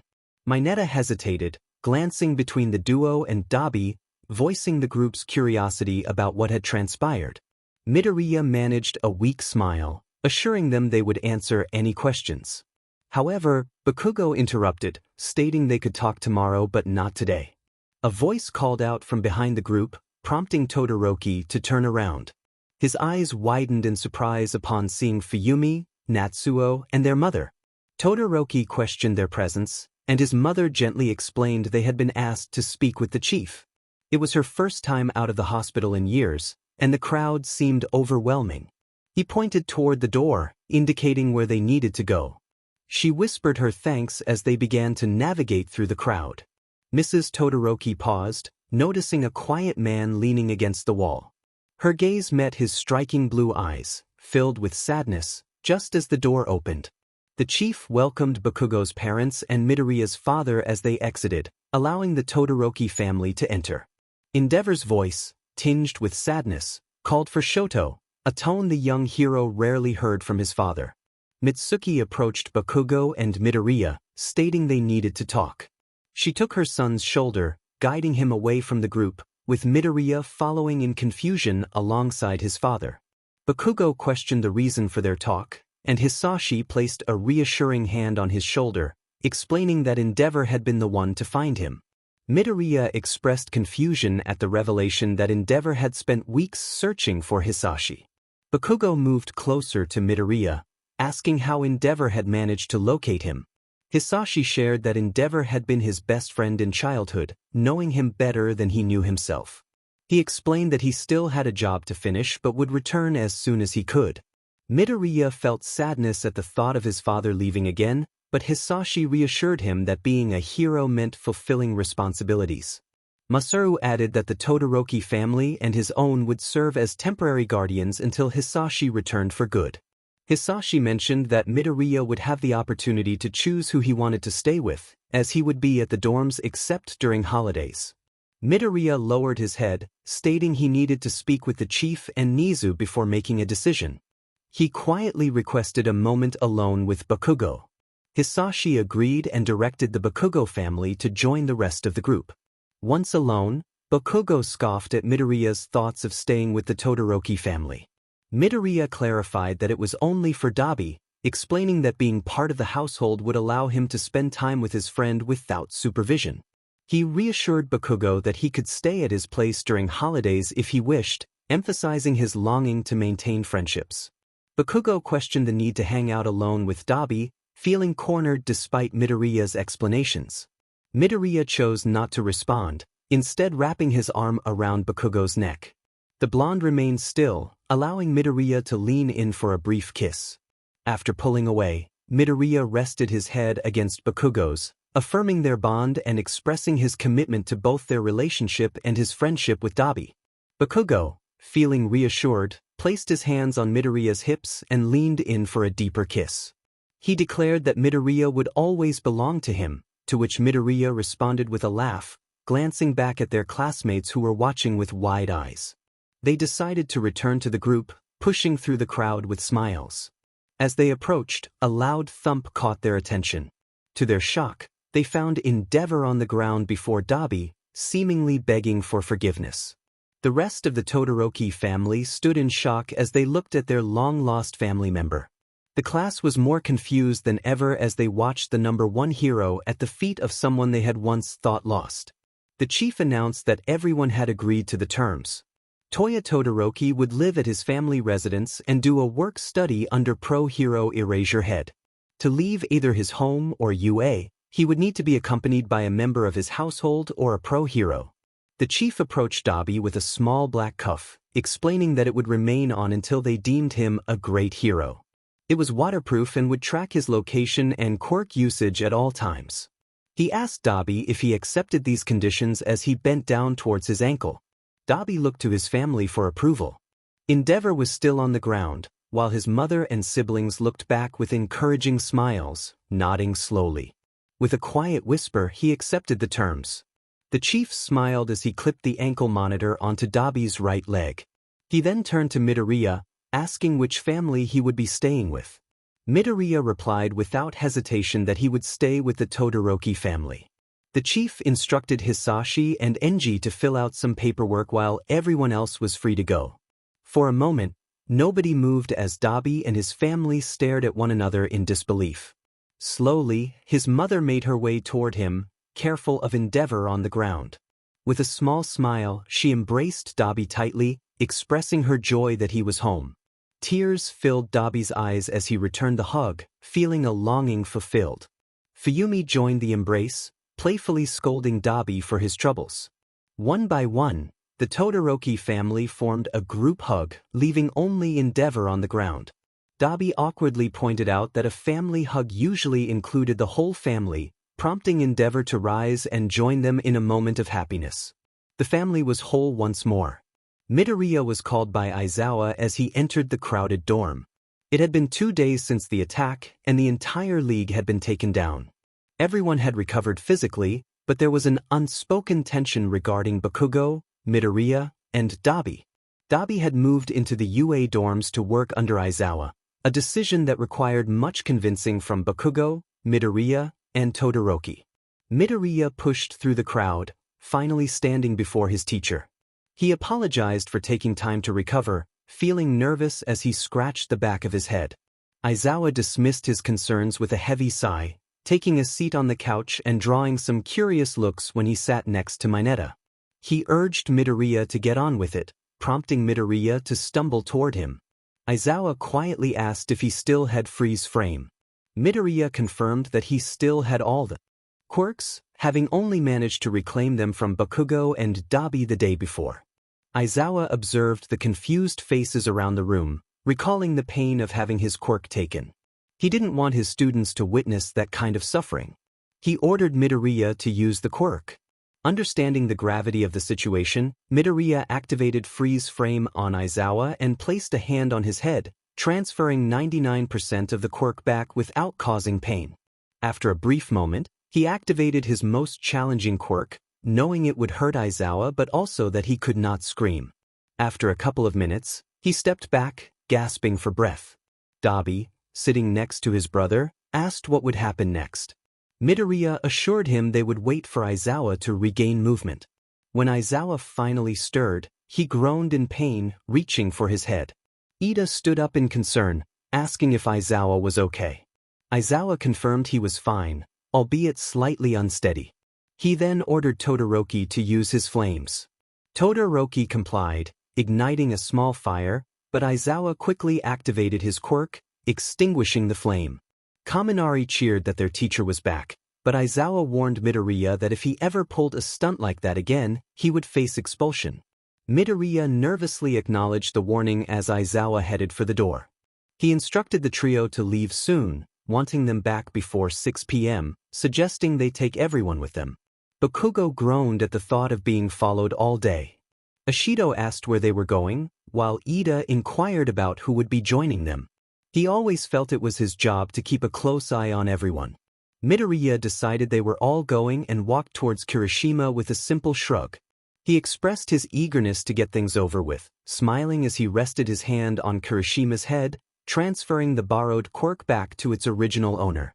Kaminari, curious, stood from his seat on the couch and asked what was happening. Bakugo, with a hint of annoyance, explained that Midoriya was returning Shitty Hair's quirk. Kaminari, confused, noted he hadn't realized Kirishima had it. Bakugo groaned, reminding everyone they had witnessed the quirk being used to protect them from 𝐼𝐵's flames. 𝐿 defended herself, stating there had been a lot going on. Midoriya then moved on to Todoroki, placing his hand on his head to quickly transfer the quirk back. It didn't take long since he hadn't borrowed much from him. He instructed everyone to put on their shoes and prepare to leave. Within minutes, they gathered their belongings and arrived at the train station, where Midoriya paid for everyone's tickets. As they boarded the train, confusion hung in the air. No one dared to ask the boys about their time with the League of Villains. They sat in silence during the short ride, Midoriya feeling anxious to show them the hideout. Once they arrived, 𝐼𝐼𝐸 finally mustered the courage to ask where they were. 𝐼𝐵, leading the group, instructed them to keep their heads down and stay quiet. The town felt preserved, indifferent to the presence of outsiders, and they made their way to the familiar building. Midoriya sighed as he retrieved his key, unlocking the door and allowing his classmates to follow him inside. Mineta questioned their location as they began to explore the dusty, abandoned dorms. Saya pointed to a large picture on the wall, identifying it as the League's hideout. 𝐼𝐵 shared that Toga had taken that photo the day they recruited Bakugo. Midoriya rushed to the kitchen, calling out to 𝐼𝐵 not to eat all his 𝐾𝐻𝐬. Bakugo muttered in frustration, while Iida expressed sadness over the realization that they had been so close all along. Midoriya reassured them that they were all okay, the League was gone, and they could continue their training without worry. 𝐼𝐵 slid a plate of food in front of Midoriya, who was then asked by Mineta when he had joined the League. With a whisper, Midoriya revealed it was 3 days after his mother passed away, a loss he still felt deeply. Ishido turned to Bakugo, inquiring about his own joining. He explained that he had encountered Midoriya while delivering a package for history and learned about his undercover work. He had been running his decision by his mother at the time of the conversation that Kirishima had overheard. Hagakure nervously pointed out that this was why Bakugo had reacted so strongly during that moment. Bakugo confirmed this, explaining that Kirishima and 𝐼𝐸 found out about his involvement after the Hosu attack when Aizawa revealed the truth. Kaminari questioned why they hadn't been informed sooner, to which Midoriya replied that the fewer people who knew, the less chance of the information leaking. Ojiro hesitated before asking if anything bad had happened to them. Bakugo sighed and reassured him that it hadn't been too terrible, though Toga had occasionally attempted to cut him and Midoriya. He admitted that while there had been conflicts, it wasn't all bad. Midoriya, with a hint of sadness, recalled that they had actually enjoyed many days there, despite the circumstances. Kirishima scoffed at the notion of fun, but Midoriya explained that the League had treated them like family, sometimes so well that it was easy to forget they were villains. Mineta pointed out that 𝐼𝐵 was indeed a villain, prompting Todoroki to glare at him before looking at his brother, who sighed heavily. 𝐼𝐵 acknowledged his past wrongdoings, admitting he had participated in attacks against them and had yet to apologize. He expressed remorse for his actions, explaining that he had been lost and thought he belonged with the League, but now he sought to regain their trust. Kirishima nervously asked what had caused 𝐼𝐵 to change his mind about being a villain. 𝐼𝐵 smiled faintly as he recalled the moment he first saw Shoto becoming a hero, which had sparked doubts within him. He noted that when he had come to the hideout, he had many questions about Todoroki that were not related to his quirk. He wanted to know simple things like favorite food and favorite color, Midoriya thought with a soft smile as he walked next to 𝐼𝐵. The scarred man let off a small smile as he rested his arm on Midoriya's shoulder. Todoroki finally spoke up, revealing that he had known all along about his brother. Midoriya had figured it out when 𝐼𝐵 asked about him and shared a bit of his past. It hadn't been that hard to connect the dots. Todoroki sought reassurance, asking if Midoriya had known before coming there. Midoriya shook his head, confirming he hadn't. Bakugo, moving toward the back of the building and the stairs, interrupted, asking if there were any other questions. Kirishima, grinning widely, replied that he had none at the moment. Bakugo then insisted they grab their things and began walking up the staircase. Midoriya couldn't help but smile at his boyfriend. 𝐼𝐵 wasn't the only one who had changed for the better. Tokoyami pointed out that Midoriya's room was much nicer than Bakugo's, and Midoriya explained that he had been with the league longer than Bakugo had. When Bakugo joined, they had been traveling most of the time, so he hadn't cared to upgrade his room. Tsu, looking around the slightly messy room, asked what they had been traveling for. Midoriya explained that he needed certain quirks to take down all for one, and as he rummaged through papers on his desk, he found his Nomu studies. Uraraka expressed that they were still confused about that topic, and Midoriya promised to explain everything that night. At the dorms, after discussions with All Might, Aizawa, and Nizu, they had decided to share the truth about one for all and all for one with the class. It felt risky, but they deserved to know, especially after everything that had happened. Midoriya was confident that his classmates would keep the secret safe. Uraraka questioned why they couldn't share the information now, and Midoriya suggested it would be easier to do it at home later. He began digging under his bed, recalling that he had kicked a few articles of clothing under there when Toga and Shigaraki had visited his room last week.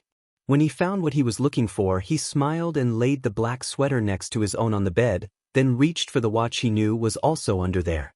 Bakugo appeared in the doorway with 𝐼𝐵 and the rest of Class 1A, asking if Midoriya was ready.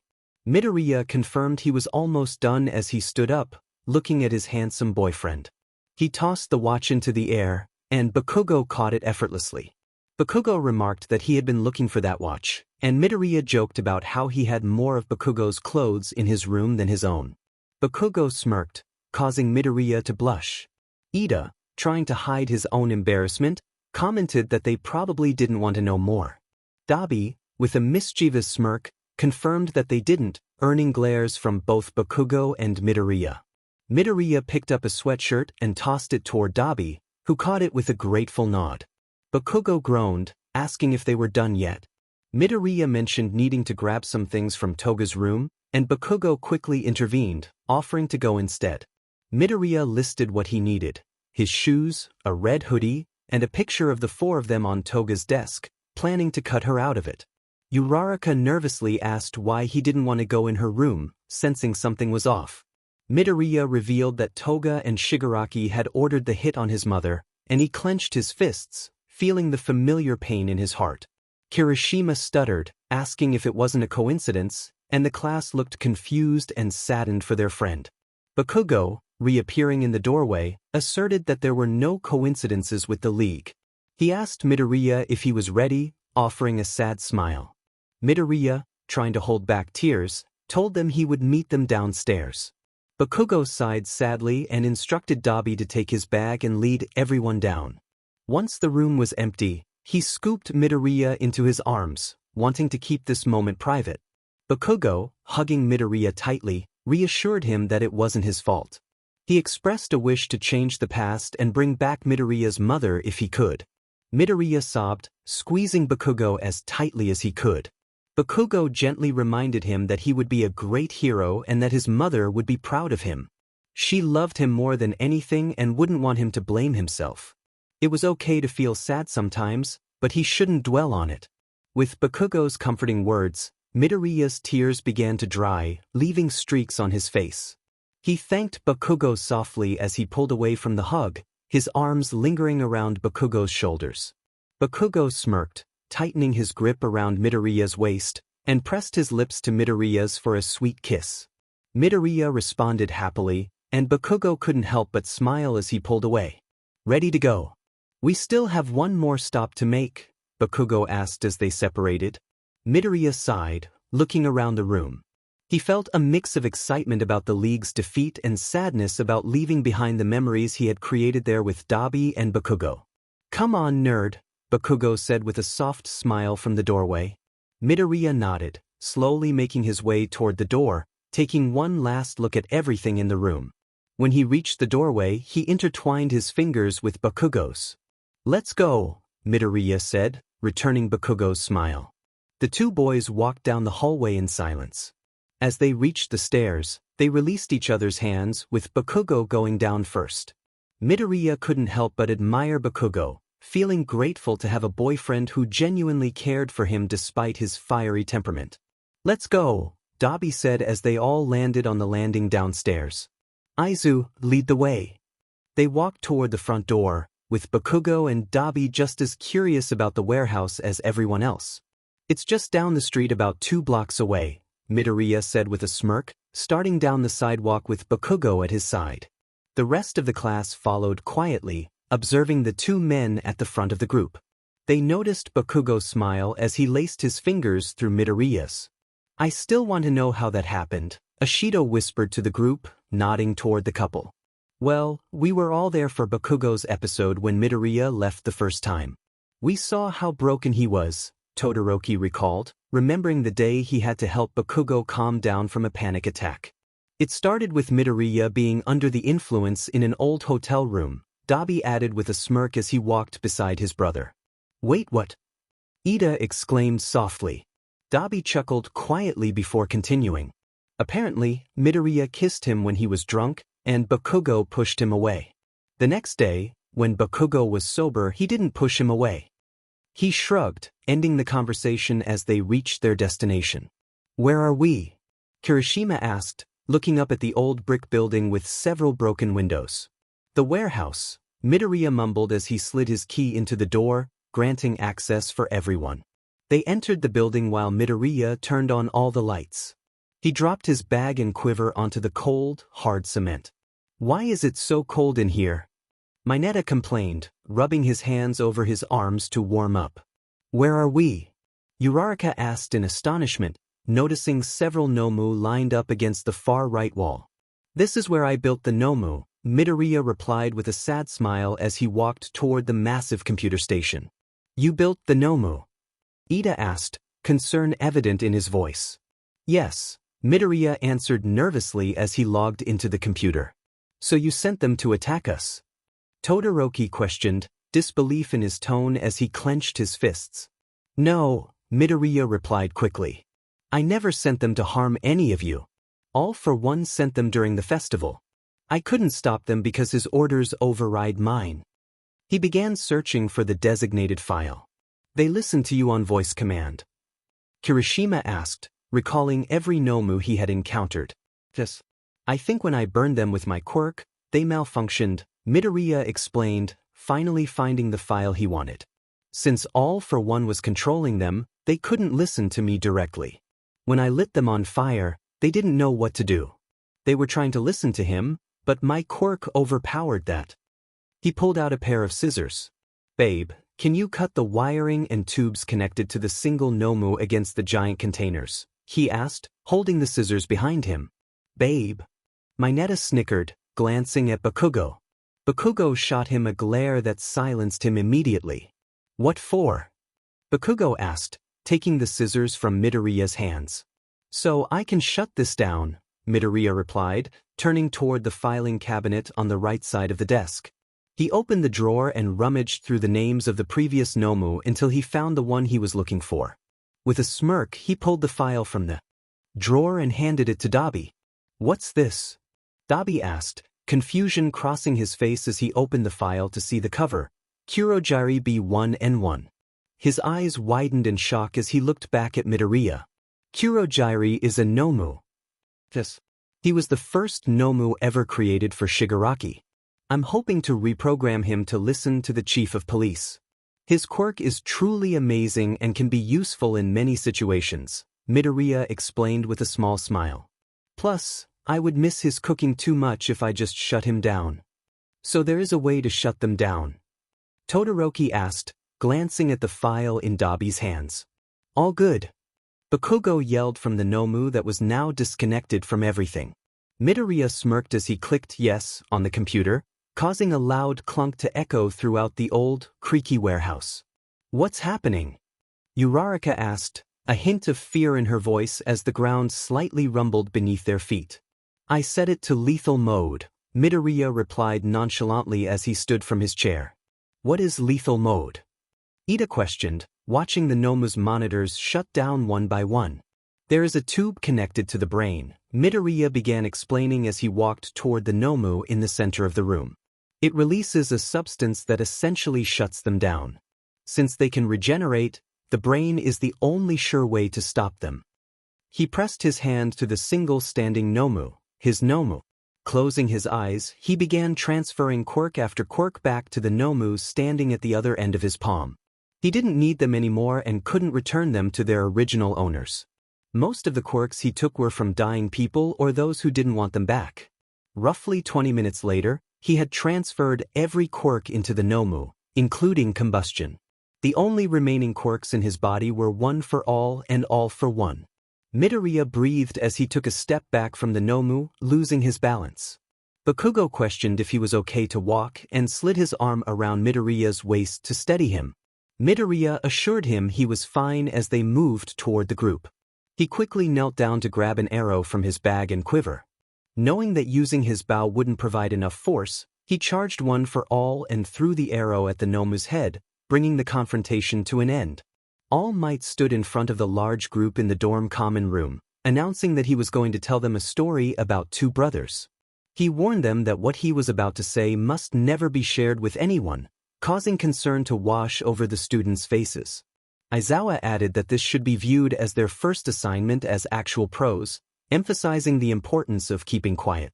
Every student nodded in understanding, turning their attention back to All Might. He began his tale about two brothers from long ago. One was extremely powerful and at the top of the world, aspiring to rise to power alongside his brother. The other brother was thought to be quirkless, but All for One, the powerful brother, gave him a quirk that allowed him to stockpile energy. The room gasped at the mention of the name of the villain Midoriya had just defeated. All for One had used many quirks and people to extend his life for far too long. The other brother, known as One for All, passed his quirk on as he neared his death. One for All had been passed down through generations, but it came with a heavy burden. The wielder of One for All had the responsibility of taking down All for One. Todoroki glanced at Midoriya, connecting the pieces. The wielder of One for All could choose the next person to inherit that quirk. All Might noticed the looks of confusion among the students and explained further. Ishido admitted they would be lying if they said they weren't curious. Ida raised his hand, asking how One for All passed on quirks like All for One did. All Might clarified that they gave someone a part of their DNA. He explained that it could involve open wounds touching or even having someone eat hair or drink blood. This quirk could not be stolen, it had to be given willingly. Meanwhile, Kirishima felt the vial of hair Midoriya had given him in his pocket, his eyes widening in realization. All Might revealed that he was born quirkless, which caused a stir among the students. Aizawa warned them to be quiet. Uraraka asked if All Might's quirk was One for All, to which he confirmed quietly. Kaminari stammered, asking if that meant All Might no longer had it since he retired. All Might explained that he had passed it on the morning of the entrance exam, his eyes flickering to the clearly nervous Midoriya. Yaoyorozu asked who he had passed it to, though most of the class already knew the answer. All Might smiled as he revealed it was to Izuku Midoriya. All eyes turned to Midoriya, who stared at the ground, unsure of what to say. Uraraka turned to her best friend, expressing shock at the revelation that he had been born quirkless. Midoriya's heart sank as he blushed in embarrassment, explaining that he had been born with the combustion quirk they had seen in Hosu, but it had been stolen from him before it fully developed. He had grown up believing he was quirkless. Todoroki questioned if All Might had paved the way for Midoriya to become the #1 hero. All Might quickly corrected him, stating that he had given Midoriya a quirk, something everyone else already had. He emphasized that he had provided Midoriya with the means to forge his own path. Midoriya could have chosen to be a villain, a support hero, or even to drop out entirely. All Might had placed him at the starting line, giving him a chance. What Midoriya did with that quirk was entirely up to him. Aizawa added that Midoriya had to work harder than anyone to train a quirk that felt foreign to his body, which was why he often faced injuries. While others had their entire lives to train their quirks, Midoriya had only 3 years. The class fell silent, absorbing the weight of All Might and Aizawa's words. Bakugo defended Midoriya, stating that he had continued to fight All for One, even going undercover, fully aware of the risks involved. He couldn't think of anyone more suitable for the quirk than Midoriya, whom he affectionately referred to as an idiot. Kirishima expressed disbelief at Bakugo calling Midoriya by his actual name, prompting Bakugo to stutter that he did so on rare occasions, this being one of them. As he looked down, his face turning bright red. 𝐼𝐼𝐬 pondered the implications of Midoriya's potential demise, glancing at All Might and Midoriya. She asked if One for All would cease to exist. All Might confirmed that it would, while Midoriya shook his head in disagreement. All Might turned to Midoriya, clearly puzzled. Yes, young Midoriya. It does die if you don't pass it on. Even if you temporarily gave it to 𝐼𝐸, Bakugo, and myself, you are still the holder. We all would have lost that, All Might explained. Midoriya, with a smirk, insisted that he had passed it on, even if it hadn't been accepted. He then turned to Kirishima, inquiring about the vial he had given him. Kirishima stood up, reached into his pocket, and retrieved the vial, walking over to Midoriya. Thank you, Midoriya said with a smile as he approached 𝐼𝐸. He asked for some flames, and 𝐼𝐸, understanding the plan, complied without hesitation. As a small fire flickered in 𝐼𝐸's hand, Midoriya poured the contents of the vial into the flames, watching as his hair caught fire. Bakugo, taken aback, questioned Midoriya's choice, expressing surprise. That he had chosen Kirishima instead of Iida. Iida was a great choice, but Kirishima can approach anything with a wide smile. He has a calming demeanor. I truly believe he would have been the best person for One for All, Midoriya remarked, smiling at Kirishima, who could only manage a goofy grin in response. Mineta then asked what quirks Midoriya possessed now.